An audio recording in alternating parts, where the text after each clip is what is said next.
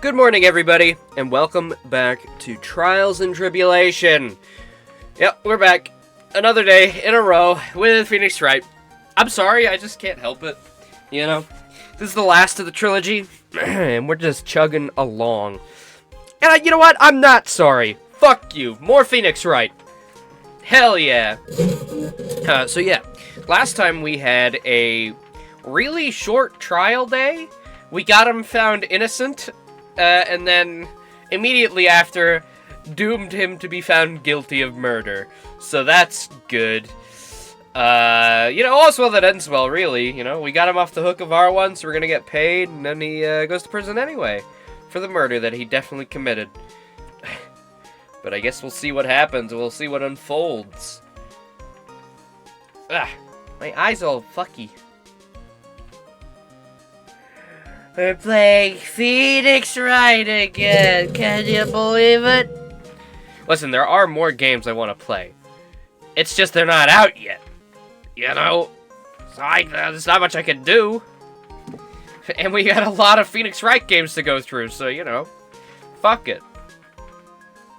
You know, I'm glad we found the urn and all, but poor Mr. Delight got arrested again. Well, supposedly, Mr. Delight was in the CEO's office when the murder occurred. No way, Jose! I don't buy it! But the one who proved that Mr. Delight was there was Mr. Nick himself. At least from what I understand. Looks like you did too good of a job this time, Nick. How about we start looking into the KB security murder? I think I'm gonna head back to Kieran Village for a little while, if that's alright. Sure, but why? I'm gonna bring the sacred urn back and have some people take a look at it. Oh, that's a good idea. I think I'll go with... No, Mystic Maya, you should stay here. I want you to spend some special quality time together, full of love and happiness. Pearls is so caught up in her fantasy, she forgot that there's a murder to solve. Now remember, no fighting, okay? She's gone. She really wants us to fuck, Maya. Okay, Nick, time to get smooching. I mean, it's time to investigate the murder. Where are we going? To KB? Oh, Nicky boy, Maya. Miss Delight. All I wanted to do was help my dear Ronnie. Yeah, but I guess it ended up hurting his case. Don't say that, Nick! She doesn't need your help beating herself up! Hey, Nicky boy, please help Ronnie! He's not a killer, I swear! My Ronnie wouldn't hurt a fly! Alright, I'll poke around and see what I can find out. Dead flies! What were you just saying about him never hurting a fly?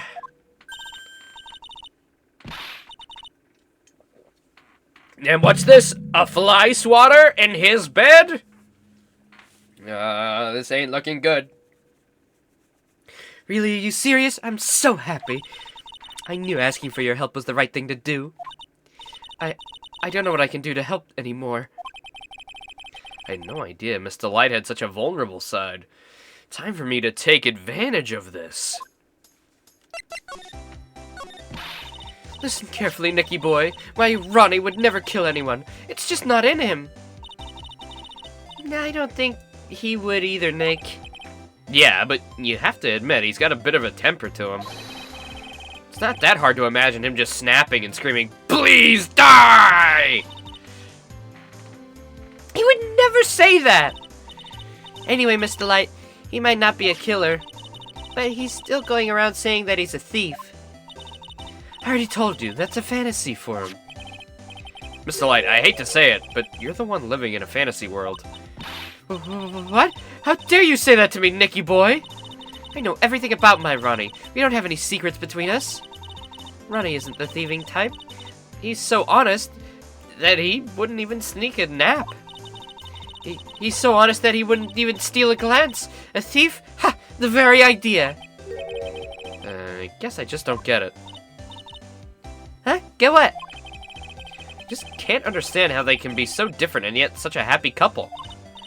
Yeah, they sure are different. Come on now, Nicky boy. It's not that mysterious, is it? It was love at first sight. For me, anyway. When I saw his wallet and how bursting with money it was. What? For you? I hate these kinds of people more than more than anything. You mean the ace detective?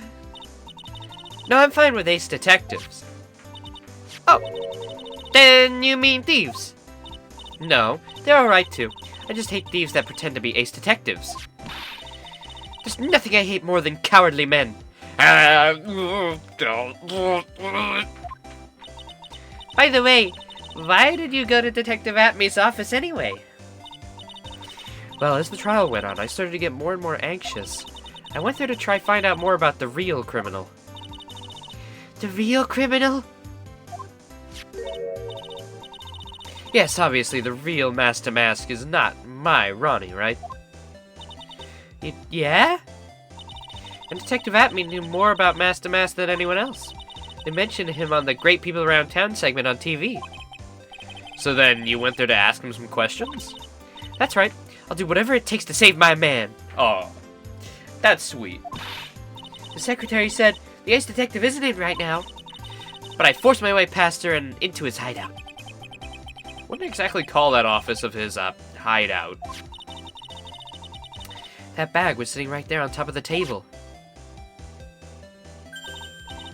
Oh yeah, we saw that bag there yesterday too! There's nothing lower than someone who would try to pin a crime on someone else. I mean, yeah, true, facts. Mr. Light, so you know about KB Security? Don't be silly, of course I do. That's where my Ronnie works. It's all nice till she goes after someone richer.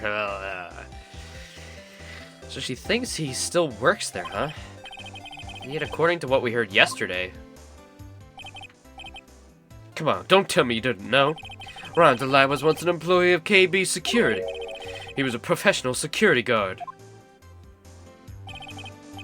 Ron quit. He doesn't work there anymore. Looks like Mr. Light doesn't know. KB Security's about only 20 minutes away. By motorcycle, that is. Larry told me it takes 30 by car. Well, I have to admit, I tend to fly pretty fast on my bike.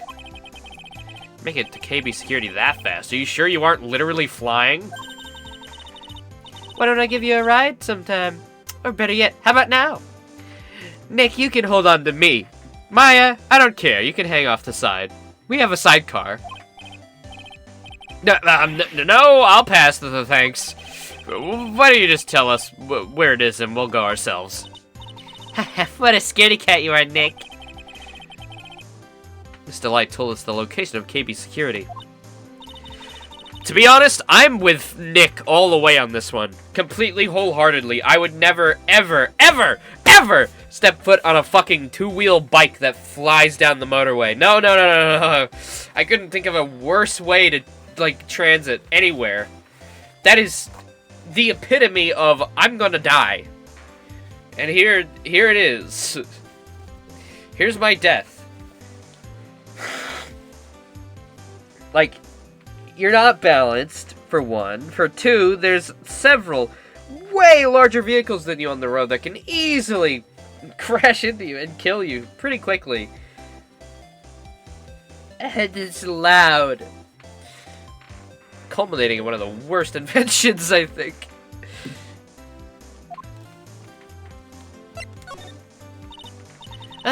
So was it really love at first sight when you met Mr. Delight?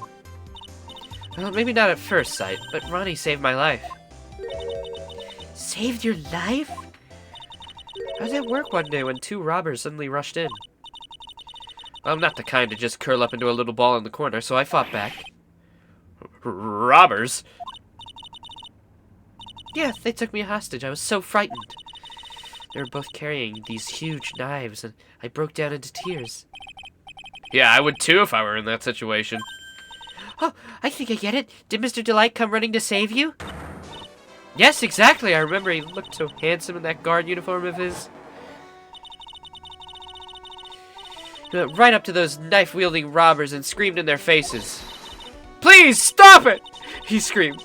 I could see the robbers' faces turn pale. That high-pitched shriek does have a surprisingly strong effect on people. Then, crying and swinging his arms like crazy, he attacked the two robbers. All by himself, he came to save me. A total stranger, all by himself. He was so scared that he was crying and shaking, but he still risked his life for me. Wow, that's a great story. He sounds like a pussy, but like a strong pussy. Like a vagina. Yeah, he may not look like it, but in a tough situation, there's no one better. That's why I fell in love with him like I did. That's so romantic. I'd fall in love too, I guess. Nick, I hope you do the same for me if I ever get taken hostage. With Maya, that possibility always seems to loom in the not-so-distant future. Ooh.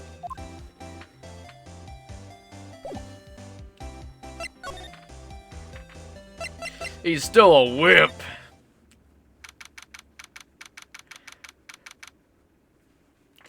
What a wimp! He was found inside the vault? Really? Wow.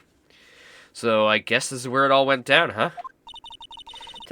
The walls in here look so thick, just like you'd expect in a CEO's office. What does that got to do with anything? Hey, it's you guys! Oh, it's Detective Gumshoe. What do you mean, oh, it's Detective Gumshoe? Aren't you... We're best pals! What the fuck? Today was a real train wreck for you guys, huh? Sure was, pal. That prosecutor made us be real fools out of us. Yeah, I feel for you. Oh, that's not like you at all. I thought you'd be more like... Oh, that was great. You guys got what you deserve, pal. Ho, ho, ho, ho, ho. Or something like to that effect. Did I really sound like that to you, pal? If the gumshoe fits. Well, anyway, I'm gonna beat the shit out of your girlfriend, right? Sorry.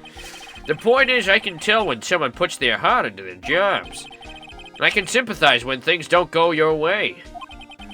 Sometimes I feel like wrong is the only way things go for us detectives. Well, I had no idea Detective Gumshoe was such a nice guy. You didn't know this whole time? He's been nice the whole time. We've known him for like 6 years. Now if this little love fest is over, maybe we can start investigating. You're walking a new dog in 2 days? Wow. New doggy. Detective Gumshoe, tell us what you know about the murder. Okay, well, but the thing is, I'm really not supposed to. Hey, come on. What about how we put our hearts into our work? Things are really working against us right now. We need help. Okay, I'll tell you. Just don't start crying on me, pal. Okay, I won't cry on you, pal. The victim's name is Kane Bullard. He was the CEO of KB Security. Big fella in his own right. His corpse was discovered at 9 this morning. His estimated time of death was 1 a.m. in the morning. 1 in the morning on October 12th. Cause of death was blunt force trauma to the head. Probably an object in this room.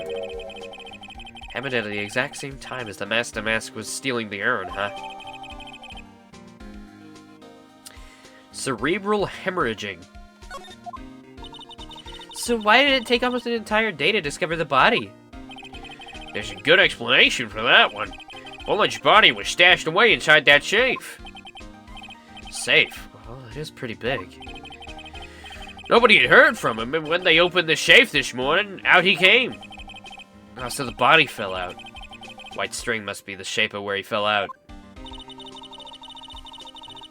I think we still need more information about Mr. Billiard. Maybe you can start by getting the man's name right. He's dead, after all. So, what happened to Master Mask? He's at the detention center screaming like a madman.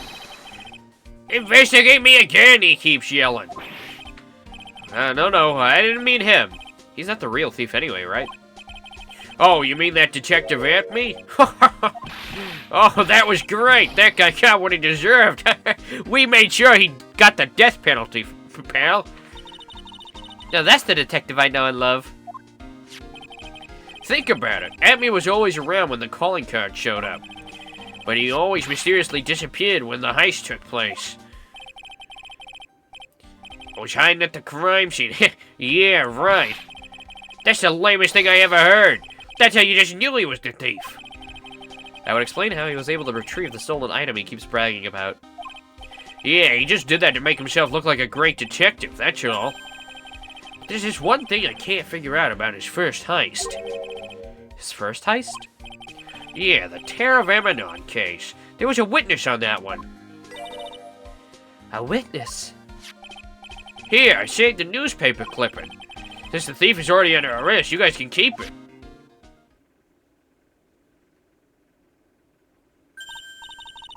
The gem and the thief.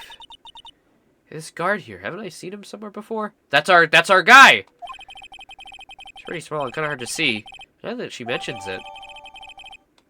That's our guy! That's our guy! Ooh, that prosecutor! I really don't like that guy! The way he used our own evidence to do that to Mr. Delight. Yeah, I think he did it that way because he knew it would hurt more. Guess what my gut tells me, anyway. So who's that Java-addicted masked maniac, anyway? Prosecutor Godot? He's quite the enigma, huh? Thing is, pal, I never even heard of the guy before. He just showed up one day at the prosecutor's office. Came out of nowhere. That's right, he said this was his first case as a prosecutor. And it's true, according to the records anyway, but there's no way he's an amateur. He's an Iceman in court, a maverick that gives me the goosebumps. Goosebumps? You? Yeah, I knew something was off about him, so I asked around. Nobody would talk to me. They all just turned the other way. Poor Detective Gumshoe. I had no idea you were so unpopular. Yeah, no, that's not what I meant. But I am unpopular. Unpopular? Why do I have a feeling Gumshoe would actually say something like unpopular? That Godot guy acts like he knows me and has a grudge against me. I get the feeling he's hiding some kind of dark secret. Boo! This rope. You think it fell from the safe when it opened? Yeah. No, I don't think so. So you mean... Yeah, I think this string shows where and how the corpse was lying. You mean... The victim... He was killed by the... He was killed by being crushed by the safe door? She can't be serious, can she? Ew, think about it. A dead guy was laying in here all night. Yeah, oh, by the way, don't bother asking about the fingerprints. There were none. Well, somebody opened this safe on the night of the crime, right? Yeah, and so... Well, if Mr. Bullard's body was hidden in there, it must mean that it was opened by either the killer or the victim, right? Oh, yeah, I guess so. Yeah, I got some bad news for you, pal. Are you ready? Okay, shoot. Opening this baby is no piece of cake. There are only a few people who know how to open this safe, pal. Yeah, and? Everyone that knows how to open this safe had airtight alibis. I checked. Everyone except one, that is. I'm almost afraid to ask. Former security chief, Ron Delight. What? Ron? He was the security chief? Ron, so he knew how to open the safe, huh? Yeah, sorry for raining on your parade there, pal. This must be the CEO's desk. It's a lot simpler than I would have thought. Hey, that looks like a super soft chair. Let me try it out for just a second. Oh, nice. I feel just like a CEO. Hey, you! Whip me up a cup of some really expensive, important tea. And then some scones. Move it! Ah, this is the life. The victim's had that chair just before he was brutally killed, you know. Oh,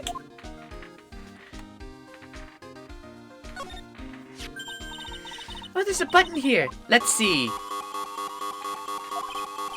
Hey, cut it out. Don't press that. That was pretty funny. Never knew Detective Gumshoe could jump like that. What's that button anyway? It's an emergency buzzer. Oh, it's over. It says it right here on the panel. Oops, you're right. It's written right there. Nick, how many times have I told you to read the instructions first? This alarm's connected to the basement guard room. It's used to summon security up here. Really? Then it's possible on the night of the crime. Oh, so when the CEO was attacked, do you think that maybe he pressed the buzzer? Yeah, I thought about that as well, so I asked around down there. But they said that the buzzer never went off that night. Also, we couldn't find any fingerprints on the buzzer. Mr. Bullard, the victim wasn't wearing any gloves, by the way, just so you know. I think we better go talk to that guard about this emergency buzzer. I bet it did go off, and we're gonna have to open some psych locks. I bet it went off. These look like some kind of bookshelf rolling cabinet hybrid. Ugh, I can't get in between the two shelves. Don't strain yourself trying. Looks like the shelves are controlled by a special panel. Oh, so I guess it's one shelf at a time, huh? Looks like they're filled with bunches of files. Yeah, files filled with data about security jobs they were wired to handle. Or hired to handle. Be a good night's reading if you've got insomnia. I was hoping for something a little more exciting. Like UFOs or something. What about this? Check out this big, thick binder here. Leave the heavy lifting to me, Nick. Reading a file isn't exactly backbreaking work, just a little hard on the eyes. Ah! What'd you find out, Nick? This file, it's not about any sort of security operations or anything. This huge file is all about mask to mask. It's filled with info on him. What kind of info? It's filled with incredibly detailed information about his methods and his crime scenes. Hey, Nick, look at the last page. It's a list. Let's see. Tier of Amenon, $100,000. Looks like a list of all the treasures that Mask to Mask stole. So then, $100,000 is the value of the stolen item? I don't know. That number sounds kind of low to me. I think I'd better secretly make a copy of this list.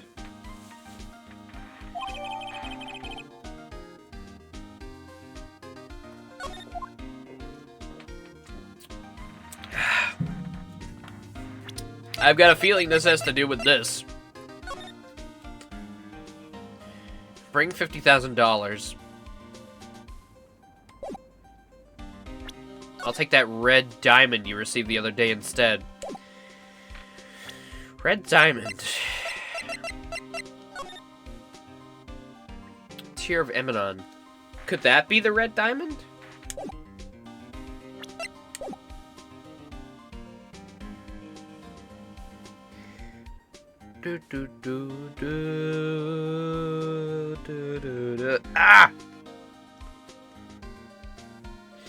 Ah! Okay. Let's see, what can we talk to you about? This? So about this... what's that? Hey, wait a minute, Maya. What's wrong? We copied that data without permission. Don't show it to him. He might get mad at us. So, what are you two whispering about? Oh, it's nothing. It's just my billfold. That's a pretty thick billfold you got there, pal. No, I really want you to show it to me.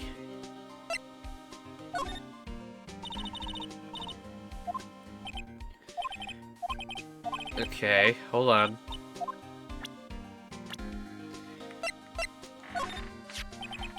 You're such a familiar face to me now, you know? And now that I think about it, you're the real victim in this case, right? But for some strange reason, it's hard to think of you as a victim, pal. You're darn right I'm the victim! Those are most precious treasure! You know, pal, I think I know why you can't ever think of you as a victim.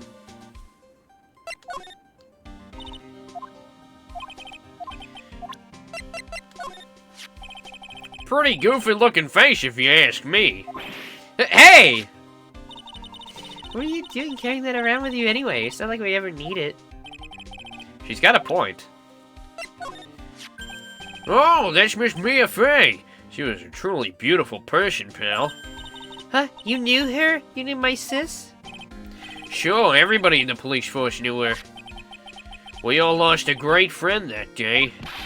I just got something in my eye. I'm not crying. I kind of feel sorry for him. He's kind of a sad young guy.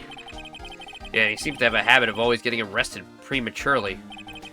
Well, it's just my personal opinion, but I think the police should have investigated the whole thing more carefully. But weren't you the one that arrested him with the giant goofy smile on your face? Come on, we don't have to start with that. Let's just leave it alone. I know I look a little rough around the edges, but the truth is I'm a lot more detective-like than I used to be. Really? Like what part? Like the color of my coat. It's green, like a detective.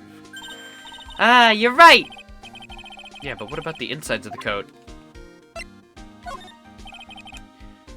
I always knew there was something suspicious about this guy. And I was right. It turned out that the mask was the ace detective in disguise. You really thought that? Of course! It's the stone-cold truth! Sooner or later, a guy like that always shows his true colors. Yeah, well, I think we saw a little too much of his colors yesterday. Yeah, I gotta agree with you on that one.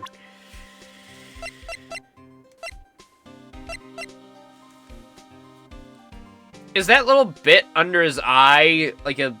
What is that? Is that a little growth? Is that cancer?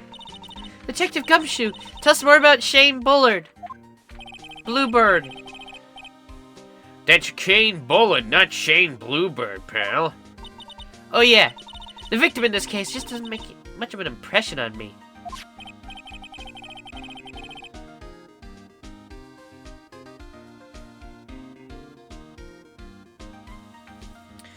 Oh, you'll take a photo of the dog? Oh, nice. Doggy. Yeah, this body wasn't discovered until this morning. Anyway, we don't have enough information yet. Can you help us out? Sorry, I'm actually a little confused myself. For some reason, I'm just babbling like an idiot right now. Okay, Nick, now's our chance to get more info on the victim. Hurry up and ask! Can you tell us some more info about Mr. Bullard? Who's the CEO of KP Security, right? What kind of company is it anyway? Well, the company basically sends security teams out to buildings to guard them. Mr. Bullard must have had the chance to learn a lot of secrets doing this kind of work. Oh, and I don't know how to put it, but the guy was kind of a money grubber. Really? Me too. I just love money. I can't ever get enough. I always steal Nick's purse and then I go and I buy lots of condoms. Just in case, you know? Please stop leaning in towards me like that. You aren't getting to my wallet. Anyway, it looks like he did some pretty shifty stuff to earn his millions.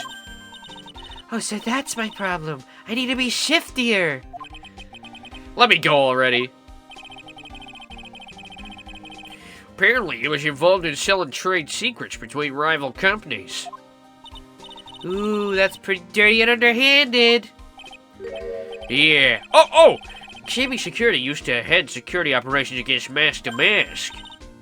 What? Really? Yeah, and after screwing up so many times, the company's reputation really took a nosedive. So it really was Bullard who sent Ron the blackmail letter, huh?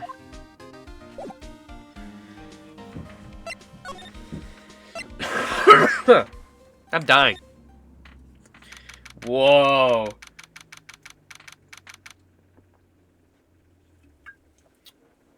Is that chocolate milk? And potato chips? And a pot of glue?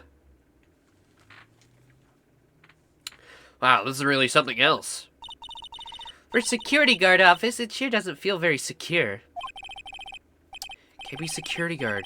Uh-oh, I just remembered Larry might be... Hey, Nick, what's up? So he is here. Yo, how's it hanging, dude? Oh, and you got my sweet little Maya with you, too. Hi, Larry. Here I was, working my fingers to the bone. And in walks an angel. I've got no problem with a daytime date. It's all good. No, that's not what we're here for. We're investigating the Bullard murder case. Huh? Oh yeah, that's right. You're a lawyer, right? He's so hopelessly clueless. We've gone into the Matrix. Well, if it's about the murder case, boy, I've got some good info for you. I did it. I killed him. He wouldn't let me have my chalky milk on the job, so I had to finish it off. Really? What is it? Well, I don't mind sharing with my sweet little Maya. But Nick here's a different story. But Larry, I thought you two were old school buddies. That was then and this is now. Thanks, Lair. So what's this good info you're talking about, Larry? Hey, I'm a guard! I'm a pro! I can't just give away information for free. He wants a bribe? I thought professionals were more, I don't know, honest. Can you talk to him, Maya? Larry, tell us already. What's this good info? Hey, I like that! This kitten's got some claws! Whoo! You want to join my Discord server? Yes, I'll join. So tell me. Okay, but you gotta promise to play Minecraft with me, okay? So, the thing is, Rhonda Light was an employee here. And naturally, since I'm a pro, I looked into his background. Follow me? Yes, you're a pro. I follow you. Go on! Well, 1 year ago, Rhonda Light was fired. There was no warning at all, it just happened all of a sudden. I know this is a small company, but I think it was pretty awful. Oh god, no, I don't want to show him Pearl. I don't want to show him Pearl. I don't want to know what he's gonna say. I guess he must have had something bad to have gotten fired like that. Like maybe skipping out on work to go pick up hot chicks or something. No, that's just you. So what's it like being a part-time security guard? Let me tell you, it's tough. Well, you know me. I get by alright, I guess. First, I have to keep my eyes on those monitors all the time. Monitors? There are security cameras set in each room around the building. It's really hard. Sometimes I feel like my eyeballs are gonna fall out. Actually, like, doing this job doesn't seem that bad to me, actually. No. If I see something suspicious, I have to contact one of the teams. What teams? The security teams for this company. They're supposedly the best in the business. But I'm no amateur either. So if something's small, don't bother them. So in other words, you basically watch TV screens all day long. You were in this office when the murder took place, weren't you? What? Why do you say that? This is just a part job time for me. I can't operate the equipment, and I'm dumb. Even if it is part-time and you're dumb, you're still in charge of security here. Hey, give me a break. Don't try to pin the whole thing on me. That's not fair, Nick. Huh? I don't think you can expect someone like him to take any responsibility. Anyway, the point is, you were here on that night, weren't you? Oh god, he's got Cyclops? Oh, great. Oh no, I knew something smelled bad, and it was the butts after all. Well, it's like I always say, fuck. It looks like I'm gonna have to try breaking Cyclops after all. For the clip.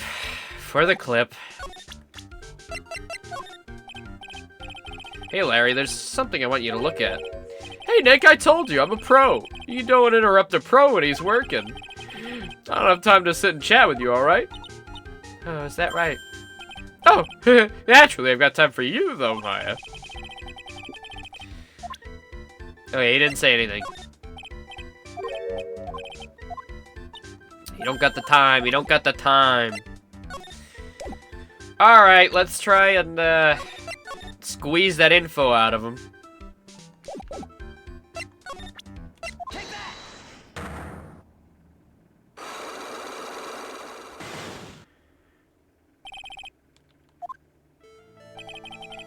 Night of the crime. Were you working hard like you were supposed to? What? Of course I was. Why wouldn't I have been? But you didn't you sneak out of work yesterday just to go see Miss Delight? But that was that, and this is this. Is there any chance that you snuck out of work last night too? Never. I didn't sneak out. I tell you what, I'll even bet you $1. $1? Wow, now that's confidence. What's with that drenched in the rain puppy look on your face? Do you have any evidence that I left my position, or you just pulled my chain? Evidence that Larry wasn't manning the station when the murder happened.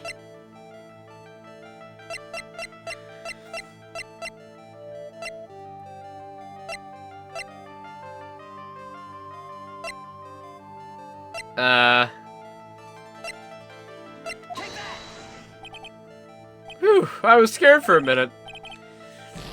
Seems pretty relieved. 70 cents?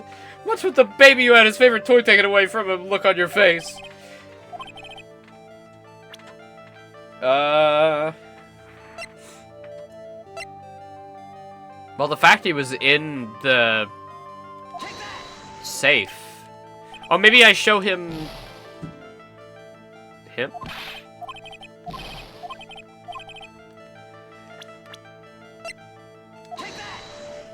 No.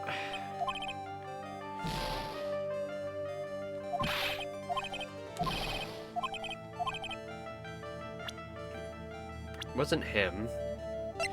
I was gonna say, since he didn't see him get put into the safe.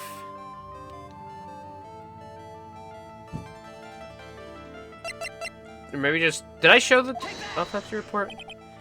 Because you didn't see it happen, even though there's a camera for the office, probably. Evidence that he wasn't there.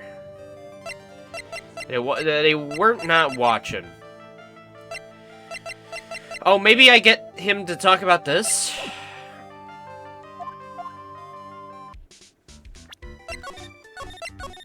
Doo-doo-doo-doo. Hey, Larry, there's something I want you to look at. Oh my god. Maya, can you just show him all of this, please? Oh my god, oh my god. Just talk to me!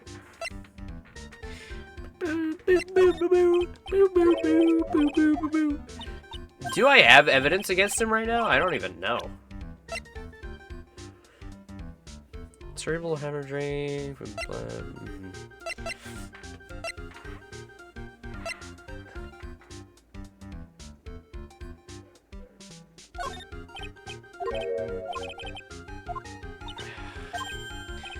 Maybe I look around here. I haven't examined here. Those screens sure know what's going on all over the building, everywhere. And it's my job to keep a steady eye on them, all of them. I wouldn't be so smug if I were you. Can you watch regular TV on these too? Anyone would just sit here and watch TV instead of working. It's Larry.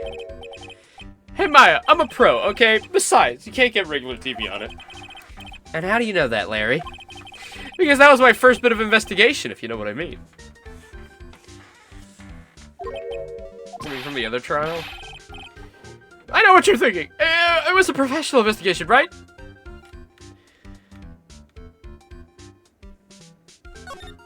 Something tells me that, the people who drew up this background didn't know what a security room looks like. Because if I were in charge of security, I wouldn't have fucking Game Boy Pokemon Red sprite sheets on the wall. That's my partner's seat. Your partner? Well, that's what I call her. She's actually kind of my superior. Kind of a weird old lady. Uh-oh. Weird old lady? Is it Miss Oldbag? Please, it's gotta be. Oh, there's tea spilled all over that machine, you know.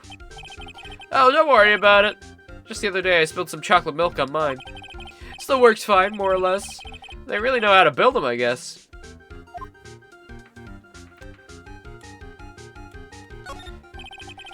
it's written on this poster in fine print. Guard's 5 commandments. Wow, this sounds pretty serious. Let's see what it says. Number 1, obey thy superior. Number 2, respect thy superior. Number 3, smile at thy superior. Number 4, salute thy superior. Number 5, buy donuts for thy superior upon command. It's signed Wendy Oldbag, head supervisor. Oh my god. Oh my god. She's one tough old bird, let me tell you. Cross her and you come face to face with a real genuine ray gun. Yeah, sounds scary, alright. Well, fortunately, she's on vacation. That's why I'm so relaxed right now.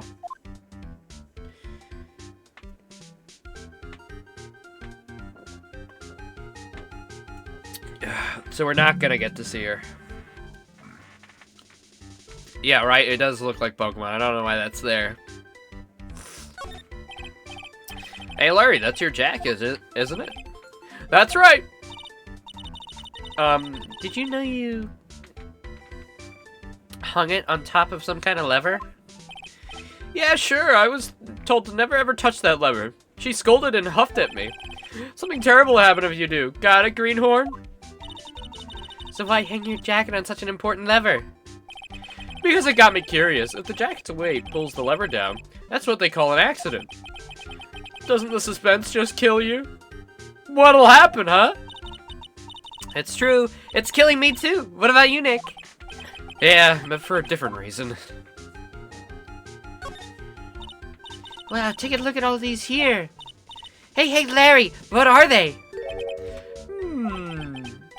Did you say, Hey, man, it's not like I have to know what they are to do my job. I always thought they were just some kind of decoration or something. Oh, boy. How'd this guy ever get a job here anyway?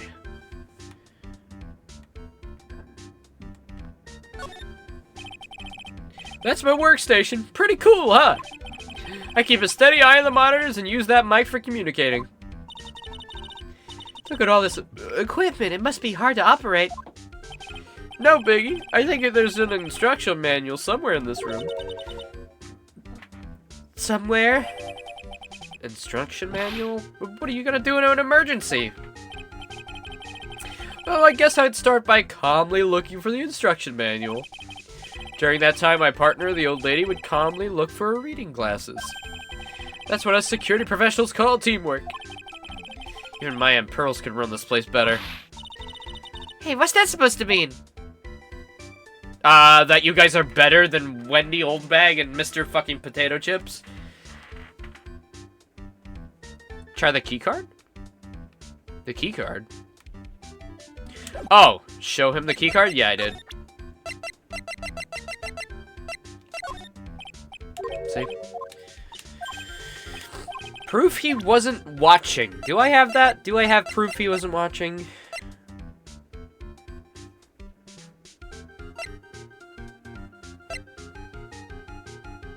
Oh wait, he found Ron's wallet. He found Ron's wallet. That means he wasn't in the room. Oh, I figured it out.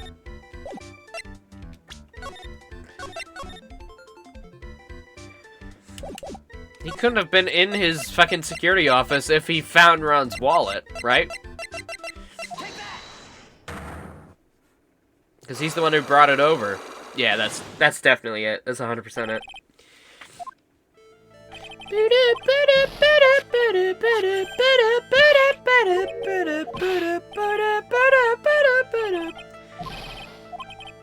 Alright, shut up, Larry. I gotcha. Yeah. Hey, big boss. This wallet, you know about this, right? I've never seen it before. Liar. You hand-delivered this wallet to Miss Delight just yesterday. Give me a break. You can't expect me to remember every little thing that happens. Well, I do expect you to remember something that happened just yesterday. What time was it when you found this wallet? I guess it was around 1 in the morning on the first floor of our company building. 1 o'clock in the morning? That's right. In other words, Larry, at the time of the murder, you were away from the security guard office. Yeah, but there's something you didn't think about. What's that? My shift that day didn't start until 10 p.m. The murderer might have snuck in before then. What do you mean by that? If the murderer had snuck in before 10 p.m., then it wasn't my fault. It was the fault of the guy whose shift was before mine. Why do I have the feeling he still doesn't get the seriousness of this? Listen up, Larry. We know beyond a shadow of a doubt that the killer snuck into the CEO's office after 10 p.m. during your shift. Larry, when you use this key card, does it leave a record? Yeah, it does. But I can't show the record to just anyone, you know. That keycard data was already made public in the trial today. What? I didn't know that. Any kind of request for info like that is supposed to go through me. Boy, that does sound a bit arrogant coming from a part-time security guard. Anyway, according to the data, the door to the CEO's office was opened with this card. Furthermore, it was most definitely used at 1 a.m., the time of the murder. No way! Yes, someone used this to get into the CEO's office. That happened at 1 a.m. on the night of the crime, right in the middle of your shift. Oh. Larry, you can't duck your responsibility this time. Yeah! No!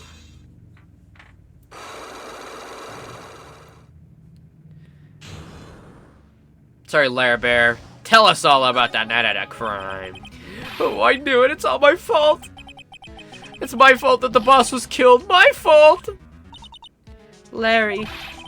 There's nothing I could do. I have important issues to deal with too, man. What happened that night anyway? My Donna happened. Huh? Your Donna? I got a bad feeling about this. Yeah, my Donna called and said, I have to talk to you right away. So I went to see her, and he was standing right there next to her. Who was? Her new boyfriend. It was like some horrible joke. Before I knew what was going on, the guy socked me right in the kisser. Normally, I'm the one that does the punching. Isn't that right, Maya? Yeah. So that's why you left the security guard office? I'm sorry. It was all my fault. How can I ever make it up for it, Nick? What can I do? What? He's curled up on the floor, crying like a baby. Oh boy. Nick! Is there anything I can do? Anything, just name it. I'll do whatever I have to make it up for it. I swear I will. Larry. Hey Nick, as long as he's offering, why don't you show him the evidence we've got? She's right. Maybe we'll get at least one useful bit of information from him. Nick!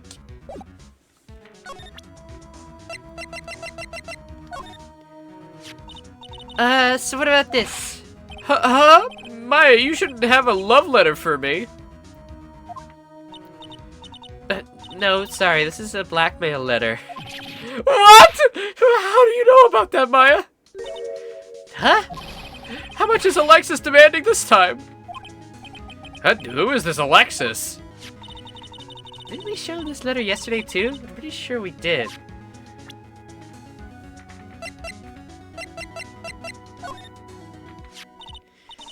The buzzer in the CEO's office is directly connected up to this room, right?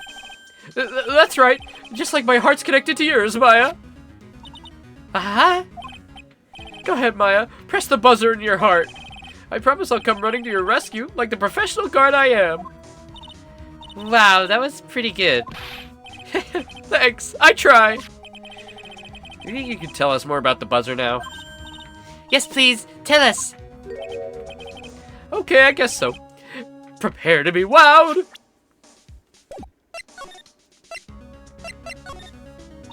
I accidentally pressed the buzzer earlier. Yeah, I heard it. So that was you, huh? You're a security guard, aren't you? Why didn't you come to the CEO's office? Well, this is the 3rd floor of the basement. The CEO's office is on the 1st floor. I thought it would be a good idea to, adopt the wait-and-see approach. Plus, there's a police detective here, right? I just don't think it would be necessary. It's as if he's trying to win an award for the laziest person on the planet. Let's get back to talking about the night of the murder, okay? Is it true that the buzzer didn't go off that night? There must be a record, right? You must have had a look at it, right? Of course I did. I couldn't possibly have made a mistake either. Do you think you could take just one more look for me? Pretty please. Oh, okay. I just can't say no to you, Maya. It did go off, right? What do you think, Nick? He's probably right. I don't think Larry could even mistake something like that. What's wrong? I made a mistake! Oh, I can't believe I made a mistake! But how? It can't be. It's impossible. Okay, enough already. But what about the records? That night, it went off just once in the morning around 1 a.m. 1 a.m.? That's when the murder happened. Really? Are you serious? That's terrible. It can't be. 1:02 a.m. Not looking good for you, pal, is it? Not looking too good.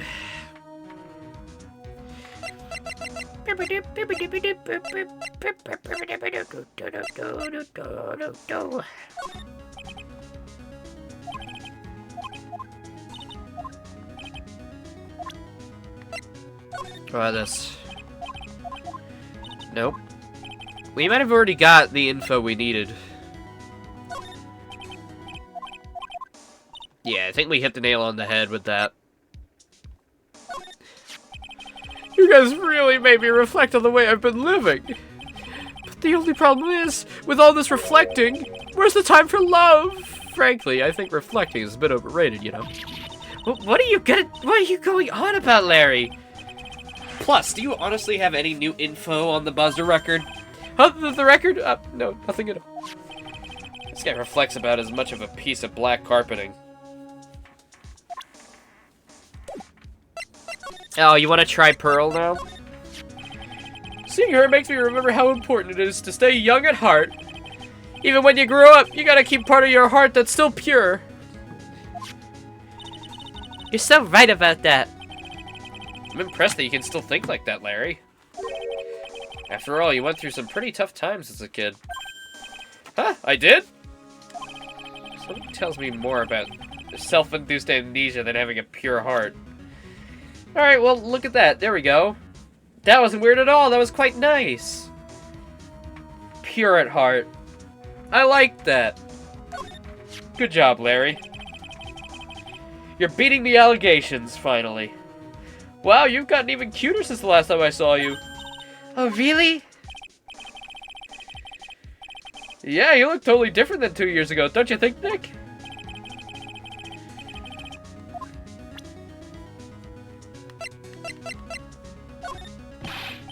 I'm really sorry, Nick. I swear I want to change my ways.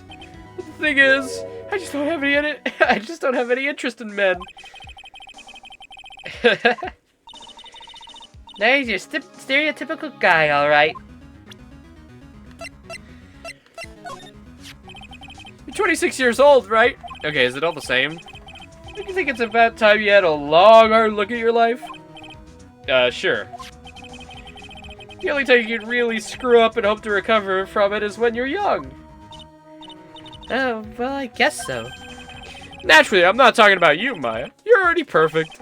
It's hard to imagine Larry not screwing up at any age. Oh, this guy? The detective? He was here before drilling me with a ton of questions. Really? Like, what did he ask? Let's see. I can't remember. Huh? Well, you know, just a bunch of boring stuff. Poor Detective Gumshoe.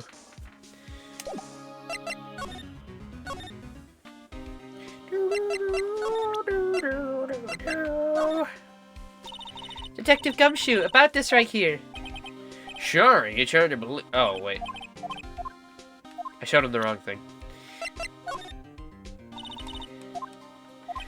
Or just nothing at all. Okay.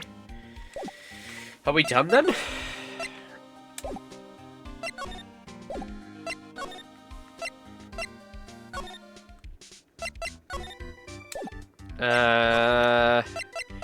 Anything else important? So was this the card used by the culprit that night? Well, going off the serial number, then yeah. This card was used to open the CEO's office door at 1 in the morning. Your client had this card, right? Then it's a no-brainer. He's the killer, man. Oh.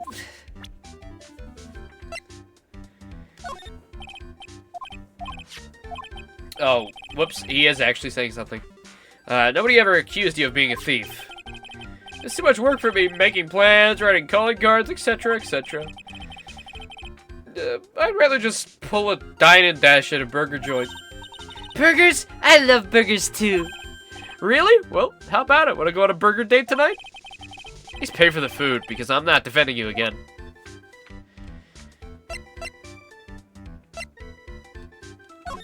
Show you that? No. Okay. And I did show you this? Yes. Okay. Just make sure there's nothing else to do with you. Maybe the wallet? Ah, that's the wallet I found! You found it when you snuck out of work to get socked right in the kisser, right? I didn't sneak out of work to get socked in the kisser. If only I'd been more responsible at work. I might have spotted the murderer on the monitor like I was supposed to. Larry, you really do feel bad, don't you? Yeah, well, maybe it's all for the best. I think it's brought Desi and I closer together. She's married, dude. Just like they say, every cloud has a silver lining. You gotta see that old water glass is half full, am I right? Now he's starting to sound like the Larry I know. Don't forget, Nick, half full.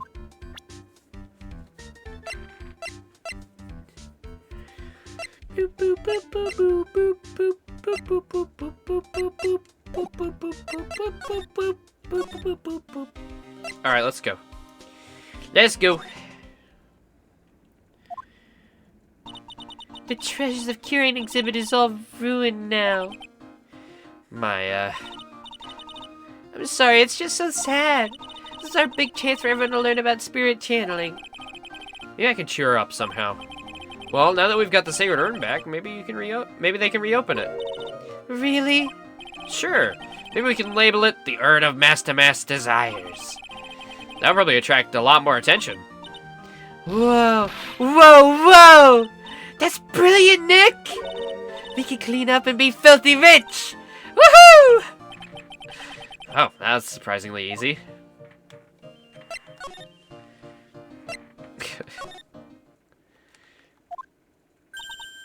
Oh, it's you, Mr. Wright.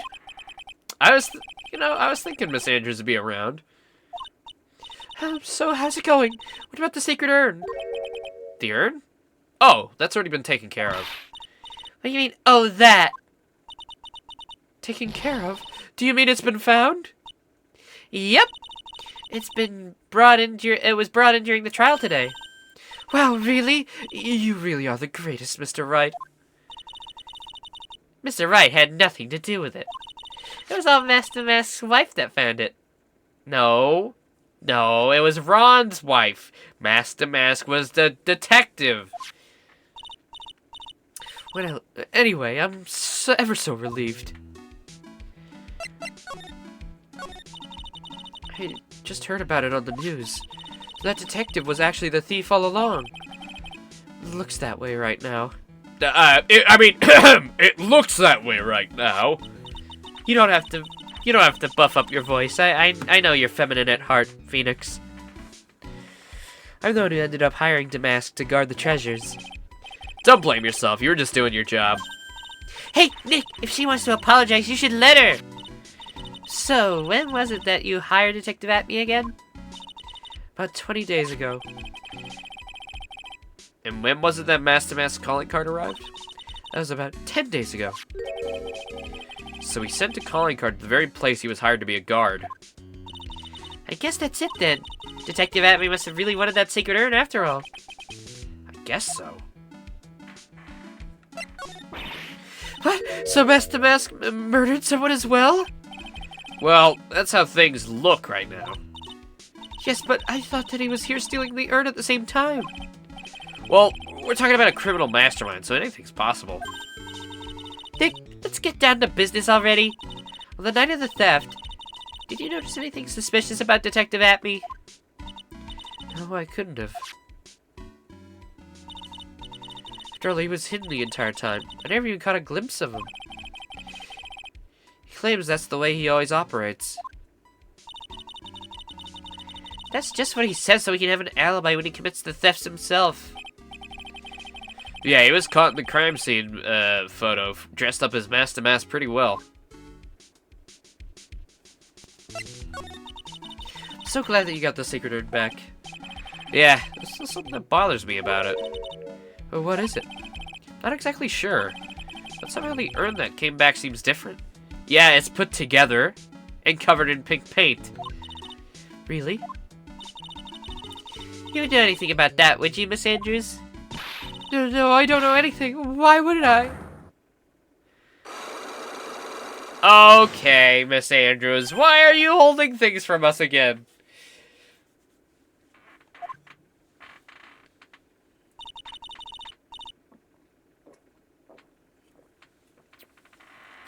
What do you think this means, Nick? Means the person that holds the secret to the mystery of the sacred urn is our very own Miss Andrews. Oh, great. I thought you were all innocent this time, Miss Andrews. I thought you were being like real nice and sweet. Why you gotta hold secrets, huh? Why you gotta be holding secrets? Miss Andrews, do you know anything about the sacred urn? Do I know anything? I'm in charge of the entire treasure exhibit. The urn that was submitted before the court today. It's obviously not the same urn as before. Well, that's true, but it isn't the same. It could be a fake. A fake? You're the one who said it wasn't the same, so that's the most obvious explanation. Any evidence that the urn was, real?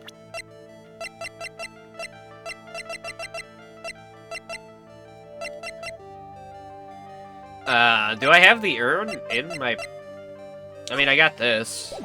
I don't have the actual urn to show.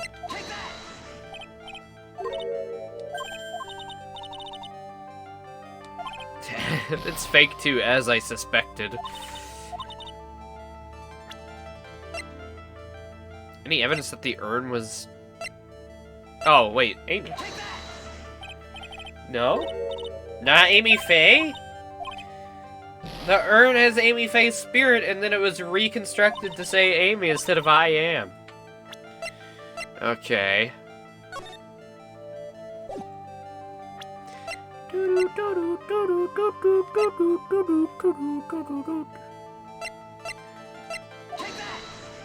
No, not that either.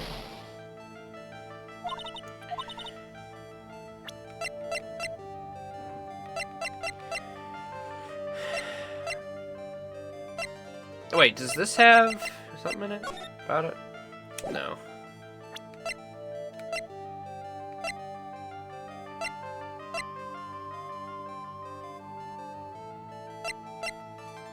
Maybe the paint? No, I can't point out the paint. I guess I can't do it.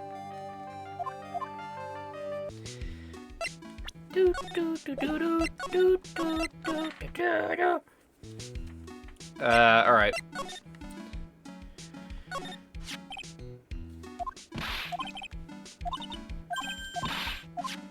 Team made it. Yep, that's the same as yesterday. Looks to me it's been dry for several days. I'm suspicious about the paint mark. Mine left's oddly shaped and it's shocking pink.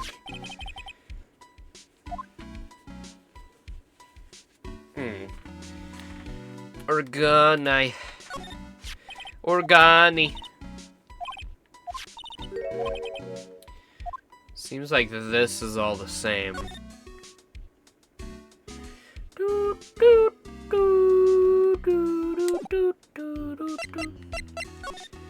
Maybe I gotta show her stuff? the treasures of the curing exhibit is my first job after last year's ordeal. I really wanted it to be a success. I've got an idea. Why don't you redo the whole poster? You put something like, voted best treasure exhibit by Master Mask. Why, Maya, that's a fantastic idea. I hired Detective Atme for security before we even received a calling card. I suppose that was a mistake. Atme. I mean Master Mask. He sent a calling card to the very exhibit he was hired to guard. I wonder if it was because he knew it would be easy to steal? Yes, but he should have also known that he could easily become a suspect.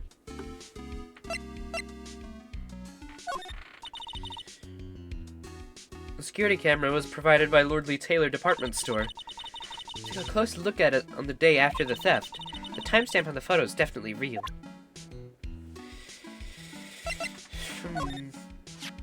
Detective Atme said he got hit on the back of the head with this by the thief, but that was obviously a lie. It turned out that Atme was the real thief. It's still hard to believe. Looks like Adrian really feels bad about it. I'm gonna take full responsibility and fix that sword myself. And I know I don't look it, but I have complete confidence that I can fix it right up. I promise I'll fix it so you never knew it was bent in the first place. But please be gentle with it. Right, Nick?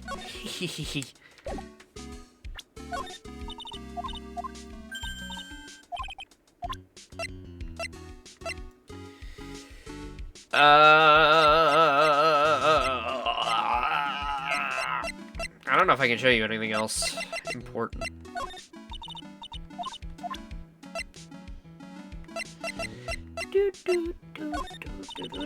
I'm really terrible at judging people, I guess. I should have learned my lesson after what happened 7 months ago.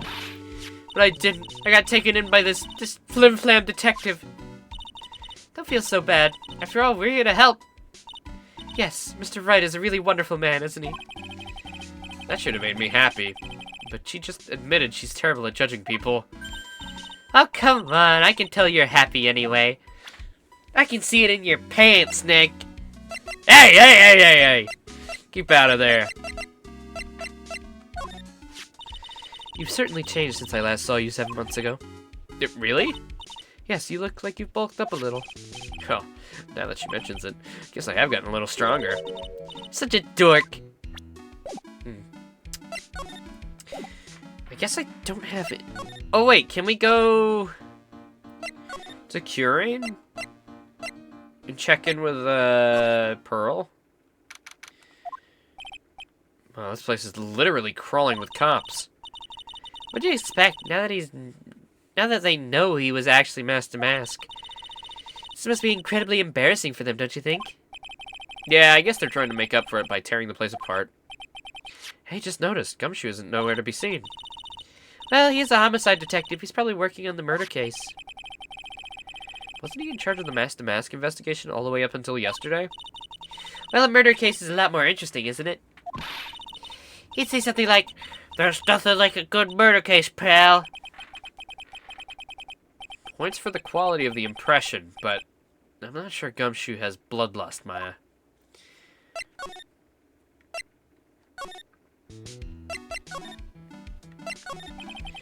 Must be relieved that we got the secret urn back, huh? You bet! There's something a little different about it. Don't me. It's pretty obvious, isn't it? I mean, take a look at this. It clearly says "I am" on the urn in the poster. The urn we got back says Amy like it always used to. Oh yeah, you're right. Plus the new vase has pink splotches on it now.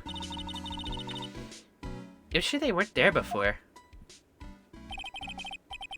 I doesn't know, but 1 year ago when the urn was broken, the repairer accidentally turned Mystic Amy's name into "I am."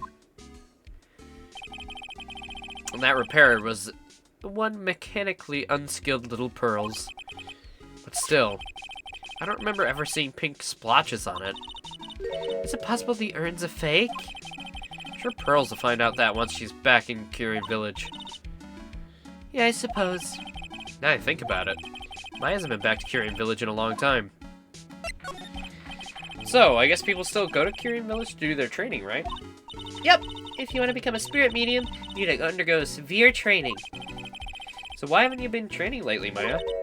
Well, lately I've been thinking about heading to a channeling dojo to do just that. A channeling dojo, huh? Sounds pretty serious, whatever that is. If you're gonna train, you have to be serious. Otherwise, real tragedies can happen. Is what happened last year still bothering you?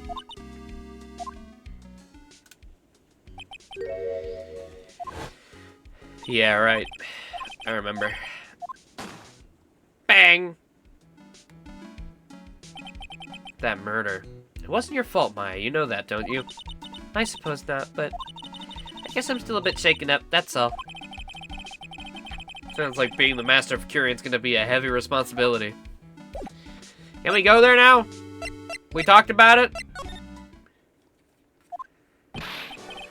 Mr. Wright! Mr. Delight, did they finish their interrogation? Yes, but please don't leave me alone anymore. Mr. Delight, you lied to us before, didn't you? Well, you see, on the same night the sacred urn was...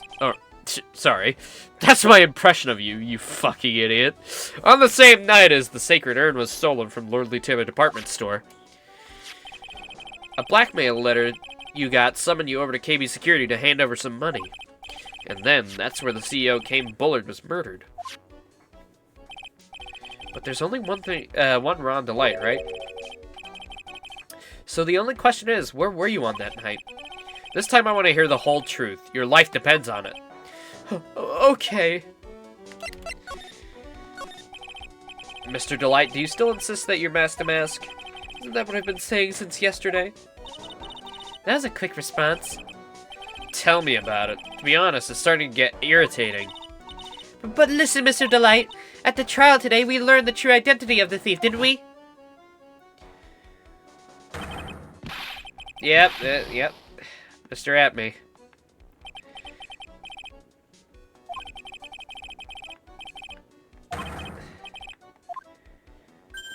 I guess it's true. I wasn't the one who stole that urn. Of course not. After all, you were at KB Security at the time. So then the person dressed up as mask to mask in the photo. It's gotta be Detective Atme. So that night you didn't go to Lordly Taylor, you went to KB Security, right? Yes, I went to KB Security at the time the blackmail note said I should. Alright, what happened next? Well, I used to work there, so I know where the CEO's office is. I knocked, but there was no answer. So then I used the key card to unlock the door. That's probably when he dropped his wallet. But when I went into the CEO's office, someone was in there. Someone? Atme? Atme? Atme was in there? What? And suddenly bashed me over the head. Bam! Was that Kane Bullard that hit you? I don't know. The person ran away while I was still stunned. When I came to my senses, the sight I saw left me speechless. The dead body of the CEO was right there in front of me. I thought I'd die myself. Anyway, I thought I should do something with the body. So that's why you put it in the safe? Yes, that's right. I used to be the chief in one of the security teams, so I knew how to open it. Okay, and what did you do after that? Well, I got out of there for starters. I was the one who set up the security cameras in that building. So I knew how to avoid being spotted by them. Nick, all of a sudden Mr. Delight sounds kind of like a murderer to me. Please don't say that. Mr. Delight, is it true that 1 year ago you were forced to quit KB Security? How did you... I'm begging you, please don't tell Desi, please! But don't worry, we haven't told anyone yet. Whew, thank goodness. No, but I suppose I'll have to tell her sometime. She'll find out eventually. Why have you been hiding it from her anyways? Good point.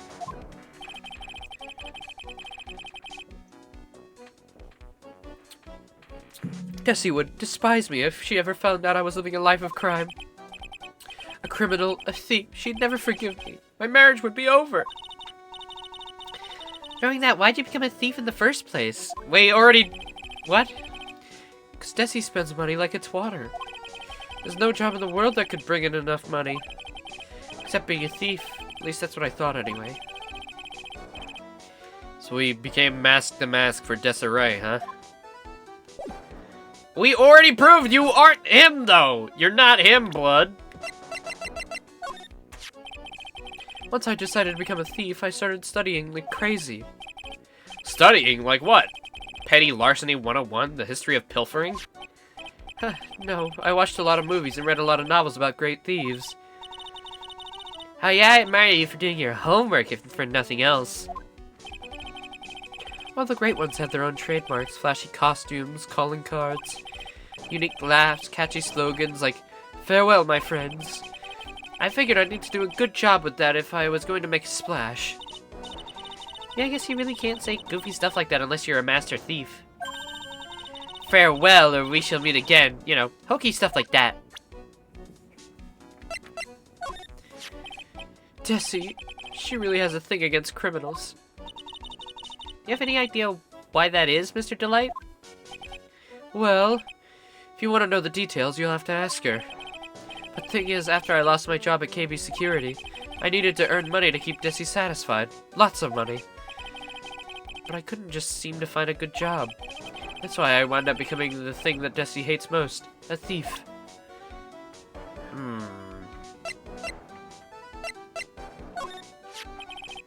Mr. Bullard, my old boss. It's so sad. Do you have any idea what happened? Was there anything that might have wanted him dead? Oh yeah, sure. Mr. Bullard was the type of guy that made lots of enemies. He did lots of threatening things to people. Wait, do you mean he scared people? Or that he threatened them with blackmail? Well, I guess they're kind of the same, right?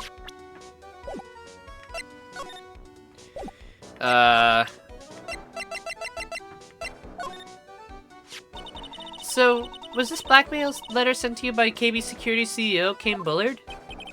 I think so, probably. You'd only get into the CEO's office if you have a keycard. Blackmail letter said to meet him at KB Security. Guess no one other than Mr. Bullard could have written that letter then.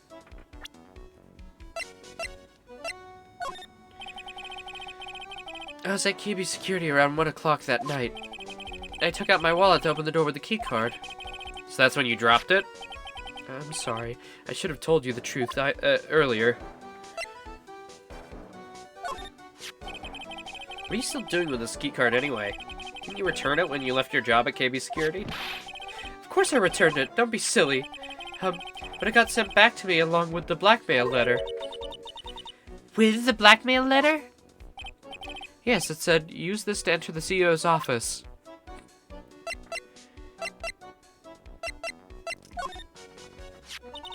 The buzzer went off just once around the time that Bullard was killed. Ooh, that's scary. Do you know anything about that, Mr. Delight? Sorry, I'm afraid I don't. Why am I surprised by how clueless he is anymore? This list, we found it in the office of the CEO, Mr. Bullard. Hey, that's a list of all the things that Mask the Mask stole. And that's the value of each item is listed next to them. $100,000, $150,000. Are you sure that's the value of the stolen items? The numbers seem a little low to me. Even on the black market, the prices should be at least 3 times higher than that. Guess he knows about that stuff since he used to be a security guard.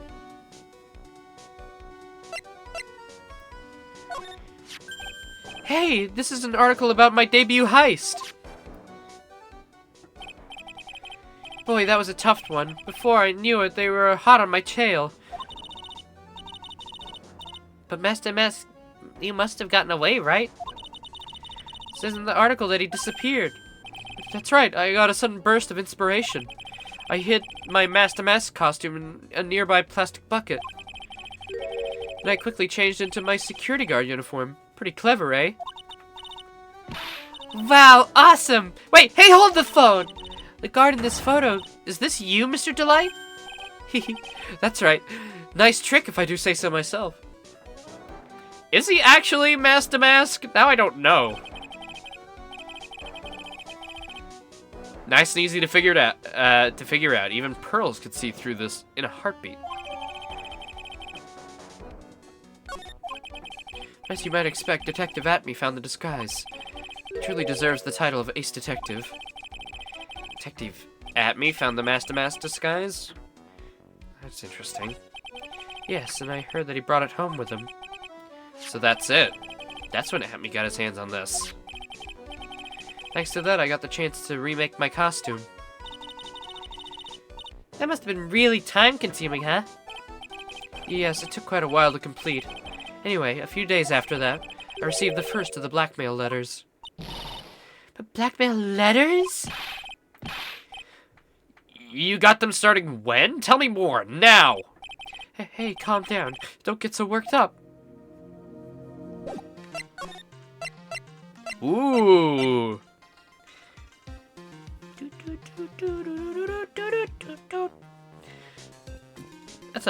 That's a lovely track.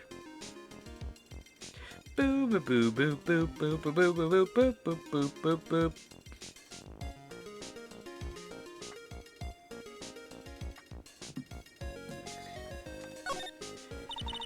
This blackmail letter is this the first one you got?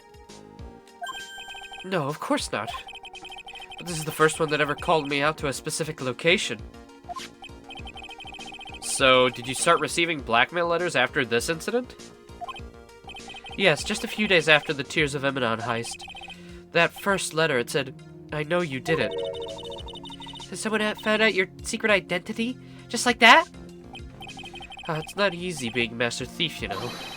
I've got proof that it was you, so give up, went on to say.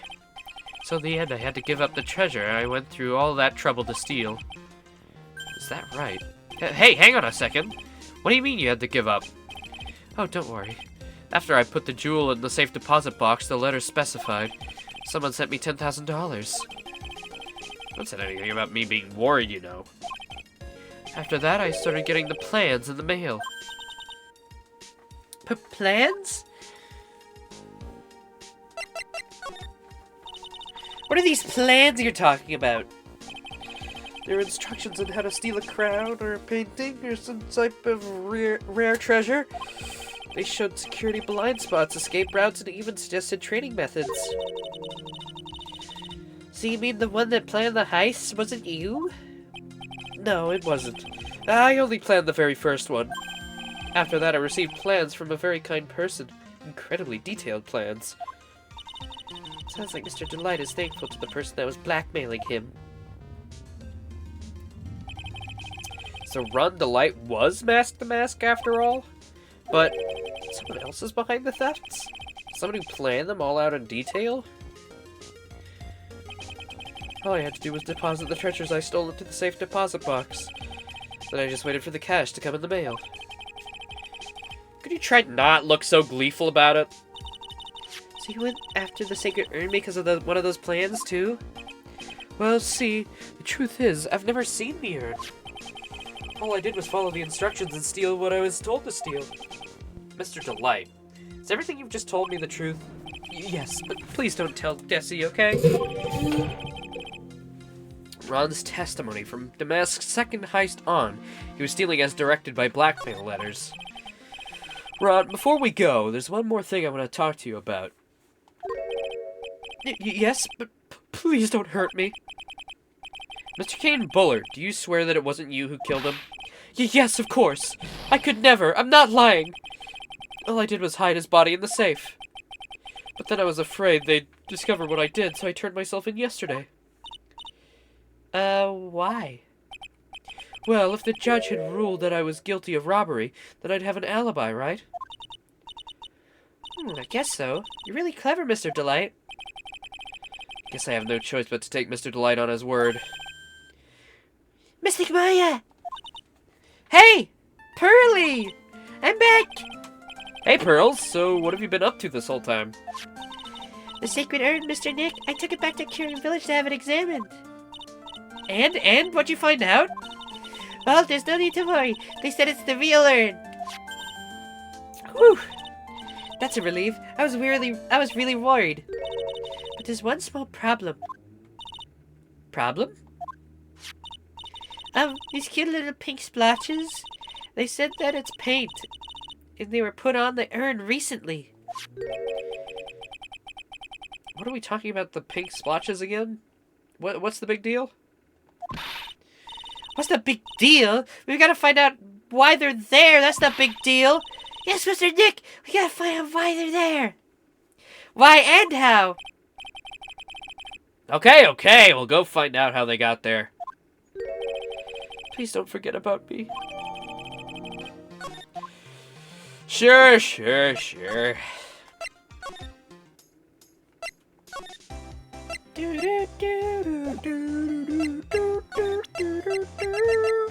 What if we show her that he is mask to mask, eh?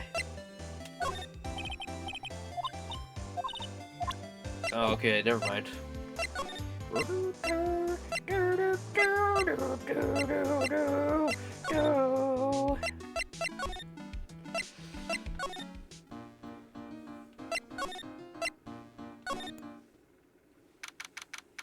Yeah, there's lots of paint on the floor here. Oh, Pearl, how nice to see you. Hello there. Haven't seen you around lately. What have you been up to? Well, actually, I was having this urn examined. Oh, I see.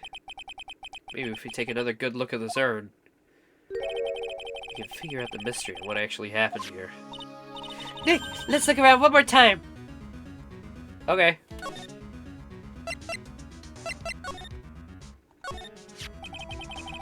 Looks to me it's been dry for several days. Something suspicious about this paint mark. Bottom left is odd-shaped and it's shocking pink. This is the same color as the paint splotches on the urn. So the question is, what's the cause of this odd shape? Let's go look around here carefully, Mr. Nick. We've examined this place thoroughly several times. It's the box. That's the box that the sacred urn was in. Looks like there's some pink paint on it, too. It's definitely the same color as the stuff on the urn. I think I know how the paint got on there now. Alright, let's investigate again, Nick. Alright. I mean, looks to me it's been dry for several days. Mr. Nick, could it be that this odd shape is... Yeah. Pretty sure this is it. Ah, that's the box that the sacred urn was in. You look here, there's a little bit of paint on the box as well. Wow, you're right. Look, it matches. What is it, Mr. Nick? It's all turning out exactly as I thought it would. Oh, yeah, sure, Nick. Sure, Phoenix. Yeah, definitely. I think it's all starting to become clear. That much closer to solving the mystery of what happened to the urn. Yeah.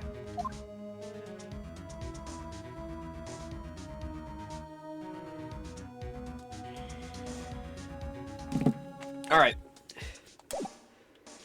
Hey!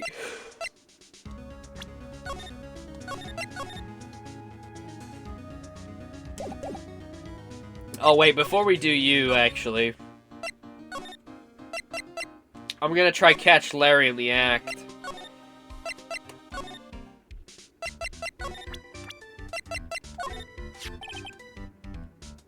No? Okay, Larry. Alright, you know what, Larry? You're avoiding the accusations. Good for you, buddy.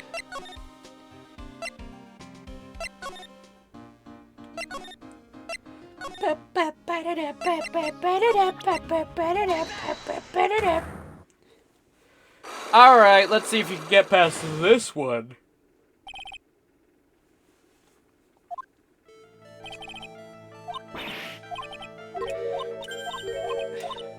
Nope, not a fake. It's genuine. It's genuine. Sorry to break it to you, but the urn is a genuine article. Pearls went back to Curian Village and had it examined. Is that right? That's nice, but I don't see how. What she discovered was that the urn had been broken again. Did you say again? Yes, it was broken once a year ago. And now it looks like the same thing has happened. And quite recently, too.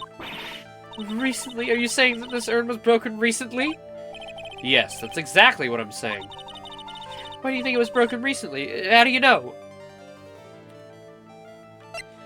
Well... the paint?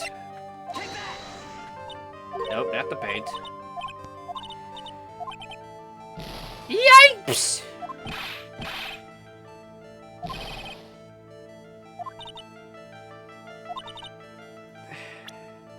The box. Oh no! How do we know it was broken recently? Uh-oh.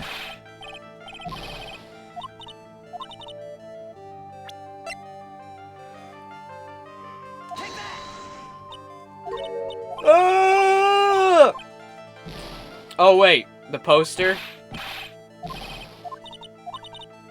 Oh, it's the poster, isn't it?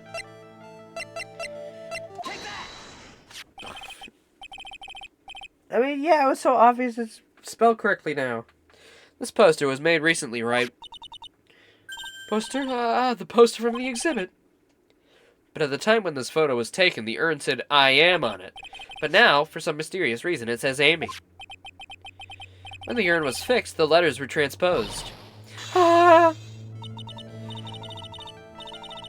I am. What does that even mean? I don't know anything about that. I wasn't even there when the photo was taken. That was a mistake. Now, tell the truth. Oh, wait.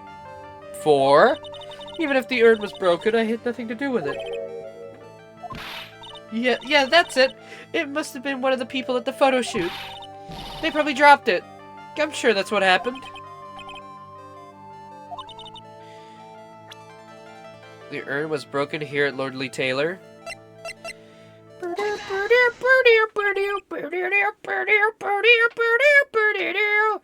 What do you have to say to the pink paint? What is this supposed to mean? There's pink paint all over this urn. And there's pink paint all over the floor and walls of the basement warehouse. In other words, this urn was broken here. You can't weasel out of this one, Miss Andrews. But watch me try. You can't get pink paint anywhere. You can get pink paint anywhere. There's none in my office, that's for sure. Well, there is in my room. Liar. Anyway, the paint on the urn on the back of on the floor, there's no proof that it's the same paint. Come on, this is getting ridiculous.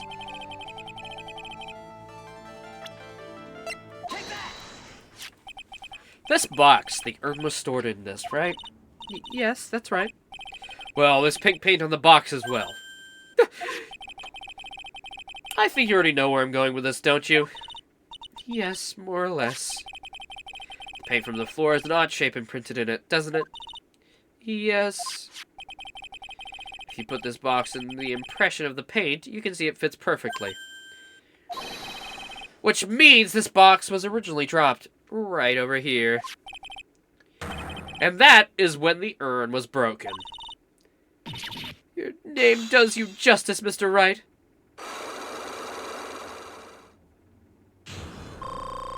Wahoo! So sorry, I was the one who broke the urn. Boy, does this make me feel like some sort of evil school teacher. I'm a terrible person. Not only did I break it, but I tried to hide what I did. Well, that's not so hard to understand, is it, Pearly? No, not at all. I know just how she feels. I thought Maya didn't know about it, but I guess she does. It happened 2 weeks ago. Just after the poster photo was taken, the same day the urn arrived here. I thought I'd put it away down here for safekeeping. I was carrying it in the box. When I tripped on a paint can and lost my balance.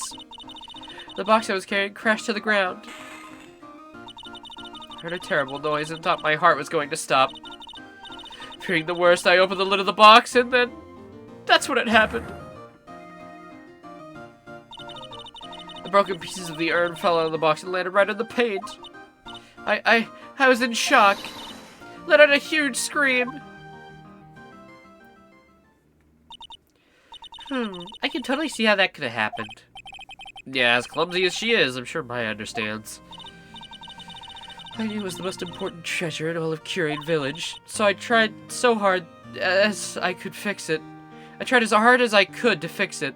Fortunately, the shards were pretty big. That's when the I am got changed to Amy. I didn't know how it was originally written, but any sane person fixing it would have assumed it was Amy. Any sane person, really? Oh, Pearls. She said she wasn't very good at spelling. Anyway, I put the urn in the storeroom, and no one had seen it since then. Good thing I'm not a stupid fucking infant child who can't spell. Good thing I put it together correctly. Good thing I can put together simple puzzles.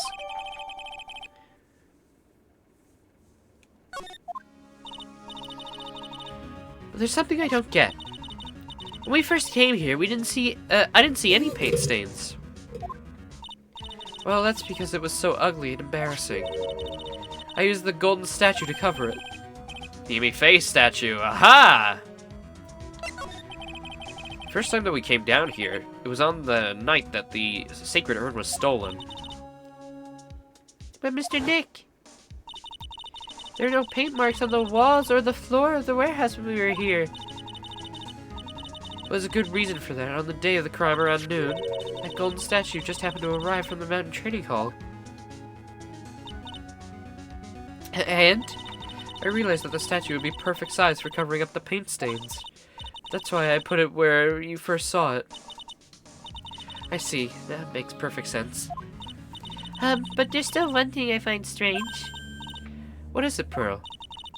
The day after the urn was stolen, we came here again. And that time, the statue had been moved and the paint was clearly visible. Right about that. Well, Miss Andrews? What I don't know anything about that. I placed it there to cover the paint, so why would I move it again? Well then, who was it? Who could have done it and why?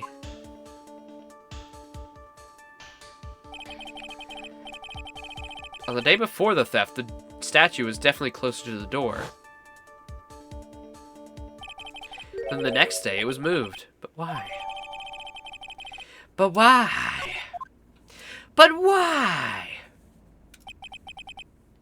It looks like there's some connection between the sacred urn and the murder case. What the fuck are you talking about, Nick? Because that night, the real thief Ron Delight was at KB Security. So then why did another masked mask show up here? A lot of different things are pointing to one undeniable fact. One undeniable fact? The murder trial is starting tomorrow, but it looks like that thief is going to be making another appearance.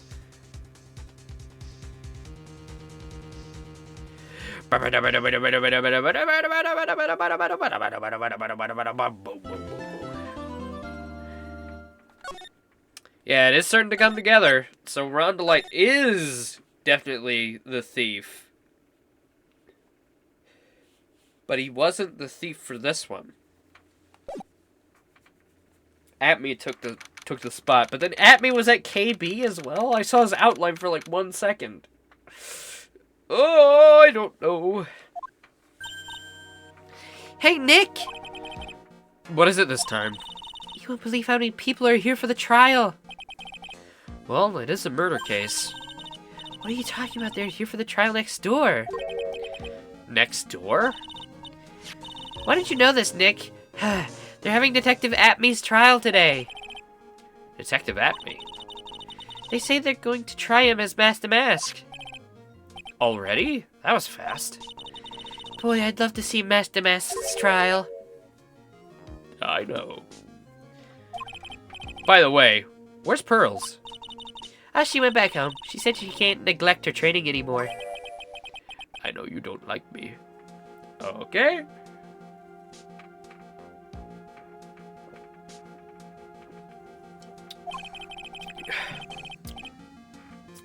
Pearls has really gotten into her training lately, huh? Yeah, ever since that incident last year.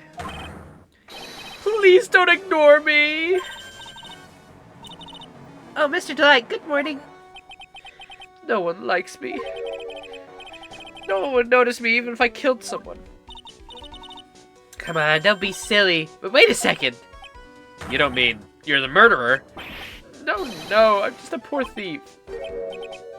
No, wait, that's not right. A thief can't really be poor. Now, let's see. According to Mr. Delight, from his second crime on, he was following a bunch of set plans. Plans that someone had been sending him to help commit the heists. You really think there's a connection between the thief and the murder, Nick? It's possible, but today's trial's a race against the clock. Huh? How come? Let's just take our time like always. I'm afraid that's not an option. Explain. Or don't explain, that's fine.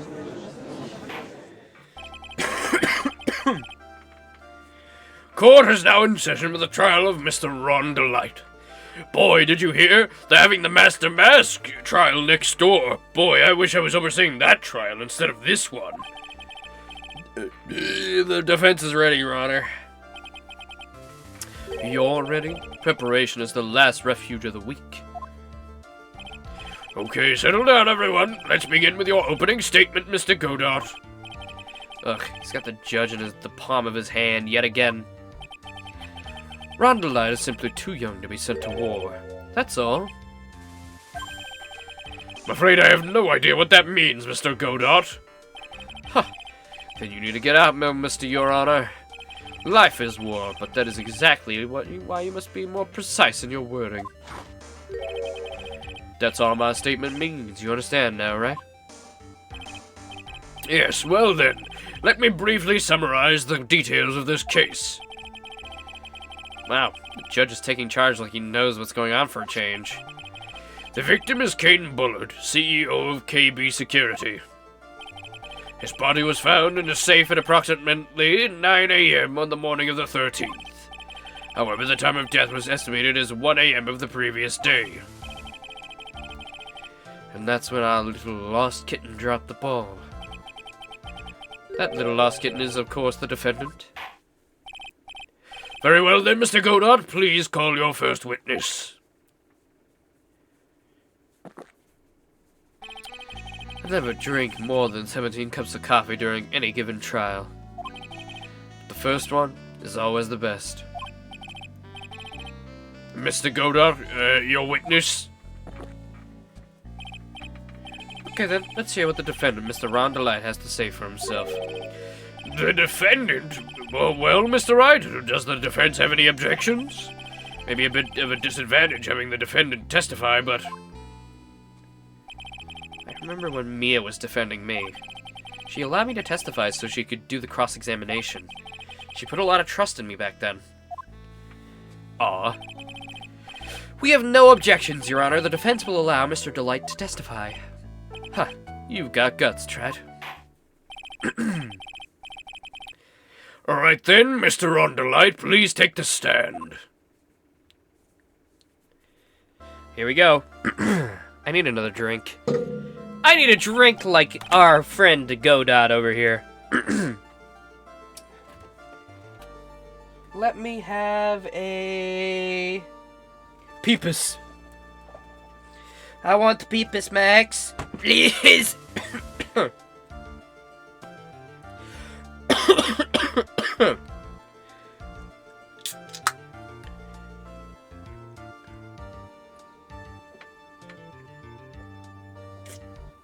Ah, so delicious. You did it, didn't you? Yes. What? No, that's not true. For For a moment there, I thought we'd set the record for the shortest trial ever. Well, Mr. Delight already looks plenty guilty with that face he's making. Once he opens his big mouth, he'll probably just put the last nail in his own coffin. Very well. Now then, can you tell me something? If you didn't kill Bullet, why'd you go to KB Security? Well, That's kind of hard to say. Boy, I wish I could go home. Now then, let's hear some testimony about what happened.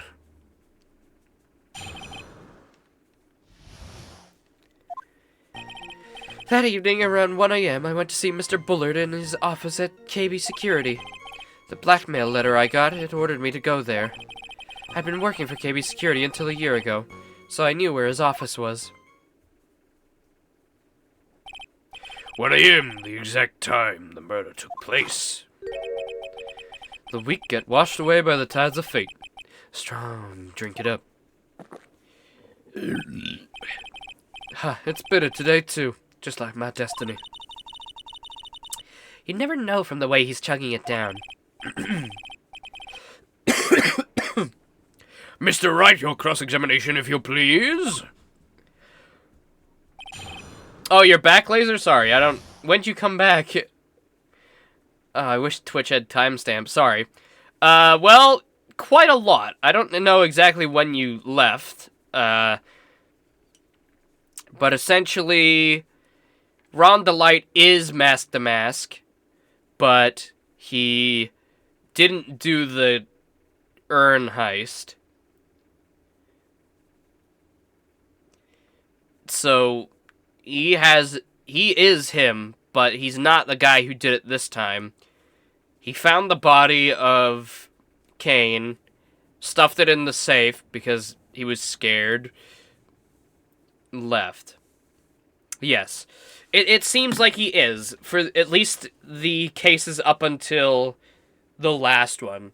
That one seems to be Detective Atme, but at the same time, it might not be, because, well, we got a little bit of an outline of him at the office at the time. He got bonked on the head.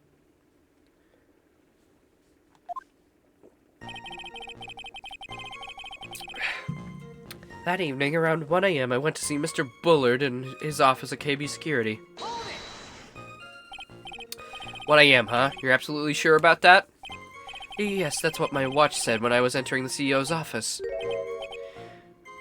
No, actually, I'm not really sure. My watch was slow, and my internal clock was also a bit... 1 a.m., that's the exact time the victim, Mr. Bullard, was murdered, correct? It's too late for a coffee date, that's for sure.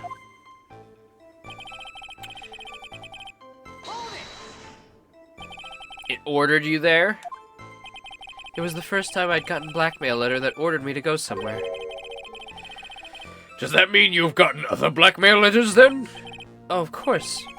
They'd say things like, steal this or steal that. Haha, why don't you save those for later, Mr. Delight? Please don't say any more. Now, what should I do? So what did the blackmail letter in question say? It said to bring $50,000. Money, eh? A perfect motive for committing murder. Oh, but wait! Wait! Never intended to pay that money anyway. Oh, is that right? After all, he had nothing to hold over my head. I had nothing to be afraid of. An important point indeed. Witness, let's have that added to your testimony. Yes, sir. Yes, sir. Ha! Muddy Mudskipper in outer space has a better chance of surviving than I do.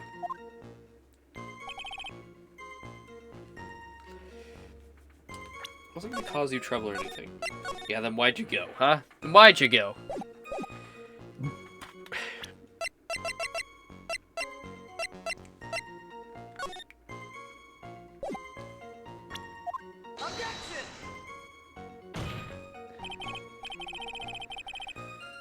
Ah! But that is the objection.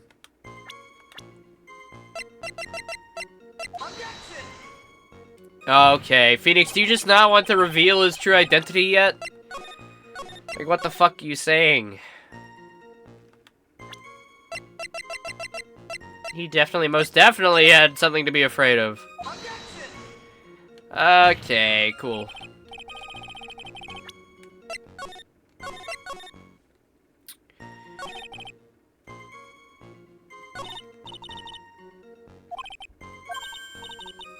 Bad feeling about this. We better be careful.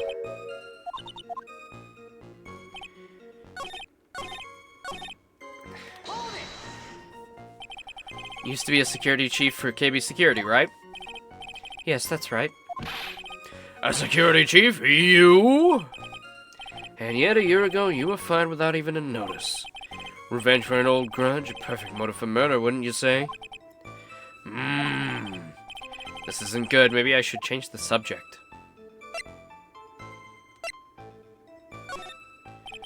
What did you do after being fired from KB Security? Spent a lot of time looking for work, but then I decided I wanted to start something myself. Not good. This is going bad from bad to worse. So I started looking at books, TV, and movies, learning all I could about masked men.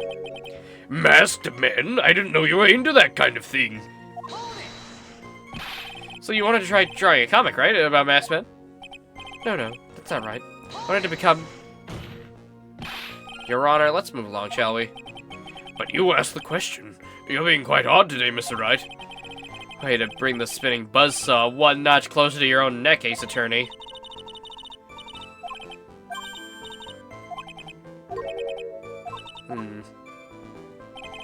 So we can't reveal that he's Mask to Mask.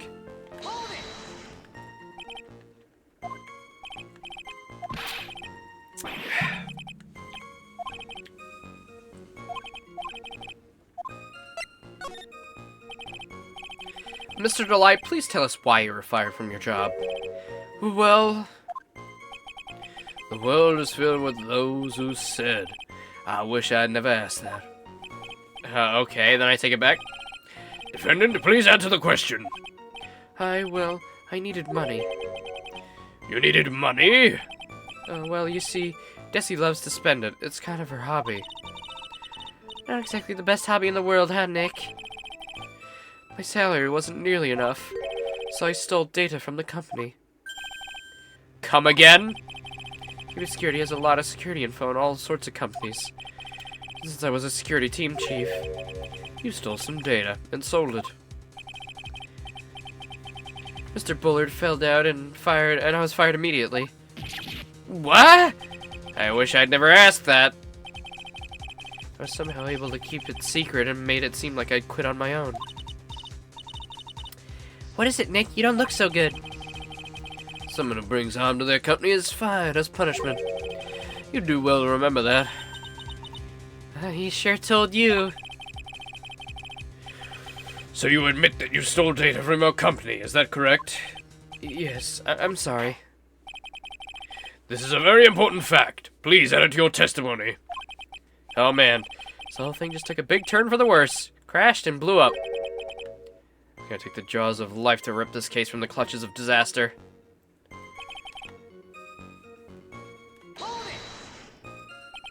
Why would he do something like that? Well, for Desi's hobby, what else? Wasting money, huh? It's not a waste! So Mr. Light doesn't know that her husband was fired, does she? So it would seem. Not sure what to think about couples who keep secrets like that from each other. Can't believe it. This case has gotten even Maya to think seriously about couples. Please try to stay focused, Mr. Wright. You can date later.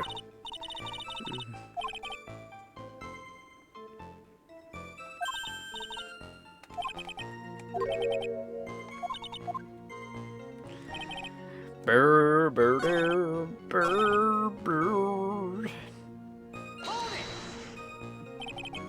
Just what were you being blackmailed about anyway? The blackmail letter said if you don't want your identity revealed, correct? Sure, was referring to the whole mask-to-mask thing. Objection.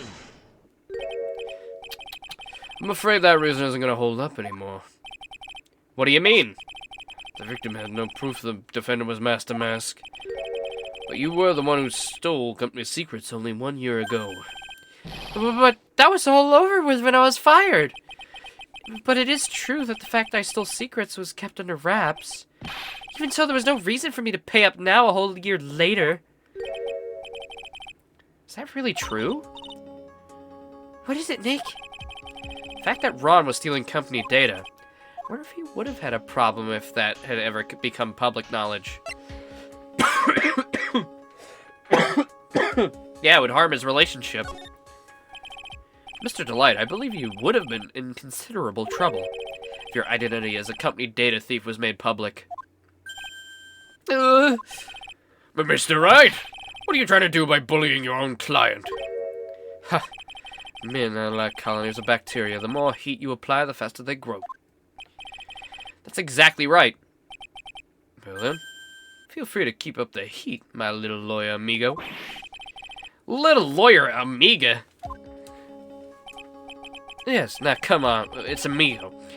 Provide some evidence to back up your assertion. How would Mr. Delight want to keep his data stealing secret from the public? His little wifey right here. Mr. Delight, what you said just now doesn't match with what you told me yesterday. Huh? What does it...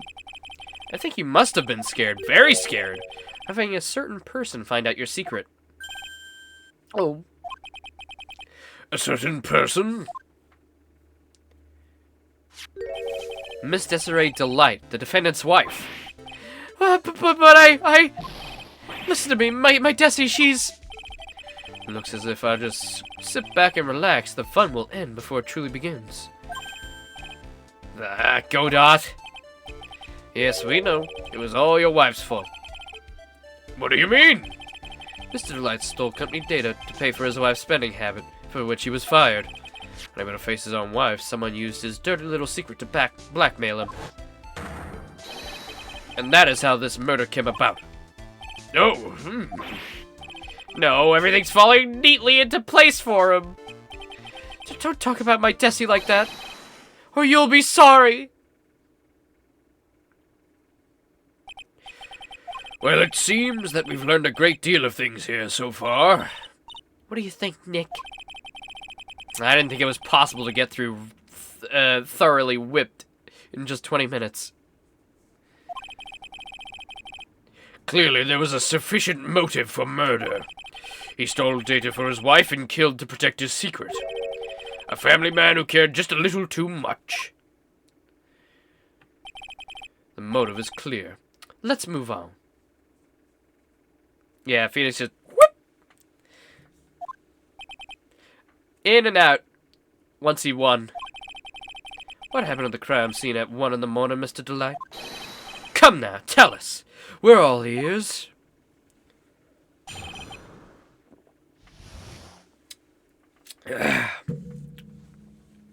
At the CEO's office. When I entered the office, there was a suspicious shadow there. Yeah, look, who was that, huh? Who's that? Oh, I wonder. A man with a funny little monocle poking from his head? Yeah. Sure. Nobody in particular.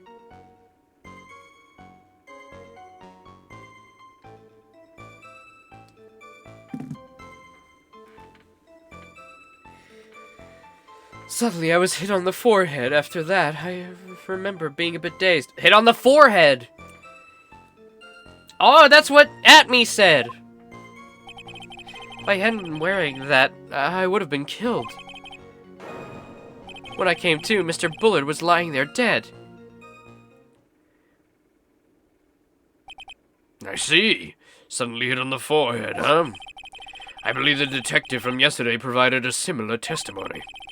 He said that Master Mask struck him on the head from behind. Of course, since At Me turned out to be the culprit himself, that was all a lie. Huh. No one's gonna believe a pathetic lie like that. What are you saying? I really was attacked! We'll find out if what you say is true or not during the cross-examination. Goddamn, Mr. Trent. Don't go easy just because he's your client. Have I ever done that before? If I see any sign that you are, I'll treat you to another cup of my special blend. You don't need to worry about that, Mr. Godot. I have faith in Ron. I know he didn't do it. Alright, Joker Persona 5.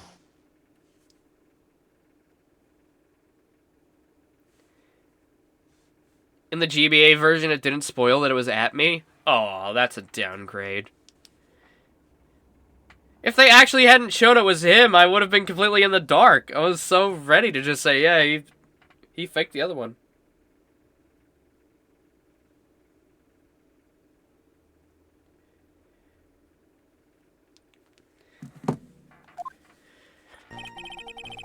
When I entered the office, there was a suspicious shadow there. Who was this suspicious shadow? There were 1,000 of me, and if even one knew, I'd tell you, trust me. Just dodging all of your questions is not helping us win this case. Okay, then how was the victim Mr. Bullard at the time? What do you mean by how was he? Was he already dead, or was he alive? Maybe he was the one who hit you in the first place. That's a good question. What do you think, Mr. Wright? Forget it.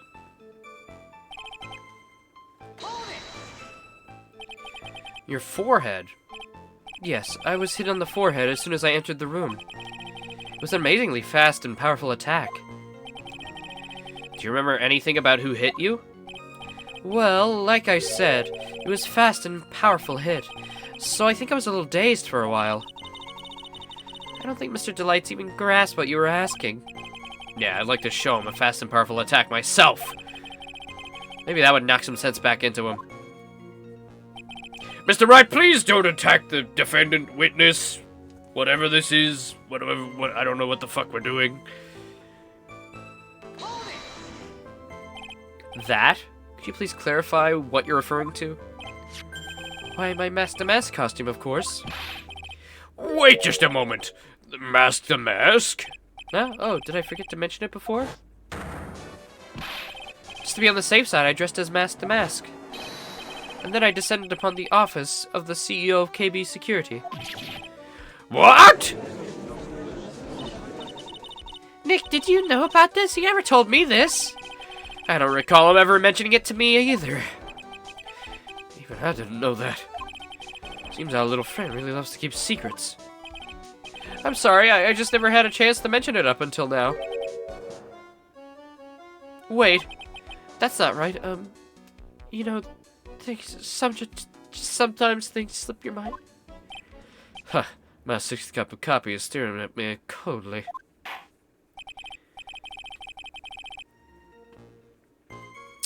At any rate, we can't ignore this new piece of information. Witness, please correct your testimony.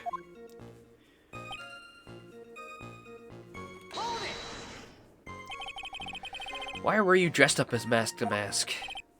Why, because I am Mask the Mask, of course. What are you talking about? Master Mask trial is being held next door. Yes, I guess so.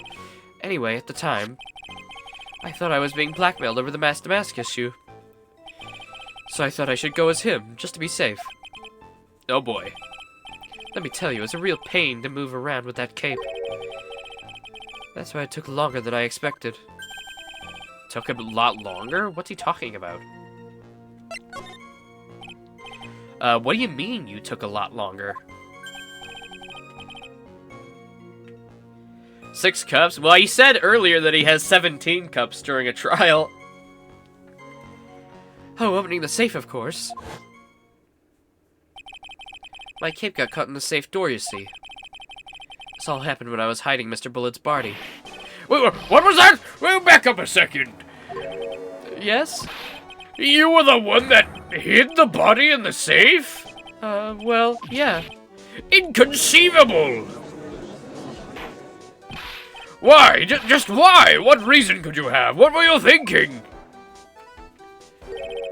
Question. When does someone toss their dirty shorts in the washing machine? What? The answer's simple. When is shit in them? When they take them off. As usual, I have no idea what you're saying. Do you mean that Mr. Delight hid the body because he's the murderer? Huh. So you're not as stupid as you look. His metaphor this time was really obscure. Mr. Wright, you don't mean that you knew about this whole safe business, do you? He does just say shit. You're right. It's all that coffee going to his brain. Well, yes. Why am I the only one not in the loop here? Witness, make sure you add this to the testimony. Yes, sir. Please stop yelling. Uh-oh, looks like a storm front is moving in over the fair weather judge. I panicked and hid the body in the safe. It took about 10 minutes. Why did you hide the body in the safe anyway? Well, because it wouldn't fit in a drawer. Okay, good one. Ha ha ha ha! What are you, fucking Mo from the last game? Gee, don't dredge up old news. Come on. When I saw that corpse, I kind of lost it. I thought, if they find this corpse, they'll think I did it. I think you had a much simpler reason than that. It's because you killed him. That's why he spent 10 minutes hiding the body. That certainly makes more sense. Hold on. 10 minutes? What is it, Nick? I just had a thought. Under those circumstances, would you normally try to hide the body? And spend 10 whole minutes to do it? Under those circumstances? What circumstances? Oh! Hey, Nick, if you think of his behavior was so strange, why don't you present some evidence that would show just what those circumstances were? That's it. I'll take a look at the court record and present some evidence. Well, thanks, guys. You didn't have to point it out so hard, did you? Oh, jeez, okay. Like, that was really heavy-handed.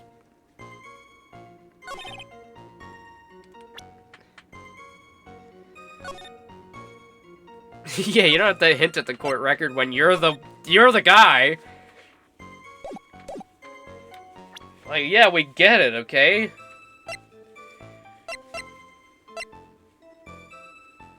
Okay.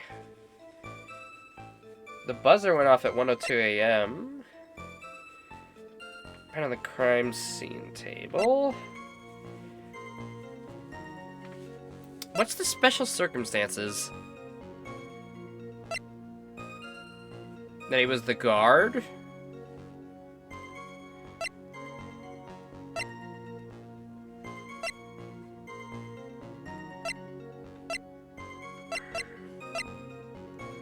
(1 a.m.) Well, that means that this button was pressed after. I'll just do it. Hey! Your Honor, could you please take a look at this record? And what might this be? The record for the emergency buzzer that connects the CEO's office to security. If the button in the office is pressed, a security team is supposed to come running. And according to this record, the buzzer was pushed once at 1:02 a.m. What? Mr. Rondelite truly was the murderer. He would have ran as soon as that buzzer was sounded. After all, a security guard would have been heading his way. Huh. Let's remember who we're dealing with here. He probably had no idea where the security personnel there were. He probably had no idea there was security personnel in the building. Up until 1 year ago, my client was working as chief of security. There's no way he wouldn't have known about them. But as it turns out, the guard never came. That was nothing more than a coincidence. The fact that the guard was a pathetic loser, who had just gotten punched in the face by his ex's new boyfriend, and wasn't anywhere in the vicinity, was not something Mr. Delight would have known. Again, remember who we're dealing with here. It's a sure bet that Mr. Delight didn't even notice the buzzer going off. Impossible! The buzzer's extremely loud. There's no way he could have ignored something like that. If he had been conscious, that is. Conscious? What do you mean by that?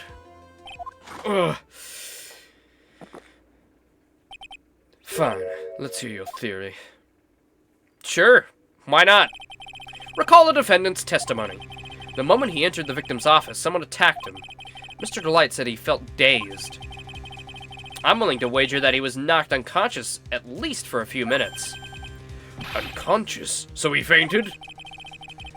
That's why Mr. Delight didn't know that the buzzer had sounded.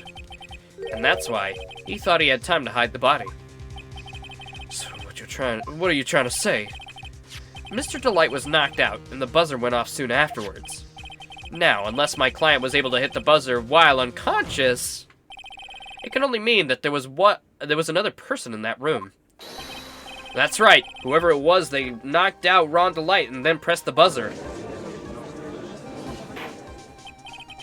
Order in the court, Mr. Wright. This is...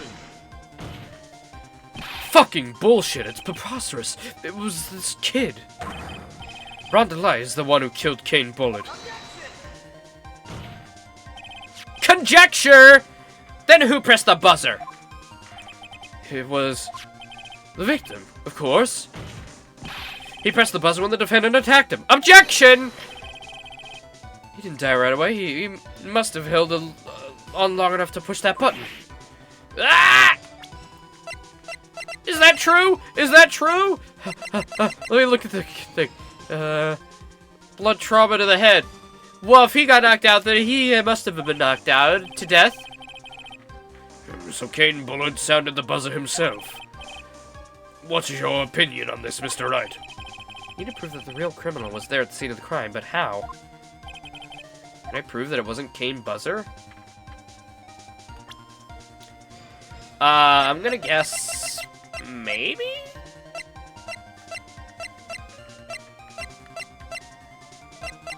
Yeah, I hit it when I am.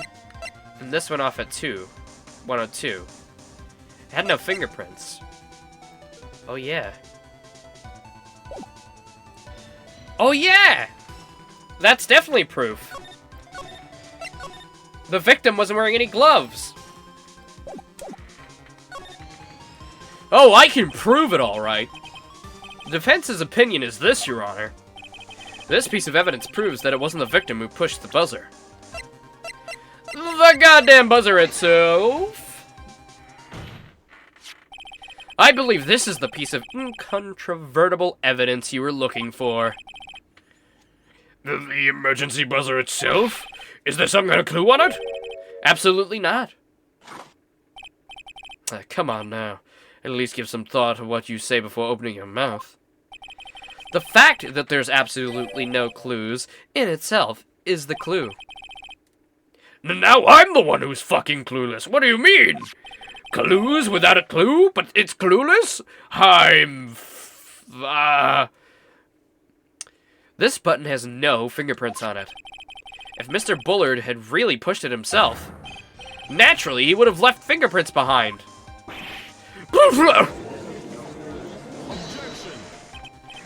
Ron Delight obviously wiped them off. Why would he? A guard would have come at any moment. He touched that button. I know he did. The defendant, Mr. Delight, was dressed as Mask to Mask. And Mask to Mask always wears gloves.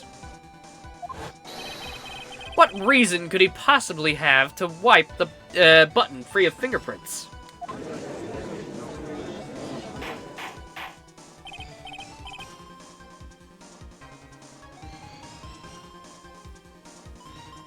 You're curious if when you get to the point you need to accuse me, if you can explain what evidence points to him if he didn't have the shadow? Yeah, we can try link it to him. I'm sure the game might give you some reason. Or maybe the reason his shadow's not obscured is because there is no reason. And it's kind of just Phoenix pulling at strings.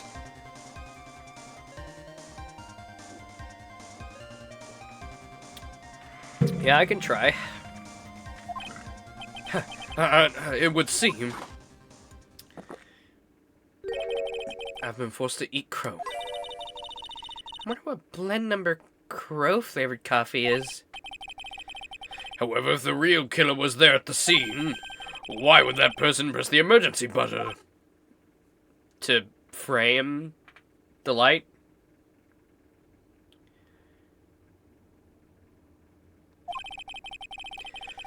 Shouldn't they have run away without putting themselves in extra danger?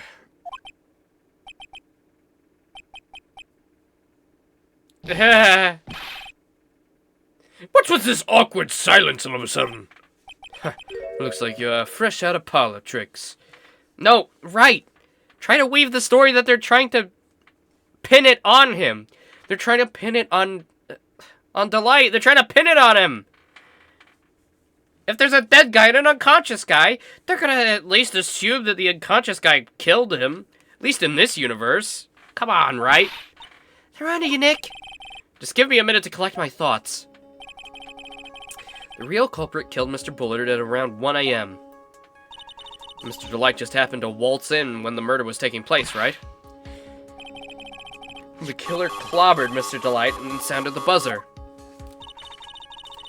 Even though security was supposed to respond right away if the buzzer was pressed. Security was supposed to respond. Time's up, Mr. Wright. Let's hear what you have to say. Very well then. Oh, you got some guts. I like that in an opponent. Why'd the real killer sound the emergency buzzer? To call the security guard. The killer knew that if the button was pressed, a guard would come running. And that was exactly what they wanted. Do you mean to say the killer called the guard on purpose? Yes, although, as it turned out, he never showed up. Because he was getting his clock cleaned at the time. They pressed it to call the Blue Badger. I wish. What a touching story. You're saying the killer had a change of heart and called the guard to turn himself in? No. No, I'm not. When that buzzer sounded, there were 3 people in that office. The victim, Kane Bullard, who was already dead. The defendant, Ron Delight, who was out cold. And the 3rd person, the real killer. Hypothetically, yes. Now then, in this situation, if the real killer made an escape, what would happen? The only ones left in the room would be the victim and Ron Delight. And if any security guards came running in at that time, they would think that I was the murderer. Yes, that was precisely the real killer's objective. To frame Ron Delight for the murder.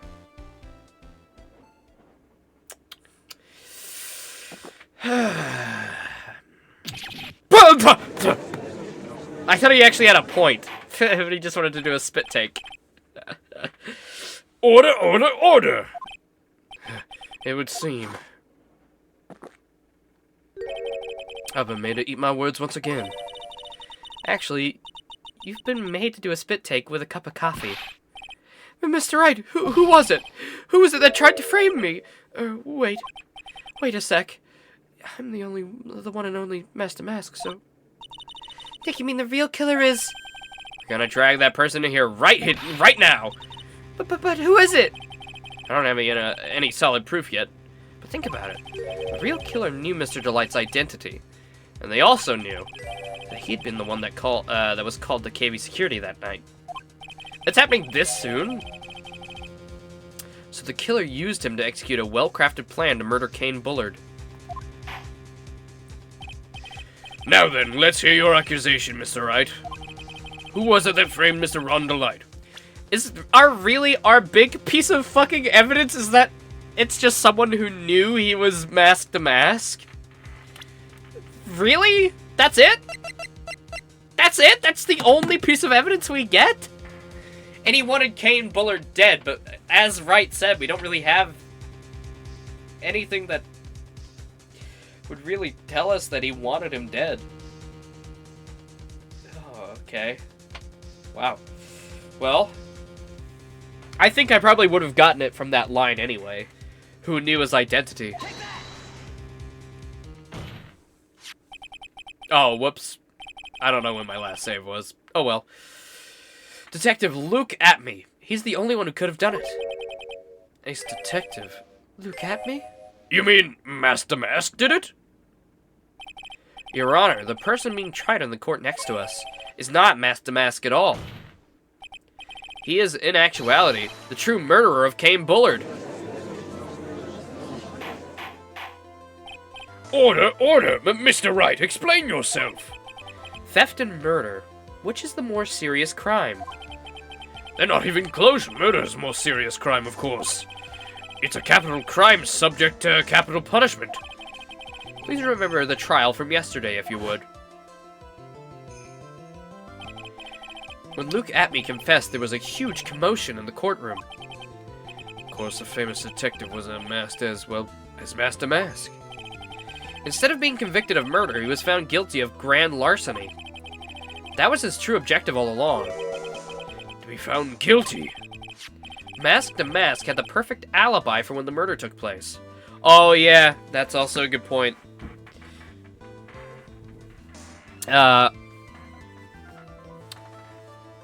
Mr. Delight also said that earlier, that would be a good alibi.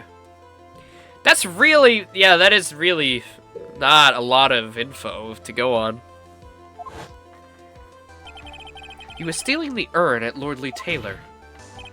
In other words, being found guilty as Mask to Mask was Luke Atme's airtight, watertight, and unsaleable alibi.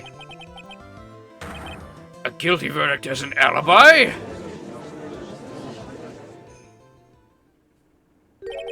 You know, it's almost time. But for what? For Luke Atme's verdict. It was a pretty simple trial after all. If we're gonna stop this trial and stall that one, we need to do it now. Of course, that's assuming you have proof that the detective was the one who committed the murder. You see, well, the thing about that is, it was just, it was like, kind of a guess. Mr. Luke Atme's trial has indeed attracted the attention of the entire country. If we were to intrude and fail to provide adequate proof of his crime, Mr. Delight would be left with no grounds for appeal. Are you really sure about this? Ha! A bet's only good when your life's on the ant. Oh, when life's the ante. Mr. Wright, I believe in you! Mr. Delight. So, please. I'm begging you!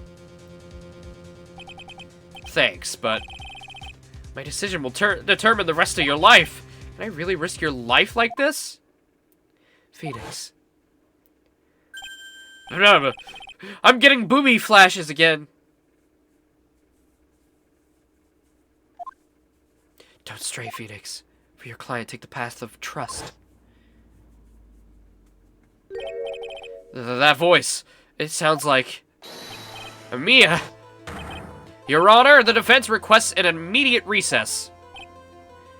Huh. So that's your answer, huh? Very well. I've decided as well. This court will now take a 20-minute recess. Mr. Wright, when we return, please summon Mr. Luke Atme to the stand. Yes, Your Honor. When you say Mia, go focus. On what, the titties? Yeah, me neither. Hello?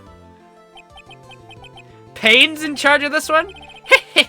Well, Sir Detective Atme? I have nothing to say, Mr. Payne. You performed splendidly. Oh, no, Sir Detective Atme. You were the one who... Who is this strapping lad? That's enough. This court sees no reason to further prolong this trial. This court finds the defendant, Luke Atme. Hold it! Wait! Don't hand down your verdict yet, please! Well, well, Sir Lawyer, welcome to my courtroom. Who's this hoser, eh? My name's... Look at that face. My name's, Phoenix Wright, attorney at law. And I wish to file an accusation against this man, Luke Atme. Accusation? You accuse Master Mask? That man is not Mask to Mask. He's just a ruthless murderer. What?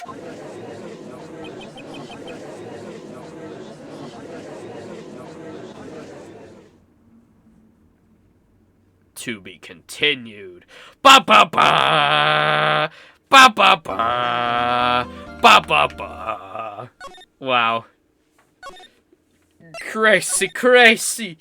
The trial is so crazy.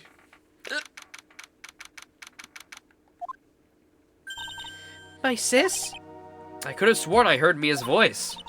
So then she's still alive, inside your heart! Nicky boy! Oh, Mr. Light. Is it true that detective is the real killer? To be honest, we don't have any definitive proof. But he's the only one who could have done it.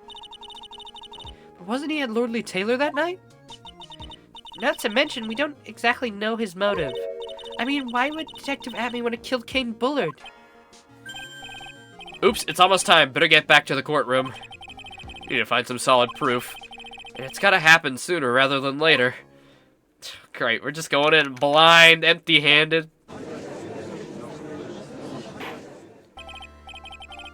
Yeah, we'll play last surprise as we get the non-guilty verdict.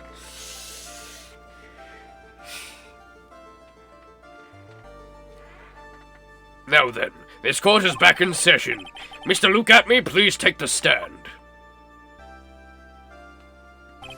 Well, well, how do you do, sir lawyer?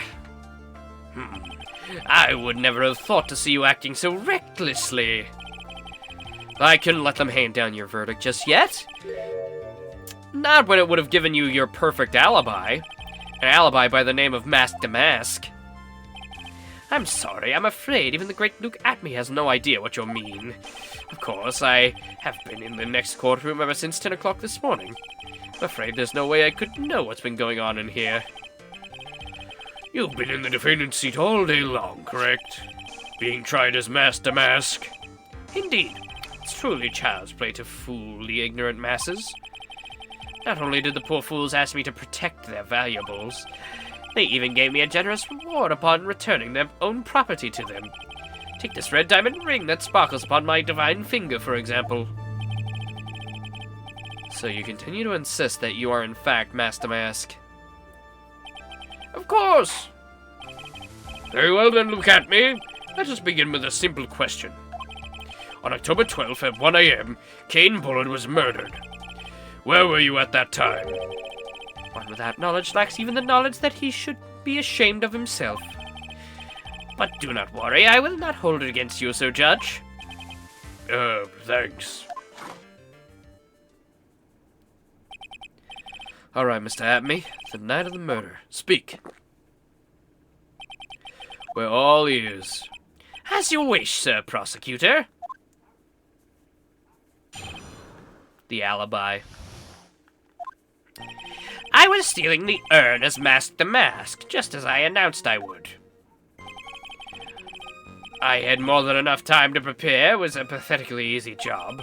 A photograph contains no words, but in this case, one turned out to be my witness. The time at which the camera captured Mask to Mask was the same time as the murder. Yeah, that's the red diamond right there.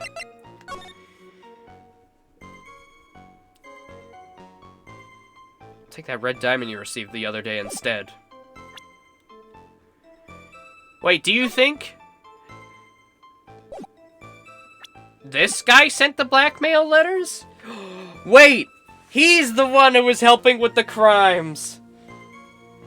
In a way, he is Mask to Mask, but not at the same time. Oh, shit. That's how we knew about the urn.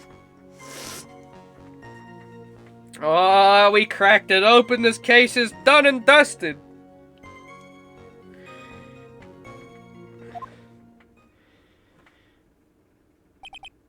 It seems the main point of discussion will be the photo of the crime scene.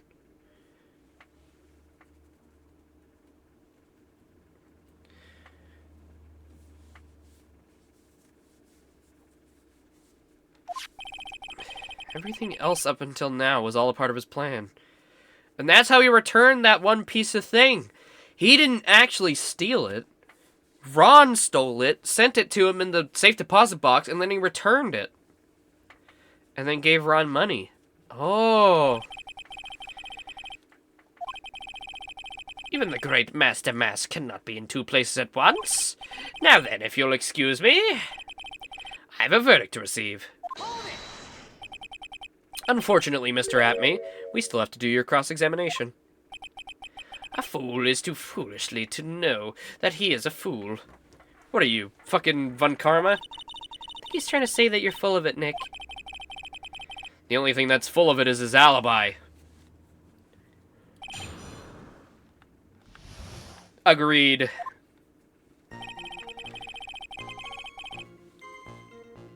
Hold on, I need to clean my glasses. I'm finding it a bit hard to see. But yeah, wow. Ah, you just love when you put the cases together yourself. You know, when it all starts to click into place. It's like, oh man. This is why we're the true Ace Attorney. Boo-doo, boo-boo, boo-doo, boo-boo. Why does Ace Attorney have such good music? I don't get it. This, like, humble little freaking defense lawyer game, and you got, like, some of the hardest tracks ever. I mean, it really makes it rise up. Just all adds together. Alright. There we go. It's just perfect. Do do do do do do do do do do do. Someone's really gonna make a FNAF Phoenix Wright crossover, even if it's not official. Like a proper FNAF Phoenix Wright crossover. And then you can have a moment in it. Here's my big idea, okay? I just thought of it. You can have a moment in the middle of the case where it seems like you've reached dead ends, and the only way to get a guilty verdict on Mr. Afton would be to get a testimony from one of the kids. And so you have to call one of the animatronics to the stand to give a testimony. And you have, like, paranormal investigators bring out, like, a spirit box or something. And then they put Golden Freddy on the stand. Wouldn't that be awesome? And you have to try and, like, work around the parameters to get Golden Freddy to talk. That'd be so cool. And it would kind of be like, everybody be, like, weirded out that you would even think to call the animatronic. It's kind of like the bird from the first game. I think that would be that's a fun idea.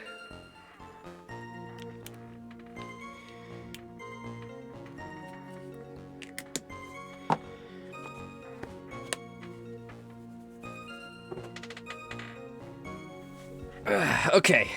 Glasses are cleaned. Oh my god, that's so much better. Okay.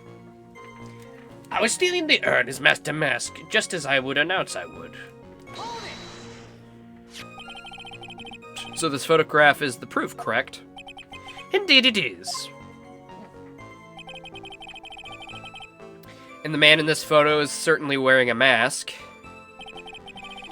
That is why I am called Master Mask. But conveniently, that also means there's no way to tell who it really is. What do you mean? Huh. Are you saying that this is not, in fact, Luke Atme? That it could be an accomplice dressed up as Master Mask to create his alibi? Oh, what an interesting idea! Are you saying that I, Lone Wolf Luke, had an accomplice? Name the accomplice. Who had accomplice for you? Larry?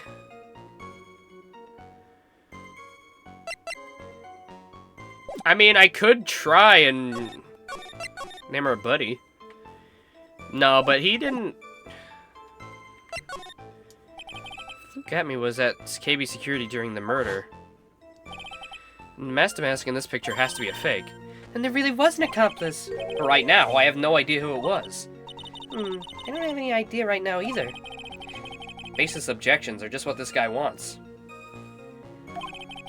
No, but it can't be Ron, because he was getting knocked out at KB Security. And that was taken at the same time as the murder. It was Ron before, yes. For all the other heists, yes. Unknowingly, Ron was his accomplice. But at this point, we can't really prove either way, and nor do we want to.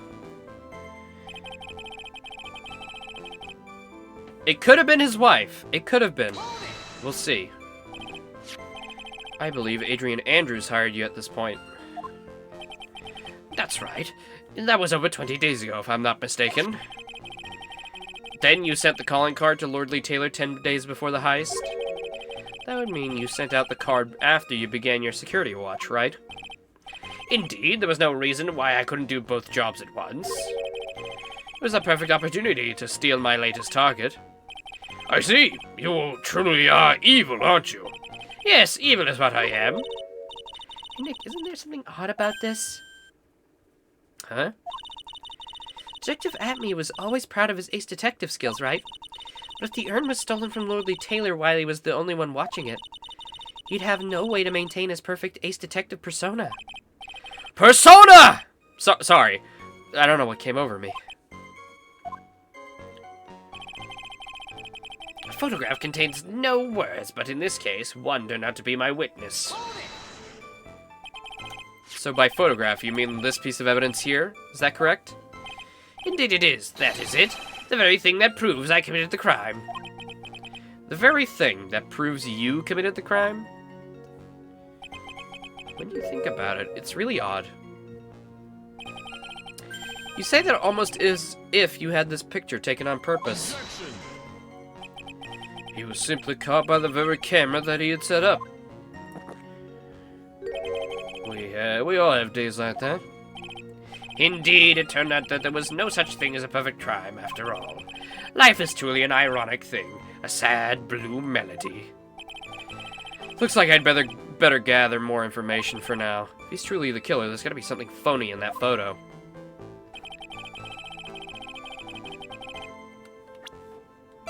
Something phony in the photo. Well, it's the old one, right? You wanna try, Ron?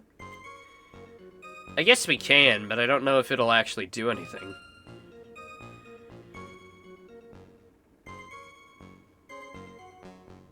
I mean, he had the little thingy, but I don't know.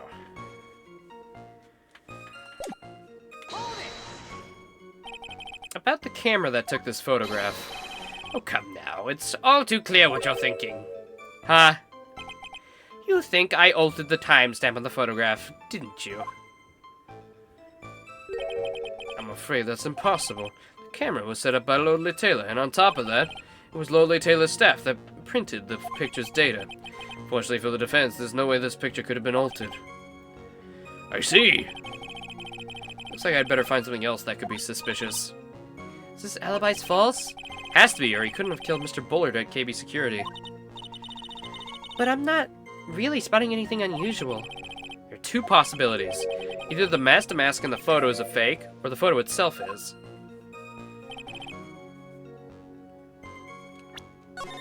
Alright, let's just try... let's try Ron. Just for the goofs.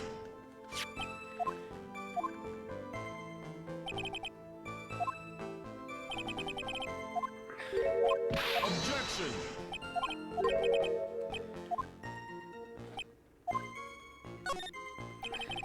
Luke Atme was at the KB Security during the murder. And the mask in this picture has to be a fake. Exactly. You had an accomplice. I remember what you said that, Mr. Trent, because there's no going back. If you're making baseless claims, I'll treat you to a penalty myself. That penalty's probably boiling hot, too. So who's it, Mr. Trent? Who was the accomplice?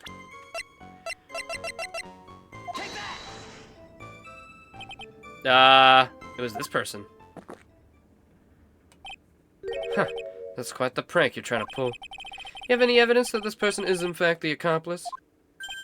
Oh, well... The aura that this person has around them is... We're going to judge someone by their aura? You'll be right up there as suspect number 1, Mr. Wright. I mean, yeah.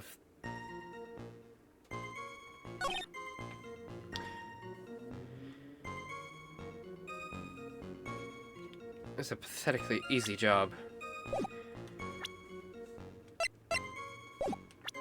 If you had more than enough time to prepare, then how'd you get caught? Hmm? No, that's not it.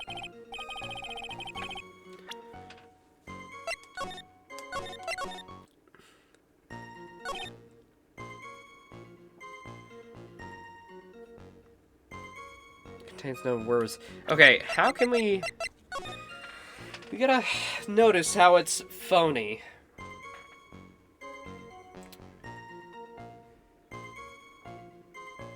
"58 a.m. So it's 12 a.m. 12:58. So...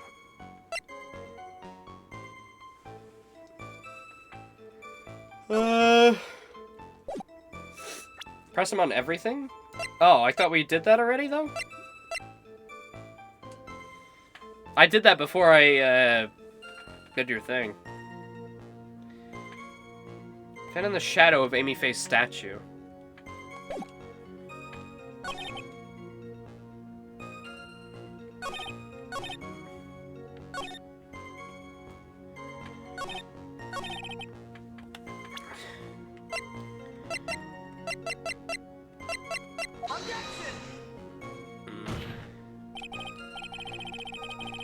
Press them on the photo one again?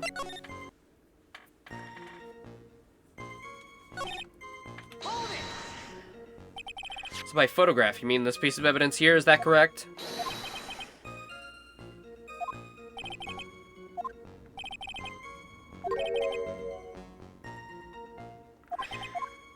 Unless I had an accomplice. Think long and hard about that night.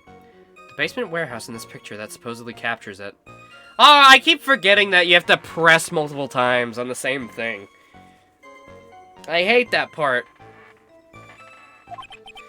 It's gotta be here. Isn't there something funny about this picture?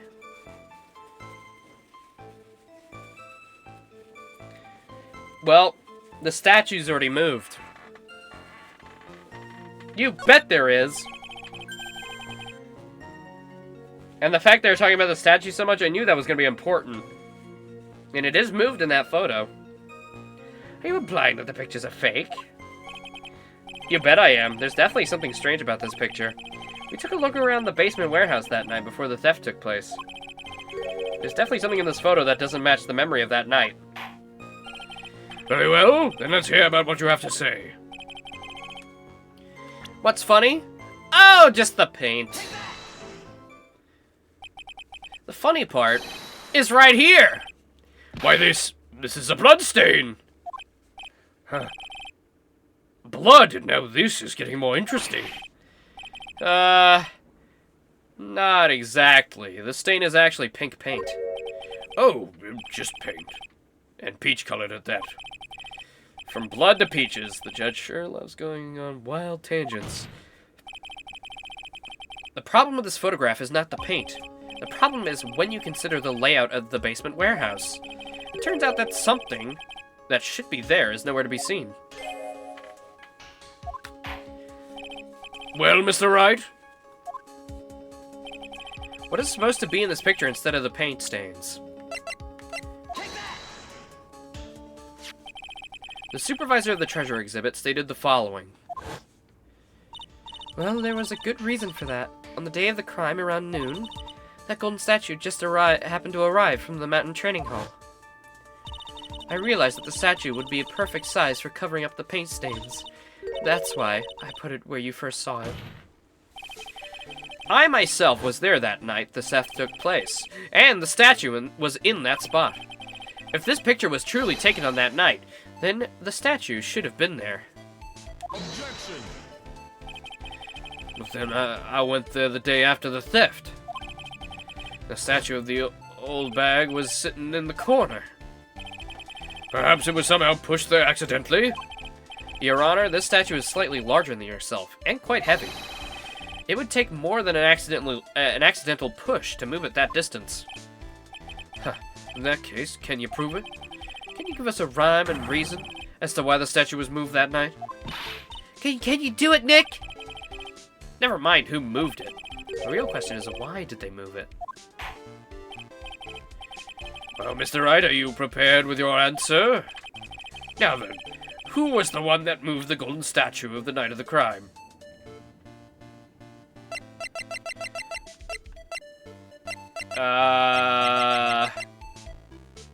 Well?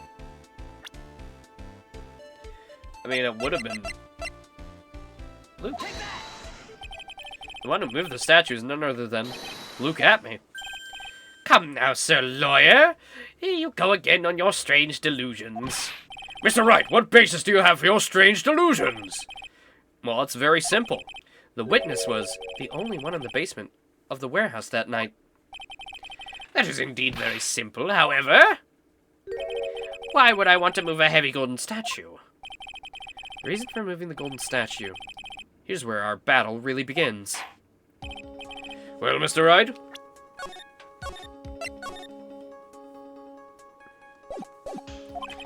What reason did the witness have to move that statue? The reason can be found here in this photograph.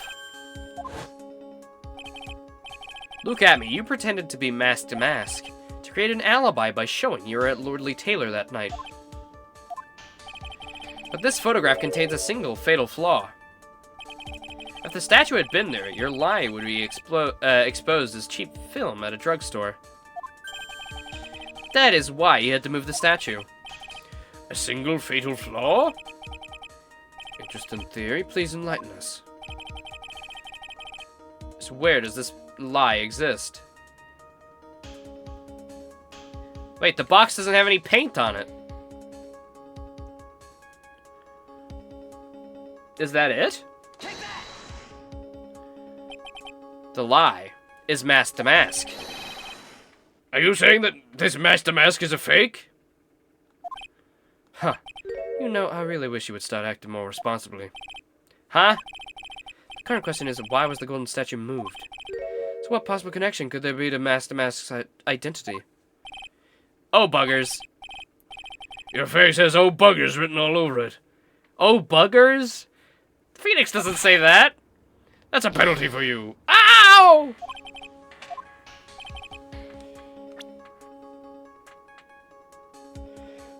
I guess the paint itself, but look, the box doesn't have paint on it right now. What was the question again? It could be the time.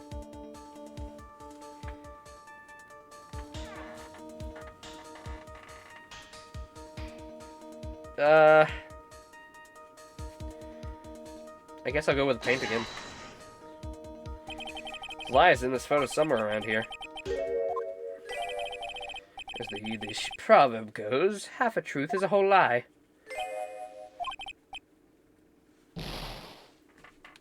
Okay, let me load.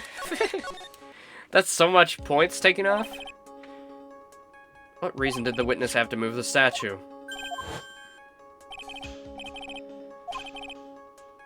Why did he move the statue?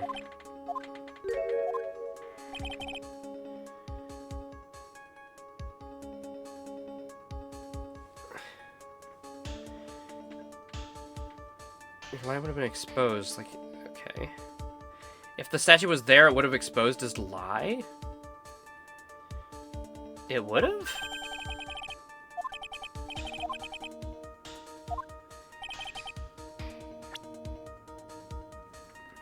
I guess the lie's the time.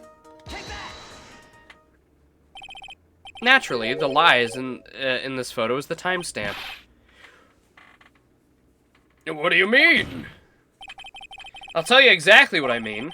On the night in question, Luke Atme went to KB Security and murdered Kane Bullard. Therefore, it's obvious.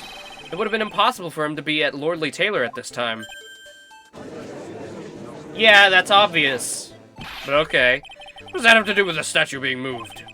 Remember, if you will, Your Honor. When was the statue placed besides the warehouse door? Oh. I mean, yeah, we kind of already guessed that, but okay. Well, She was taken down to the warehouse on the day of the crime, and was placed there in order to cover up the paint. Exactly. Luke Atme had already decided on the time he was going to kill the victim. And so, in order to create an alibi for that time, he took this photo days before the murder took place. Oh, what the... Of course, the statue hadn't been brought down yet, to the basement of the warehouse yet. Ah. So on the day of the crime, Mr. Atme must have been quite nervous. As nervous as a long-tailed cat in a rocking chair factory, so to speak. Why? Because something that wasn't supposed to be there had been brought down and placed where it wasn't supposed to be. And that is why Luke Atme had to move the statue on the night of the murder. He did it to make the room match the way it had been in the photo.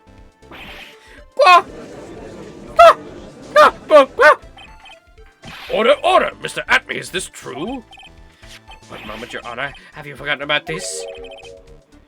What's that? The data from the basement warehouse computer. According to this, the camera did indeed go off the night of the crime. It's true that the camera had been set up by the Lordly Taylor staff. However, the program used to manage the data was yours. That alone would have allowed you to tamper with the data.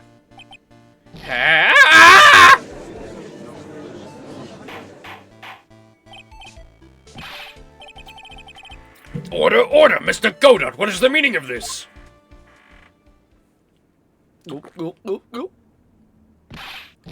Godot, I warned you about making me wait. Now put that coffee down! My 11th cup. I've promised to drink no more than 17 during a trial. Which means I'm still good till the last drop. However, the defense is a very good point. A good point? So what? We are all but travelers on the road of infinite points. I think he's got his points mixed up with his other points. So you say this photograph was taken ahead of time, and that the statue was moved in order to make it a match. It's a very interesting idea, however, there's one point that can't be denied. Which is that it's only a possibility. Men that are trapped by the chains of maybe can never reach their dreams. That's very true. No way, don't fall for that, Your Honor. Hey, Mr. Damask. Yes?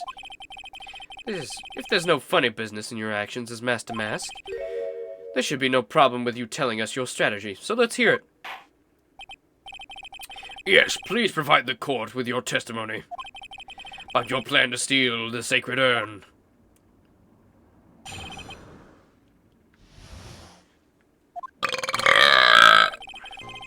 I first received the request from Lordly Taylor about 20 days ago. The urn was placed in a box in Tavari. It was sent to the warehouse. Hence, I was actually unable to see the urn for myself until the day of the crime.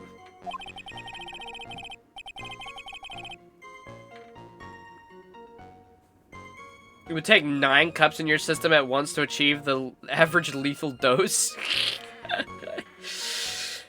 He's just built differently, so you wouldn't understand.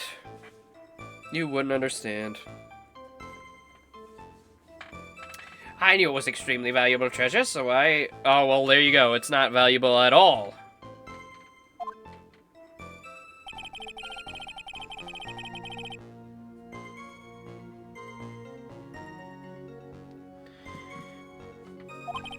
At last, I held the urn in my hands for the first time at 1 a.m. on October 12th. That's pretty much all the stuff we've heard before, isn't it? Yeah, we still have to find the truth in the nuggets of new information he gave. Witness, you're sure there are no mistakes this time? Zvari. Very well then, Mr. Wright. You may begin your cross-examination.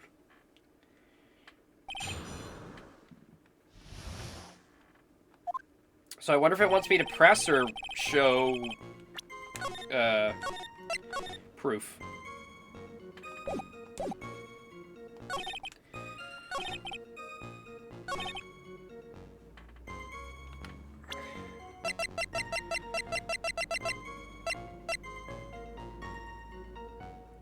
Repaired by Adrian, kept out of sight. Do I have anything that still says it doesn't have any value?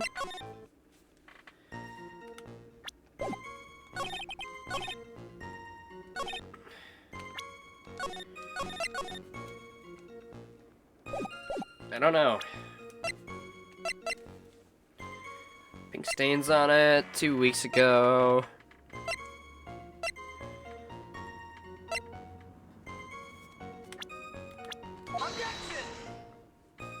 Nope, not that. That could have also proved it because everything else is worth hundreds of thousands of dollars.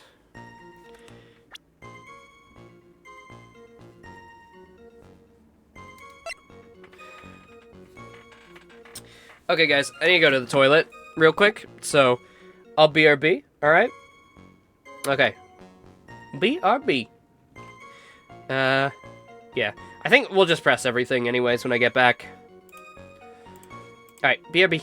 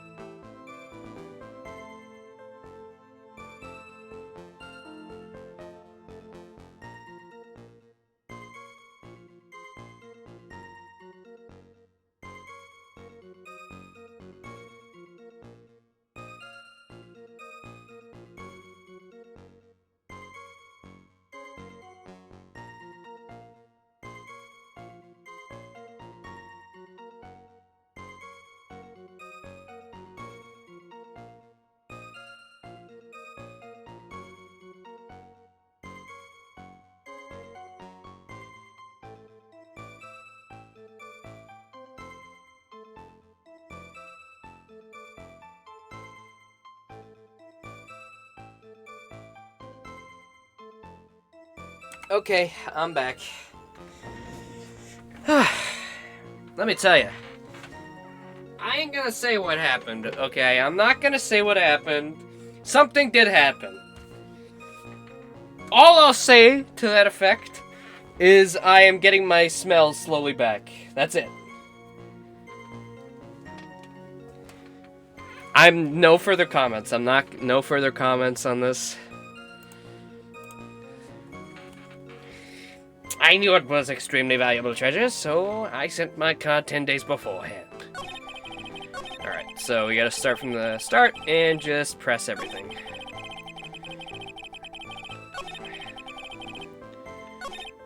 Okay. You were asked to guard the urn by Miss Adrian Andrews, isn't that right? Indeed, it seemed that they had heard of my sparkling reputation. I see Miss Andrews is still attracting the weirdos. You better watch out too, Maya. The urn was placed in a box and sorry, it was sent to the warehouse. Hence, I was actually unable to see the urn for myself until the day of the crime. I knew it was an extremely valuable treasure. Oh, wait, whoops. So you're sure that you'd never seen the urn before? Indeed. You may ask Lady Andrews to confirm for yourself. My security was focused entirely on the entrance to that warehouse. However, look at me, let no information whatsoever slip through my fingers.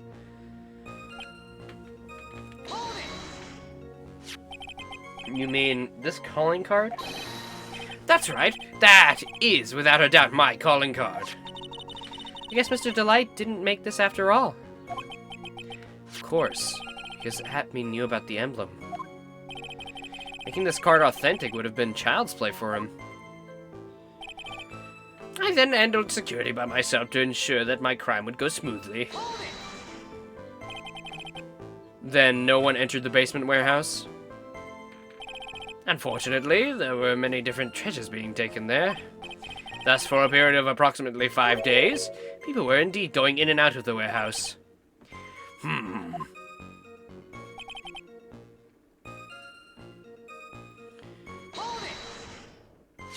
Oh, we're gonna catch him on this. And this photo proves that, huh?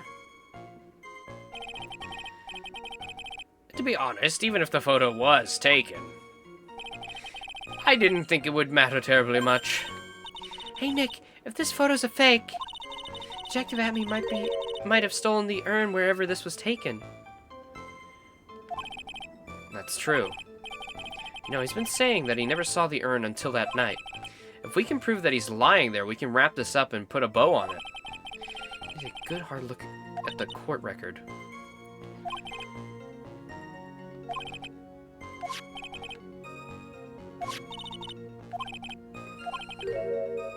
Never seen the urn before. We need to prove that he's lying.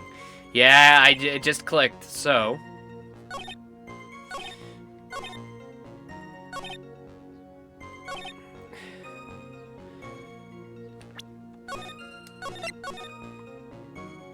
Let me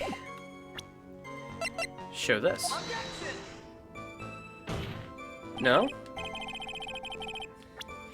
We just need to get him to say that he...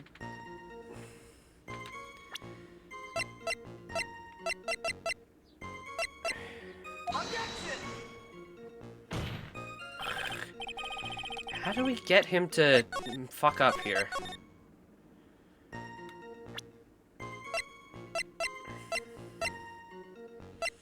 Because I'm guessing this is how he knows. He saw this poster, and he was like, okay, that's what it looks like.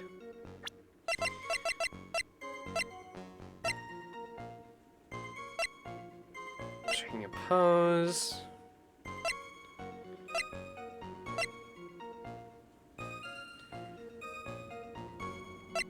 And read the court record recently enough. Broken or repaired by Adrian 2 weeks ago, then placed in a box kept out of sight. I mean, it was in the box? Is that what you want me to say? It was in the box? You didn't hold it? It was in the box? It was in the box! Calling card? I'll be coming to purloin the most priceless work of art on display. The speckled urn. The speckled urn? Speckled? How would you know it was speckled?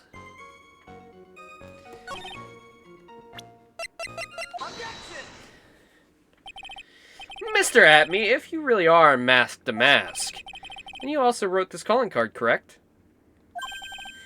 But of course. Is there a problem with the calling card? Allow me to read a passage from the calling card that Mask to Mask has written. Take good care of the speckled urn. Now, the speckled here surely refers to this pink pattern on the sacred urn. Yes, that is true, but so what? The truth be told, there's no way that Mask to Mask could have known about this pattern. What do you mean? This pink spotted pattern on the urn is actually nothing more than paint stains. Paint stains? And these stains did not appear until after the urn had been taken to Lordly Taylor. I'm not finding this joke very funny, Mr. Trout. The day that the sacred urn was taken to the warehouse, the urn was broken due to human error, or should I say, error-prone human. And that's when the pink paint got on the urn. You can't be serious. And yet this calling card clearly mentions the paint pattern. Which means Detective Atme had seen this urn long before the crime ever took place. In fact, he saw it when this fake photo was taken. And because this photo's a fake, your alibi for the night of the murder was no longer holds water.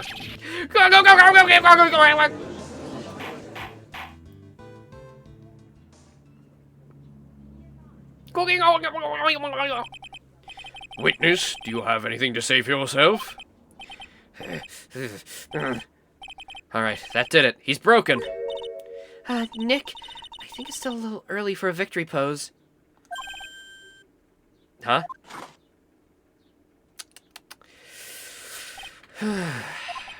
It's so sad. No one has any conviction these days. Conviction, you say? Yesterday, we all decided unanimously that this man was Mask to Mask, and now we're calling him a murderer. You don't think we're being a tad fickle? That's a good point. No way, don't fall for that too, Your Honor. You say that Luke Atme was the one who killed Kane Bullard. Let me ask you this. Why would he do that? An excellent point. Motive, Mr. Wright, motive. Might you, my merry murderous motive, manifest?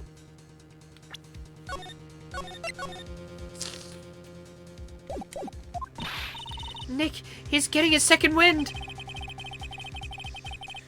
If he prepared an alibi and pinned his crime on Rhonda Light, as you say, he must have had a very strong motive for murder. The only one with any motive we've seen is Rhonda Light. Isn't that right, Detective? Indeed, according to my own research, the boy's motive is clear. Without a motive, it's nearly impossible to prove the guilt of the murder case. Now then, maybe you can enlighten us to what the defendant's motives were. I reckon his motive was The blackmail. he wants the red diamond.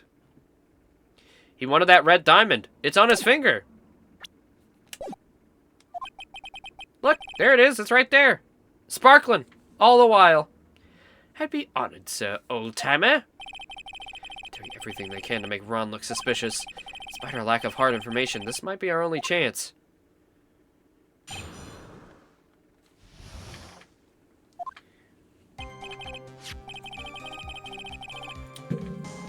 Luke Atme had no points of contact with the victim whatsoever. Kane Bullard decided to investigate Mask to Mask and simply mistook who he was. It was Mr. Bullard who wrote the blackmail letter and sent it to Ron Delight. And it was again Mr. Bullard who harbored a grudge against Mr. Delight for his betrayal. Mr. Bullard's mistake is quite excusable. The defendant truly believes that he is Mask to Mask. And that is why Delight saw it fit to kill Cane Bullard. Truly a tragedy. Might be Ron's wedding ring? His wedding ring? Maybe, yeah. So the victim, Cane Bullard, blackmailed the defendant? This is the blackmail letter found in the defendant's apartment. Handwriting test confirms that Mr. Bullard was indeed the one who wrote the letter. What? It was written by Bullard. Oh. Very well, Mr. Wright, begin your cross-examination.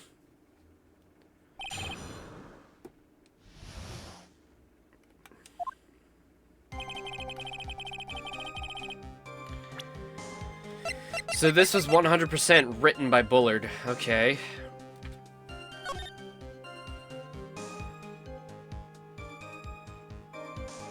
But how would he know?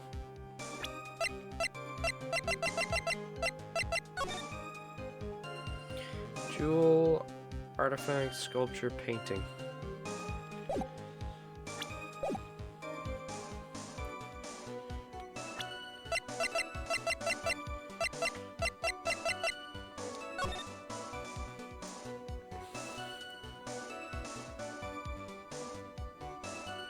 Gem and the Thief. Well, Ron was still a... Is that it? Ron was still a police chief back then.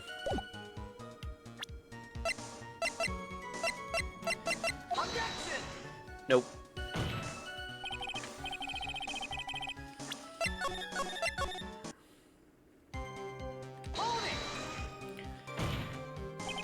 And who in the world is going to prove that? I will. After doing a thorough background check of Detective Atme and Cane Bullard, we're unable to find any links between them in all the report. Perhaps they were connected through their work? They were both involved in security? Nope. That was blunt. In any case, the only one with a motive was Mr. Delight.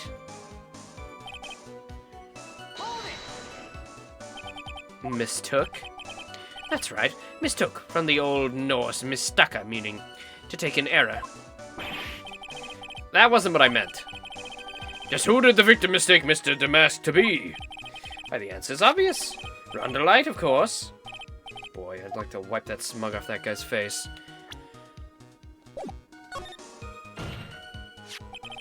Why would the victim mistake the defendant for Mr. Damask? Don't you already know that? Savari, take a look at this newspaper. Oh, that's the famous tale of Emelon! A magnificent jewel. That photo shows a magnificent detective as well, does it not? Furthermore, it also shows an ugly god, namely the defendant. The defendant? Well, I don't think he's ugly, but... The victim clearly misread the article, and Savari, he got the wrong impression. The impression that this ugly security guard was in fact Mask Damask. I see. It's an unusually reasonable deduction.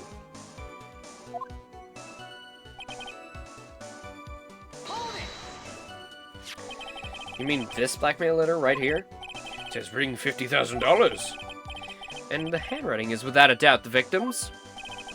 No mistake, we have an official report to prove it. But I don't see an addressee on this letter anywhere. An addressee? This letter was discovered in Ron Delight's apartment. Mr. Delight did show up at the designated place and time. The fact that there's no addressee is irrelevant. I wonder. What's up, Nick? Just had a thought. What if that blackmail letter wasn't meant for Mr. Delight? Whoa, you have any evidence for that? For some reason, I just can't shake the feeling. There's something not quite right about this blackmail letter. Oh, it was meant for him. He has the red diamond right there. That's...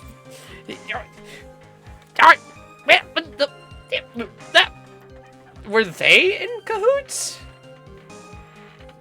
Yeah.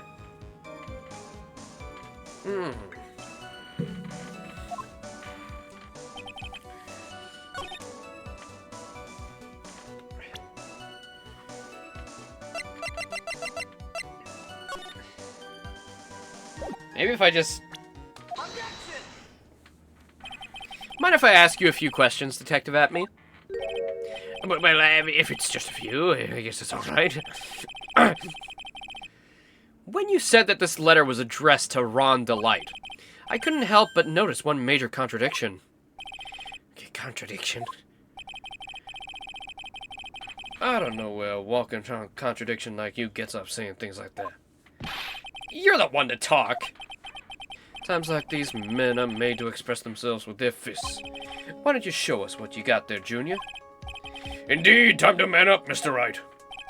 Show us the contradicting evidence of in the content of the blackmail letter.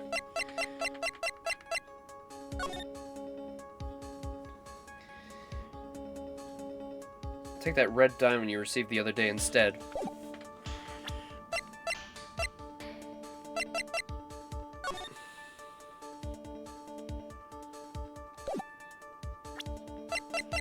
Was it that one?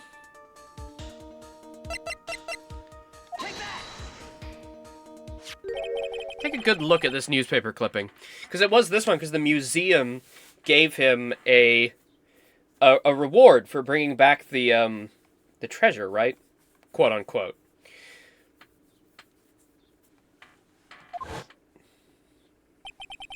It contains a picture of the Tear of Emanon, the stolen jewel. What about it? Wrong line of logic, but you got it? Oh, okay, well. The problem is this jewel's color. What? Color? I'm not much for discussing color myself. According to the clipping, he's got the ring for the painting, not the jewel.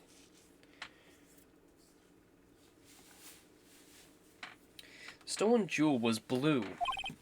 However, in the blackmail letter, a totally different jewel is mentioned. I'll take that red diamond you received the other day. Red? Which means the red diamond described in the blackmail letter is not the Tear of Emanon that Master Mask stole at all. And your point is, Mr. Trite? So you're trying to say that this blackmail letter was intended for someone else? Is that what you're trying to say, right, Trite? That is what you're trying to say, right, Mr. Wright? Well, that is what you're trying to say, right, Nick? Yes! Yes! This is who Kane Bullard was actually blackmailing.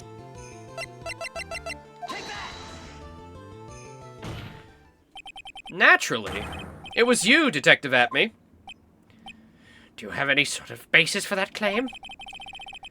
You have been personally involved in every single mask-to-mask case. And in the last case, you recovered what was stolen. And received a jewel. As your reward. Hey, I still got it! That was still where we ended up. Is that he has the red diamond on his hand right there.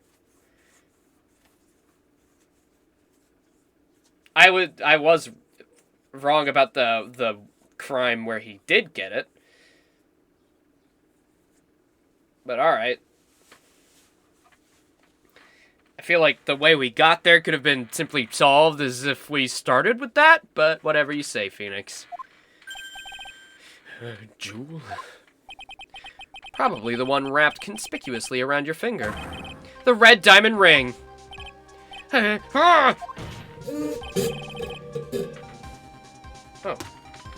There was a spider on me. It's just a piece of string. That's the diamond referred to in the letter. Which means that Kane Bullard wrote that letter in order to blackmail you. Ah! Order in the court. Order, I say.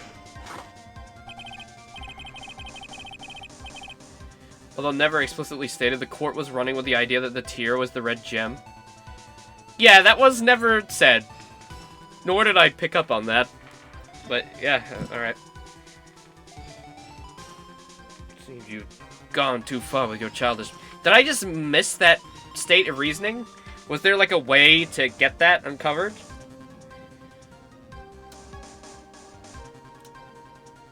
Or did I miss it, or what? Because that wasn't even in my head. Because I was thinking about the right thing. About him getting the red diamond and having that on his finger. Shining right in our eyes. It's just poorly communicated. I wonder if it's better in the Japan version.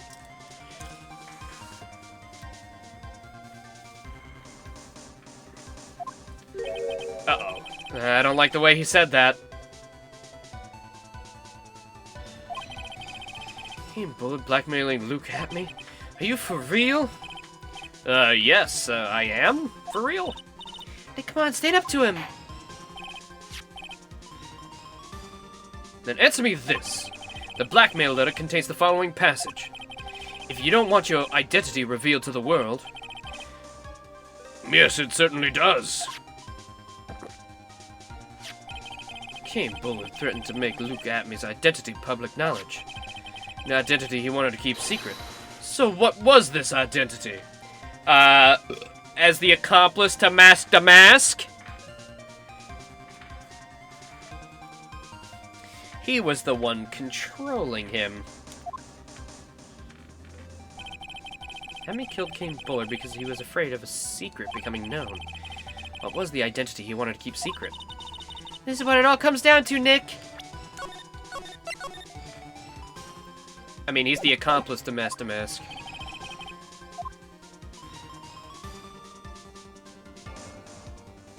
Or an ace detective?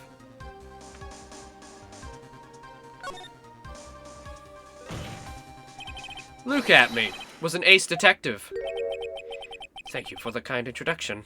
I am Luke Atmy, ace detective. One embodies the nefarious forces of darkness, the other the angelic cherubs of light. I'm completely lost. Someone get me a translator. But anyway, everyone already knows you're an ace detective. Alright, fucking Jesus. You really want to look inside my brain right now? Well, I don't know. Maybe he wanted to keep his identity as an ace detective. Because obviously the ace detective stuff is a cover for him helping with the crimes. That was my logic thread there. So he wanted to keep that identity clean so he could keep the heist going. It's probably blackmailer. I think this is a big threat of blackmailing. He's blackmailing... he's blackmailing Master Mask, and then he was blackmailing him. I really should have just gone with that from the start, but whatever. Luke Atmy was a blackmailer. Objection! Hey now, isn't that a little different from what you've been saying?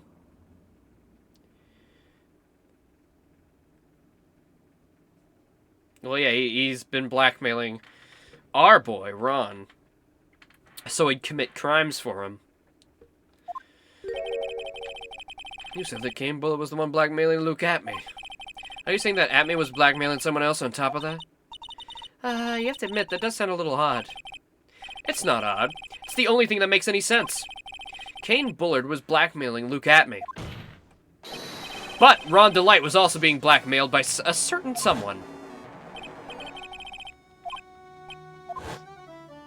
From the Tear of Eminon heist. After that, I started getting plans in the mail. I received the plans from a very kind person, incredibly detailed plans. Detailed plans? In which case, that would mean that Ron Delight was actually Master Mask. That's what we are claiming. Someone else came up with the plans, and had Mr. Delight steal his targets for him. And that someone was none other than Luke Atmy. Is his name upon it Look At Me?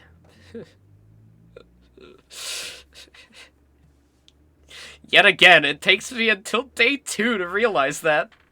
It only just clicked in my head. He is a pick-me girl. Yes, I just noticed. I don't know, it doesn't really seem like that odd of a name.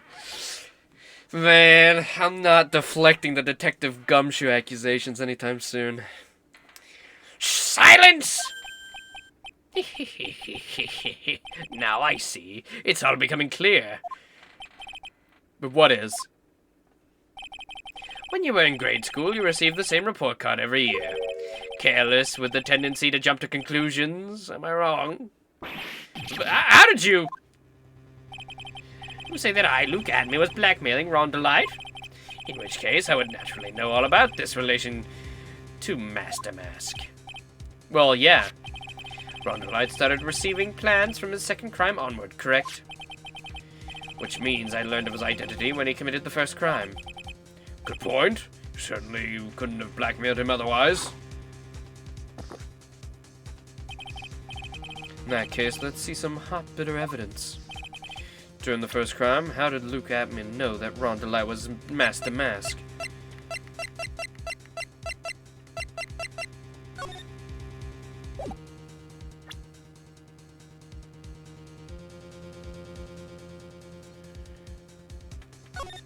I mean, yeah, he was right there. Is that what they want me to show, though? Or do they want Ron's testimony? Stealing his... No, we just proved that. It's gotta be this, then. I think I see it. See what? When you were in grade school, you received the same report card every year. Gets into lots of mischief trying to be the center of attention. What do you mean? This newspaper clipping. It has the picture of you and Ron Delight in his guard uniform. It seems that Master Mask didn't just disappear into thin air. He just took off his outfit and hid it in a bucket. That sounds far too stupid to be true. Correct. With tricks like that, you couldn't fool a baby, let alone an ace detective. And that's when you figured it out, Mr. Atme. That's when you learned that under his mask, Master Mask was really Ron Delight. What the? Wasn't he supposed to be Master Mask? Not only that, it looks like he wasn't even an ace detective. I can't believe it. He's just a slimy blackmailer. What a fraud! Trying to pass himself off as an ace detective. Why, how dare you expose me like that? Why, I mean, I've never blackmailed anyone in my life. I'm a famous and proud ace detective, and also Master Mask. Why can't you just understand that? I'm afraid you are neither a proud thief nor an ace detective. You're a blackmailer and a murderer. That is your true identity. Why, you? How dare you even lonely depth yourselves with their big mouths of yours, you're really fools. I say none of you can compare to my genius. You get your jaws, so goon. Ace detective cannot handle blackmail or murder threats. It's enough to make one laugh.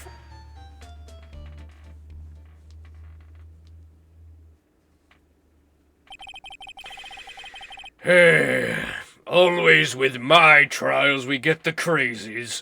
No, my brother in the other courtroom with his stylish blonde beard just gets all of the cool cases. Cut and dry, nothing like an easy case. But with me, I have to deal with Mr. Wright, Mr. Edgeworth von Karma, and now this coffee-drinking son of a bitch. I'm sick of it. It would seem we've finally come to the real fucking answer. I'm ready to lay down my verdict. I want to go home and take a nap. That was quite a performance by Mr. Atme.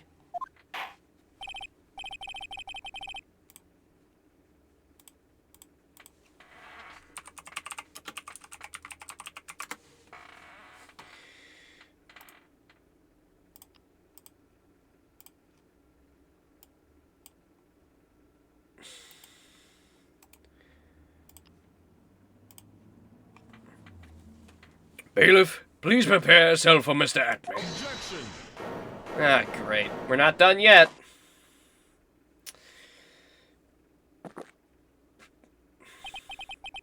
The hammer that strikes too fast has no time to aim. What do you mean? I've already prepared to deliver my ruling. Let me just say one thing. I will be the one to judge. What? You see what I mean? These crazy prosecutors and defense attorneys don't know when to lay down and take it like a man. You'll get much more in your face than that. It appears that your claws weren't cut sharp today, Mr. Trite. What are you... It's true that you've proven a lot of things. Things like Luke Atme was a filthy blackmailer, and that he wasn't a lordly tailor the night of the murder. That's right, that's why he's the one who killed Mr. But there's still one thing you've yet to prove. What's that? Just because he wasn't at the warehouse doesn't mean he was at the murder scene. Therefore, if you can't prove that, this pitiful excuse for a man was at KB security, I don't see how a verdict can be delivered. No way! Well, you forget, Laser, we still got a day 3 to go. Since when have we had a 2-day trial? We still got a whole other day. Order in the court. Well, Mr. Wright? This is it. This is the final round. Or not. Or not. Gotta prove that Mr. Atme was at Mr. Bullett's office that night. But, can you really prove that? That's long enough, Mr. Trent. I want to hear your answer. That night, Luke Atme was at KB Security, and the defense? Can we prove he was there?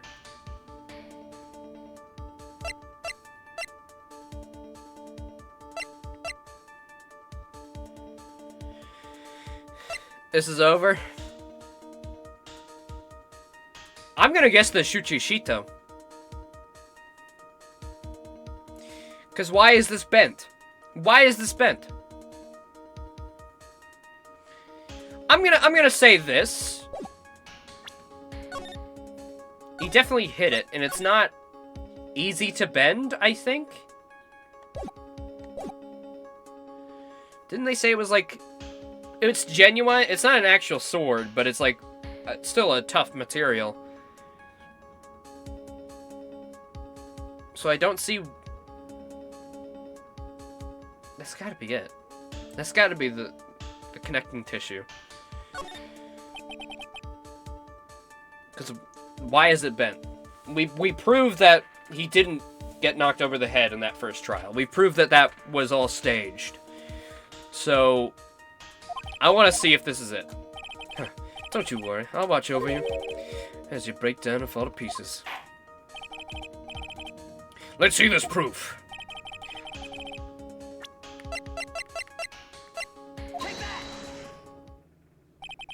This is the proof. It's true. That is very important. However, I'm not so foolish as to think that will pass as evidence here. Mr. Trent, it's time you learn the true flavor of life. Ow! The flavor of my special Godot blend number 49. Well, Mr. Wright? It's bitter. Very bitter.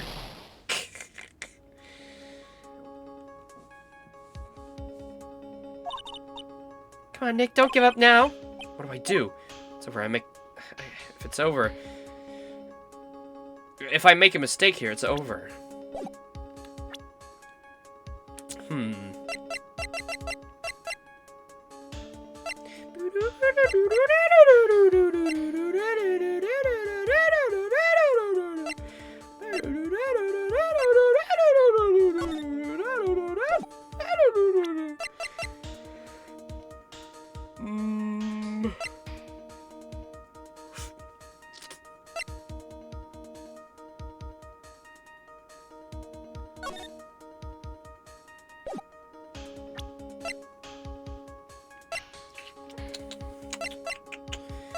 I don't know if we have proof that he was there.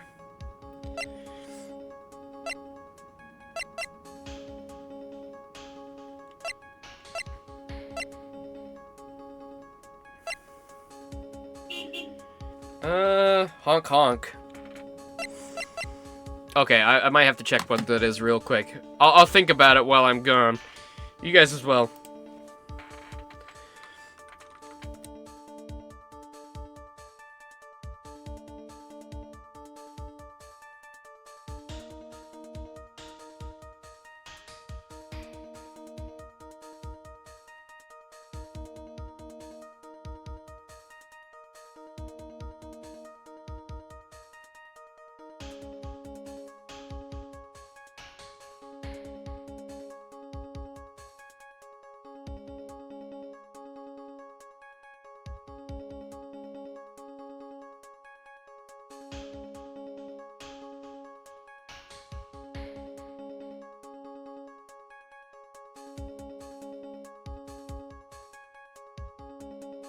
Okay, wasn't even for me. Cool. Alright. Back to it. So, I do think the sword is a very important clue.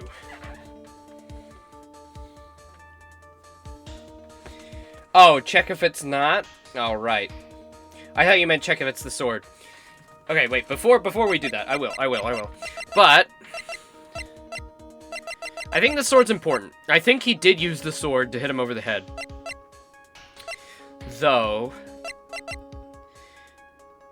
maybe, because there's always a record of people entering the room. So I wonder if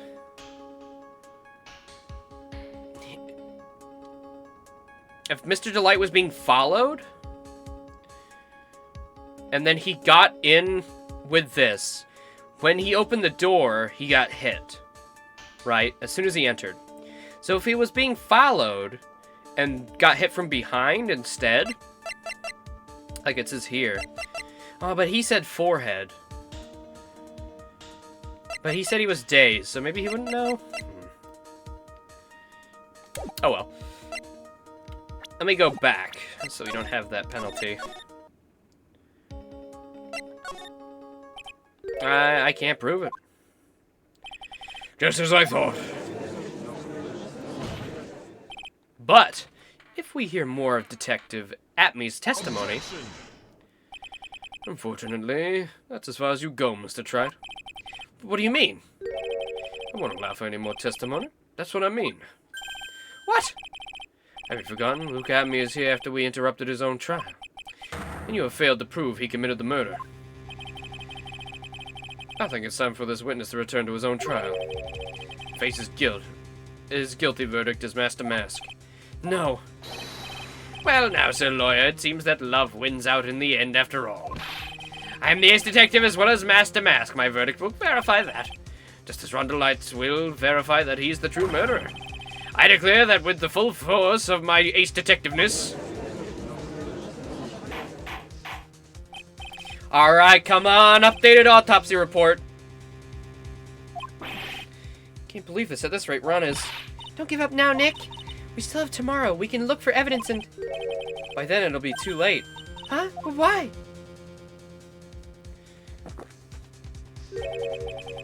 Double jeopardy. One of the basic rules of any court of law. Double jeopardy?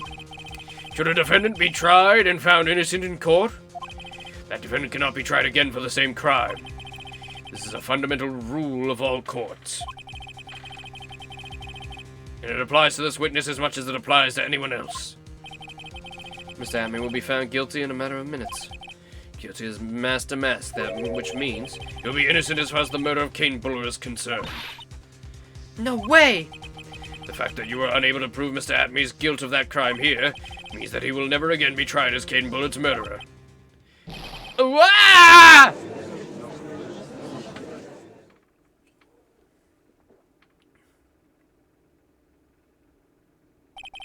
Now there's nothing I can possibly do to win.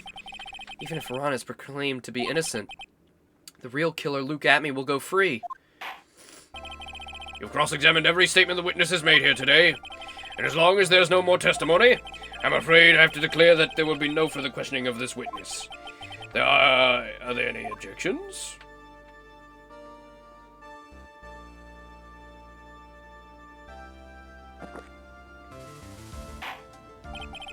Then I hereby end the cross-examination of Luke Atmey. Hold it! Mia, I think I see it. Your Honor, when you were a child, this is what was on your report card every year. Has poor hearing and often makes mistakes as a result. How did you... Phoenix, raise your head up high. Have you forgotten what I used to tell you? A lawyer is someone who smiles no matter how bad it gets. That voice, no way! Long time no see, Phoenix. Mia! This is the true power of the Curane channeling technique. Oh yeah, this hasn't been seen yet in this game. I know it's really Maya who's standing before me. But right now, she's my mentor, Mia Fey. I would recognize those titties anywhere. Now, let's do this. But there's nothing more we can do, Mia. Without any more testimony, I can't cross-examine. Not yet. The testimony's not over yet. What do you mean? Your Honor, just now you said something very interesting. You have cross-examined every statement the witness has made here today. Yes, that's true, but... Unfortunately, Your Honor, you're forgetting something. Earlier, after the last cross-examination, this witness made a number of remarks. Well now, Sir Lawyer, it seems that love wins out in the end after all. I am the ace detective as well as Mask to Mask. My verdict will verify that. Just as Rondellites will verify that he's the true murderer. I declare that with the full force of my ace detectiveness. Yes, but these comments appear to have no important words whatsoever. Well, then, shall we prove their importance via cross-examination? At any rate, as long as this witness has made these remarks, we, the defense, assert our right to question them. Is that all right with you, prosecutor? Is something the matter, Mr. Godard? Nothing. Oh, Sir Lawyer, looks like you're one step too late. If you think such falsehoods would do anything to me, look at... Let's hear it. It's true that what the witness made some remarks. So then, let's hear this last bit of cross-examination. Mr. Godard, what are you... Well then, Mr. Look at Me, I'm going to allow the defense to cross-examine your earlier remarks. The defense would like to hear why you declared the defendant to be the true murderer. So please, give us one last bit of testimony. Phoenix, this is it. This is our absolute last chance. Yes, Chief. Last surprise now? No, we can't do it yet. I'm gonna do it right at the end.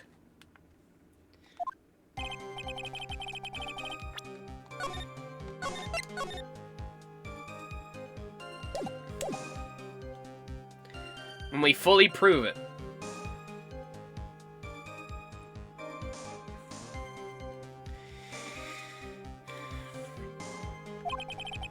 I had to leave to see about another vitally important job request.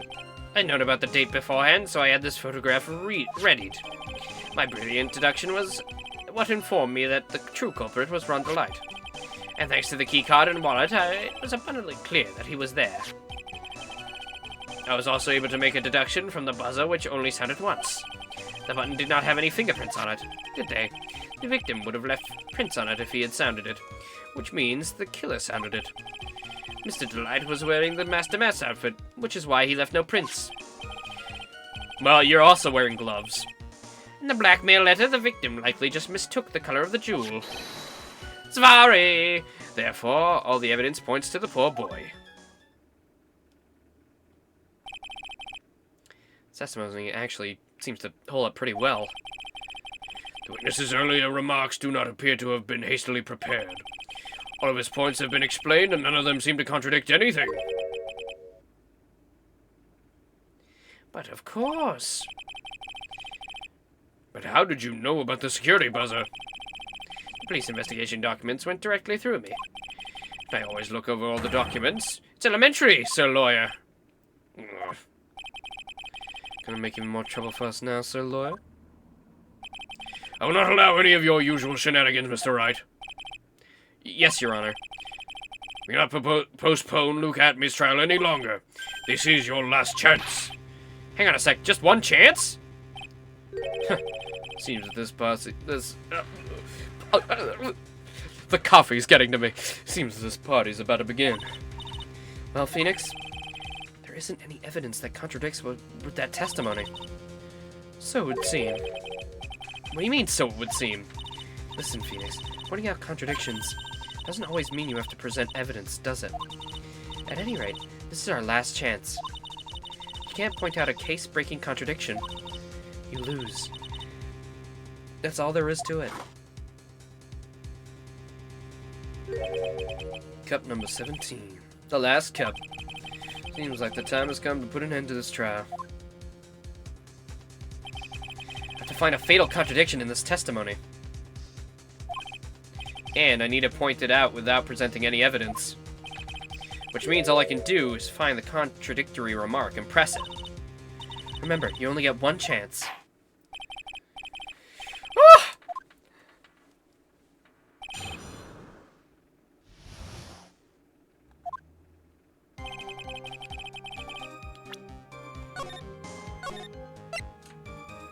Alright.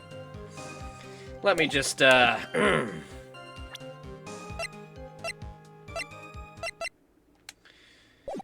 It'll be a bit awkward for a minute, but...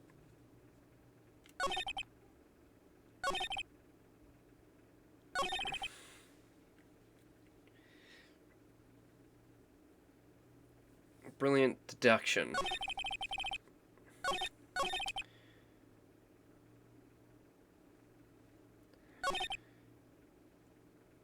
So it's either the buzzer or this one. I'm gonna say the buzzer because he also has gloves.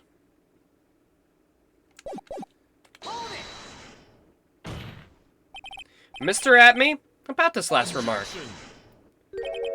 You still don't get it, do you, Try? This isn't time to be pressing the witness on every little statement. What? I said this before. Still one thing you haven't proven. This scum was in Kane Bullett's office that night. And now, it's time for me to drink my last cup! That's right, I will hold you to your... Ah! My balls! No!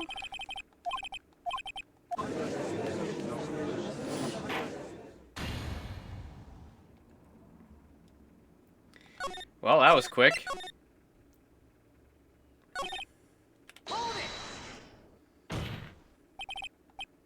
Objection. Fuck off! Alright.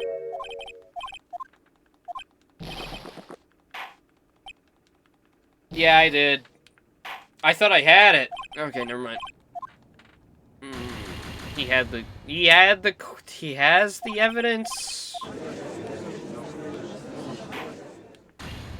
There's a reason. Okay, let's be careful about this.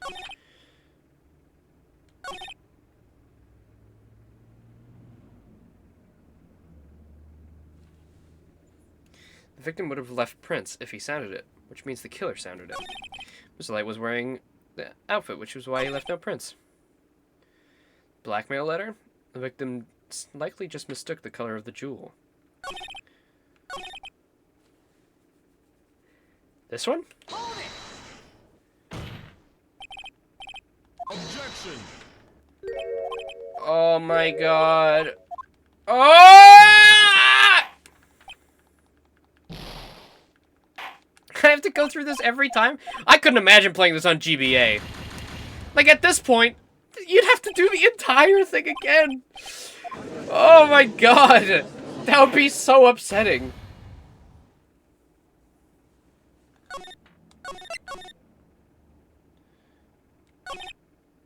The button did not have any fingerprints on it. Why?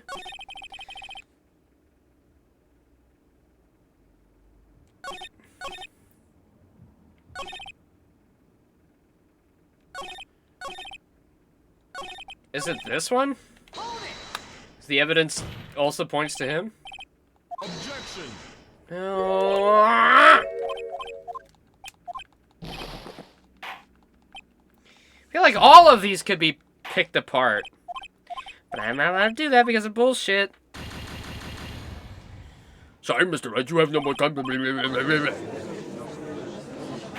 You've prolonged trials longer than this for fucking... because there was a hair left on the crime scene that wasn't examined.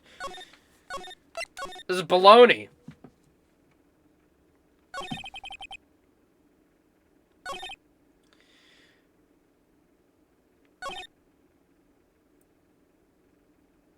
Deep beforehand, so I had the photograph readied. Is that what it is? How would you have known the date beforehand if it was written by Bullard? Is that the contradiction? Objection. No. Cool. It's really awkward without the music.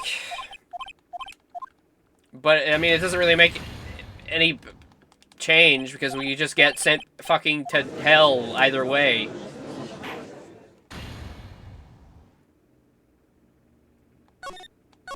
Cool.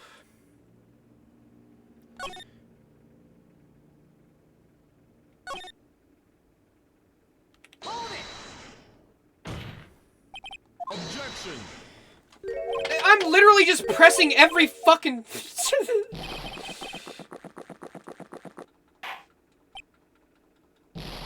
Try the mask-to-mask one. Alright, I mean, I'm gonna have to, anyways. Especially if it's correct. I hate the single ones. So annoying. Sorry, Mr. Wright, you get one try because...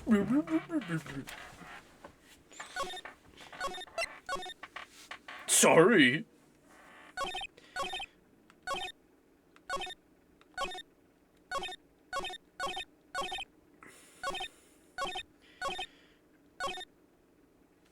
Mr. Delight was wearing the mask-to-mask outfit, which is why no lefts were left on it. This one? Mr. Atme, about this last remark. Objection. Oh!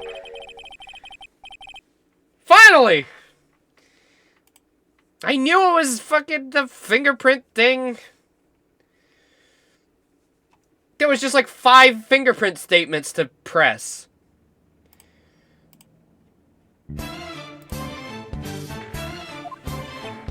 What? Mr. Atme, it seems you have finally admitted that you were in the CEO's office on the night of the murder. How can you say that? Let's review your testimony, shall we, Mr. Atme? The button did not have any fingerprints on it. Why? Mr. Delight was wearing his mask-to-mask outfit. Isn't that correct? Indeed. That's what I said. My deductions are absolutely foolproof. More like your deductions prove that you're a fool. I'm sorry. Whatever do you mean? For some reason, I'm starting to really get thirsty. When exactly did we learn that fact? Ron Delight was dressed as mask-to-mask when he went to the scene of the crime. That was, it was just a few hours ago. But when my sixth cup was looking at me with a cold stare. Huh? Oh, did I forget to mention it before? Oh, I'm sorry. I've just never had a chance to mention it up until now. Oh, is that? That's right, the defendant had yet to tell anyone else this fact before this morning. Therefore, the only people who should have known, those who were watching this trial. You understand now, Detective Atme? There's no way that you should have known that. Ah! You were in the next courtroom being tried as mask-to-mask. So then, enlighten us. Just how did you know about that piece of information? Well... Come on, this detective must have known about it. He probably had plenty of chances to find out beforehand. And it's those chances that I want to discuss next. That night, Mr. Delight was wearing his mask-to-mask outfit. There is one and only one way for Detective Atme to have found that out. Only one? One way, you say? Please recall, if you will, Mr. Delight's testimony. When I entered the office, there was this suspicious shadow there. For a second, my client witnessed the real killer.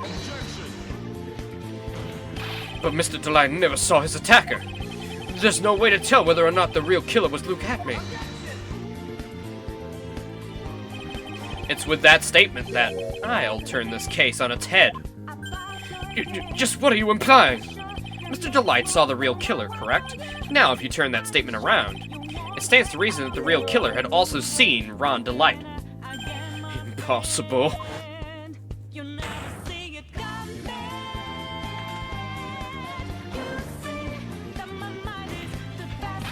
Detective Atme, you saw Mask-to-Mask at the murder scene that night. You saw him when you killed Kane Bullard and assaulted Ron Delight. That was the only way you could have known what Ron was wearing.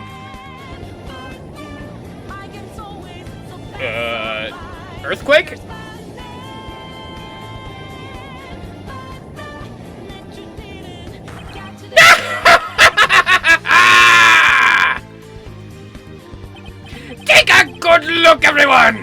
Unable to find a rival worthy of my genius, I was forced to create one by myself. Here I am, the tragic clown. That's the same line you gave yesterday. But I think there's a little more meaning behind it this time.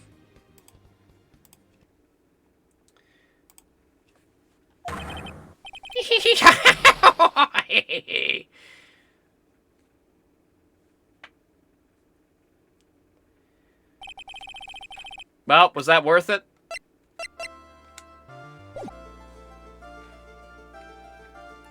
Did that sync up well? What an awfully complicated incident. Kane Bullard was blackmailing Luke Atme, who was in turn blackmailing Ron Delight. It did really line up when they revealed the shadow. When they revealed the shadow, that was like perfect timing. I didn't bring it up because I didn't want to ruin the clip, but it did line up pretty well. I was just focusing on trying not to fuck up my lines. Kane Bullard was blackmailing Luke Atme, who was in turn blackmailing Ron Delight. And upon killing his blackmailer, Luke Atme tried to frame Ron Delight. He claimed to be guilty as Master Mask in order to escape his true crime. And to that end, he came up with this plan. To use the double jeopardy rule when making his alibi. At any rate, it would seem we finally found the truth. Excuse me. I came perilously close to besmirching the record of an innocent man. Besmirching him with the title of murderer. Don't ignore me! Oh, I didn't realize you were there. Why wouldn't he be? About the verdict. I know. You never committed any murder. That's right. I'm so glad you understand that, but... I really am Mask the Mask! Huh? So thanks to that trial yesterday, I'm innocent now, right? What was it you said? Double jeopardy? Now that you mention it, I've been careless.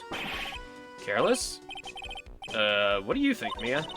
As the defendant says, the rule of double jeopardy is absolute. A defendant can never be tried twice for the same crime in which he was already found innocent. Then Master Mask is really innocent? It would seem so. For now. For now. Now then, this court finds the defendant not guilty! Hooray! Yippee! Yippee! Woohoo! Free cheers! Boy, this really is lucky. Wait, this isn't so good after all. You see, the thing is, I still am Master Man. Good job, Phoenix. You got a criminal off the hook for his crimes. Hooray! Well, to be fair, he's only really responsible for the first one, because all the other ones were done for blackmail. So as long as he doesn't go back to it, it's not that morally encompassing. Also, thieving is cool. You did it, Phoenix. Thanks, Mia. Oh, it's been a long time, hasn't it? Yeah, it's because Maya doesn't call on me much these days. Oh? I'm just joking, Phoenix. Don't take everything so seriously. But on the other hand, Maya, she seems kind of torn these days. You mean about becoming the master of Curian Channeling School? Becoming the master means saying goodbye to our mother. Misty Faye, right? Watch over her, will you, Phoenix? Of course. Well then, see you around. Don't fuck my sister! Mia. Mr. Wright.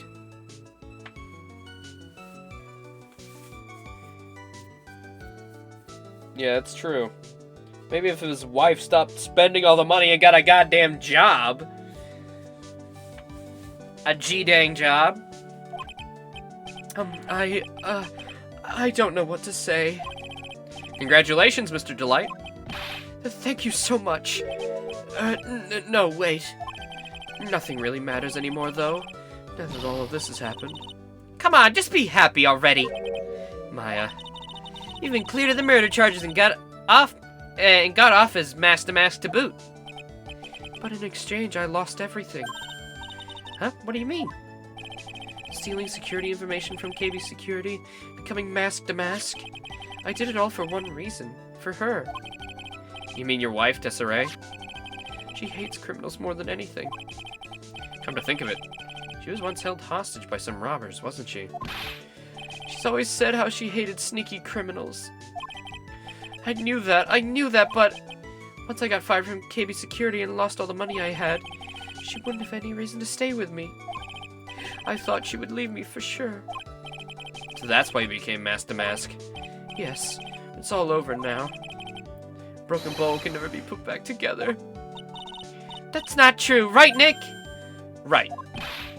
Really? Can we go back how things were? You'll be fine, and Nick can prove it.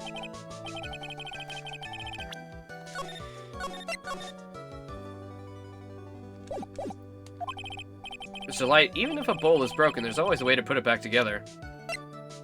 Do you really want me to show the urn? Because it got put back together? The sacred urn. Desi was the one who found this. That's so stupid because we put that urn back together. That's so stupid. Why is that the connecting tissue? That doesn't make any sense. The bowl was an analogy. This is a real urn. Oh, whatever. This doesn't prove that she still loves him. Can't we, like, get her in or, like, show her and be like, well, she did everything she could for you. She does still love you. Even if she likes spending. Maybe you just gotta go to couples therapy. I don't know. Desiree, your wife, she's always believed in you, Ron. That's why you'll be fine. You don't have to worry about anything. There you are. But Miss Delight. You did it, Ronnie. You're innocent. I'm so happy. Thank you. I appreciate that. But, I suppose you don't want anything more to do with me, do you? Ronnie, why didn't you talk to me about what was going on? I had no idea you'd quit KB Security. I never imagined that you were really mask to mask either. Mr. Light, what are we going to do now that you know? You're not going to really leave him, are you? Come on. It's obvious, isn't it? How could I ever let a wonderful man like him get away? After all, my bike's really fast. So fast that there's no way you could ever get away. But didn't you say you hated criminals? Oh, I only hate people who act all cowardly and sneaky. Like that detective. I see. My Ronnie went and declared his crimes before he committed them, like a man. I just love a man who's so chivalrous. Chivalrous? See, I told you, Maya. Stealing's cool. People love thieves. They're the coolest criminals of all. I knew I was right about you. Every day I spend with you is filled with thrills and excitement. Desi. Desiree, you really do love Ron, don't you? Nicky boy? Yeah? Really glad I asked you to defend my Ronnie. I'm gonna leave him for Phoenix, duh. Putting his life on the line? Woof, what a hunk. You touch Nick, I kill you! That's always been the rule! That's in the contracts! You've all signed them! I watched you! Thank you so much. I'll never forget what you've done for us. Oh, well, take care of yourself. You too, Nicky boy. Ooh, I can feel my face going red. Mr. Nick! Mystic Maya, congratulations! Talk about bad timing. Mr. Nick, how could you? With another man's wife in front of Mystic Maya! Oh, you got it all wrong! I'll never forgive you! Ever, never, never!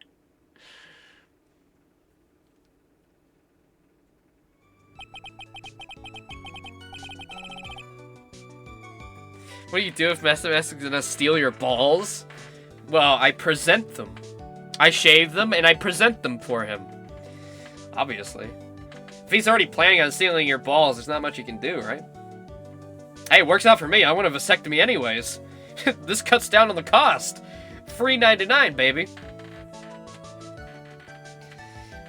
Just as the case came to a close, so too did my consciousness. Ron said a broken bowl can never be put back together. But I know that's not true. I mean, just look. Here's a perfect example of one that was put back together, even better than before. Are they gonna clean the paint off of it? I hate the paint smudges.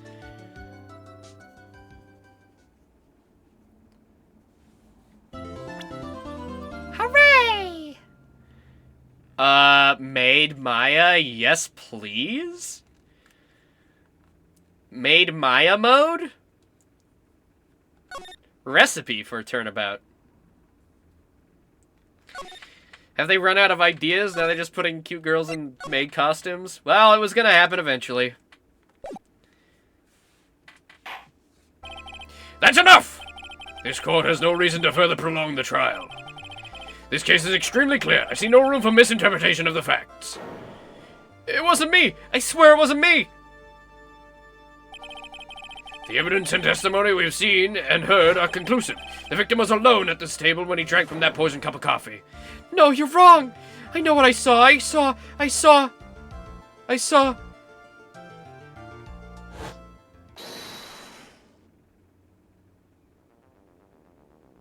Silly bullshit? I saw someone else there. A man. He's the real killer. Phoenix? Why does his face look so fucked up? Oh, some funny little powder. Yummy, yummy.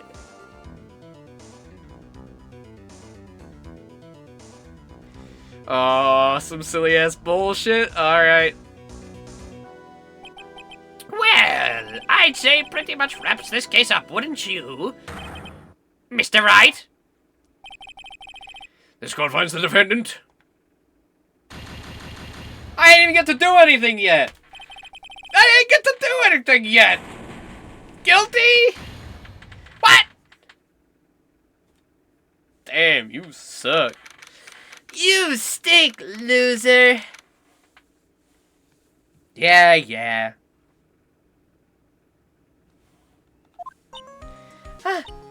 The start of the new year always makes me feel like I can take on the whole world. So that was the cold open, huh? Wow. Alright, so we're gonna set up for failure right away. I'm guessing there's like a hold it or something after that. I bet it does, Maya. So I've decided that our resolution should be... Zvari, take on the world. Me and you, Nick, we're gonna get married. What do you think?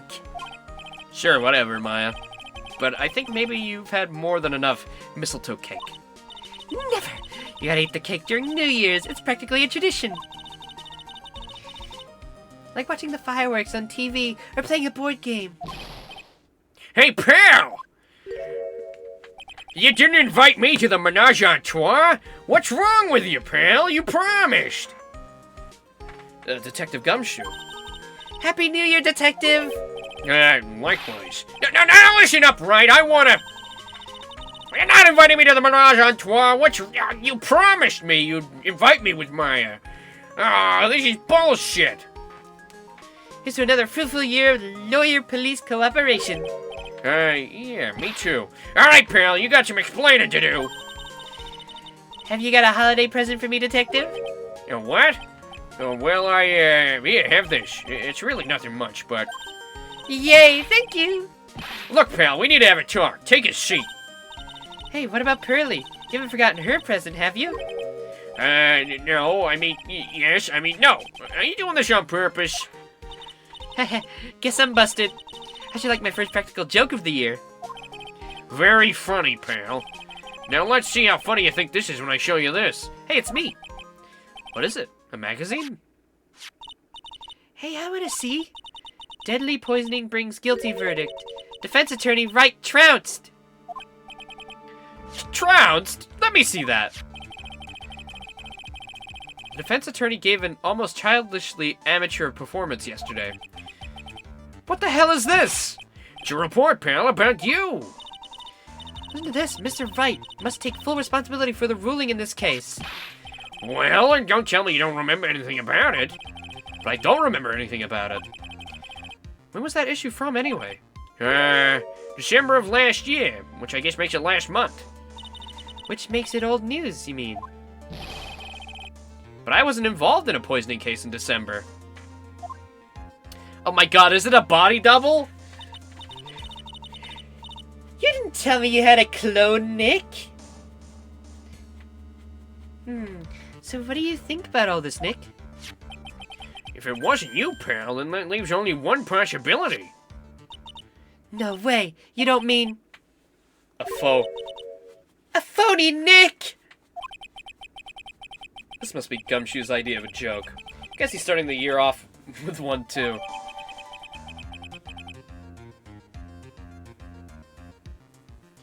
Is this all Mr. Payne? Did Mr. Payne do this? Just so... Hey, where's me? Where am I? I'm gone? I'm dead? Why am I gone? I'm dead? I'm gone? Also, New Year, so Maya's gonna be 20, and I'm gonna be 27. Gumshoe's gonna be 33. So what if I'm gonna be 33, pal? Nothing wrong with being in your 30s.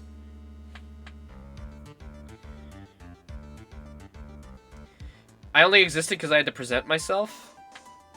Yeah, but like, we're not gonna have any more flavor text about ourselves? What do you mean, what am I gonna do about it? Well, it's your fault that the judge found the defendant guilty in this case. My fault? How'd you figure that? Because the Phoenix Wright is super famous now. Well, maybe only sort of. Yeah, see what happens when you hotshot start getting too full of yourselves?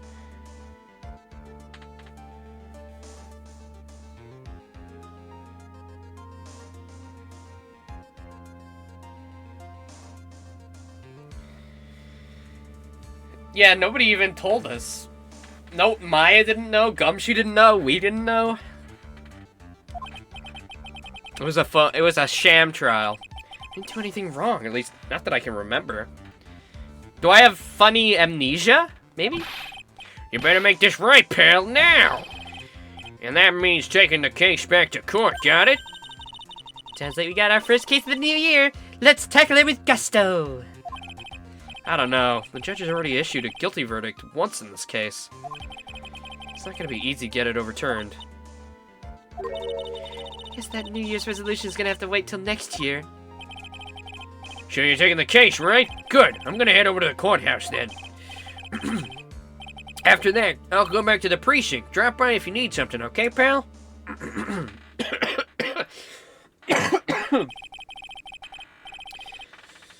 I guess people are starting to know the name Phoenix Wright. If a client entrusts a case to me based on my reputation, I guess I kinda am responsible. But why would someone impersonate me? What sort of guy would do that?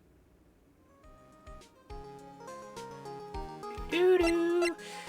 Doo-doo-doo-doo-doo-doo-doo-doo-doo-doo-doo-doo-doo-doo-doo. It's Edgeworth? I can't believe you got an impersonator. I can't either. Ugh. Aw, but look on the bright side. Only famous stars have people impersonating them. This isn't funny, Maya. It's not just an impersonation. This guy stole my identity. Someone may be wrongly convicted as a result. Guess you should have gone into showbiz, huh, Nick? Never understand how your mind works, Maya. Well, yeah. I guess that'll be it for today. Nice 4 hours. Clocked that case in the head. And now we got a whole nother silly little mystery to uncover about this phony Phoenix Wright. So, I'll see you guys tomorrow with more. But I do want to play Hi-Fi Rush tomorrow as well. So we're going to do a double stream. I wanted to maybe do it today, but nah, we'll do it tomorrow. There's actually a lot of news happening about Hi-Fi Rush that just came out. So I thought it was a good time to return to that game. I guess I'll just say it here so you guys know. I'll reiterate it tomorrow. But, Hi-Fi, or Tango Gameworks, the people who made Hi-Fi Rush, got acquired by, no, this is a very strange event, but, they got acquired by the PUBG guys from Microsoft. So, they've kind of resurrected Tango Gameworks, and they're going to work to make more Hi-Fi Rush games, which is really cool. Because fucking Microsoft bought them and then killed them off. So, it's cool to see a company actually get that overturned and resurrected. That happened kind of with Toys for Bob, and now it happened with Tango Gameworks, so it's really cool to see. Anyways, yep, that'll be it for Phoenix Wright today. I'll see you guys tomorrow. We're definitely going to do this probably after. Yeah, okay, I'll say your line. Hold on, let me close out first. So, yeah, we're going to do Hi-Fi Rush tomorrow. That'll only be like a 2-3 hour stream. I'm very bad at it, but I still really like the game. So, I'll do another part. We'll do like 2-3 hours, and then we'll hop over to Phoenix Wright, and then that'll be like 3-4 hours, like today. So, yeah, that's the plan. I'll see y'all tomorrow. Now I'm the sexy one, right? Now you can never be taken away from me, because I am you, and you are me, and I'm inside you, and you're inside me. Gee, I really wish Laser wouldn't make him say all that weird stuff. Anyways, bye guys!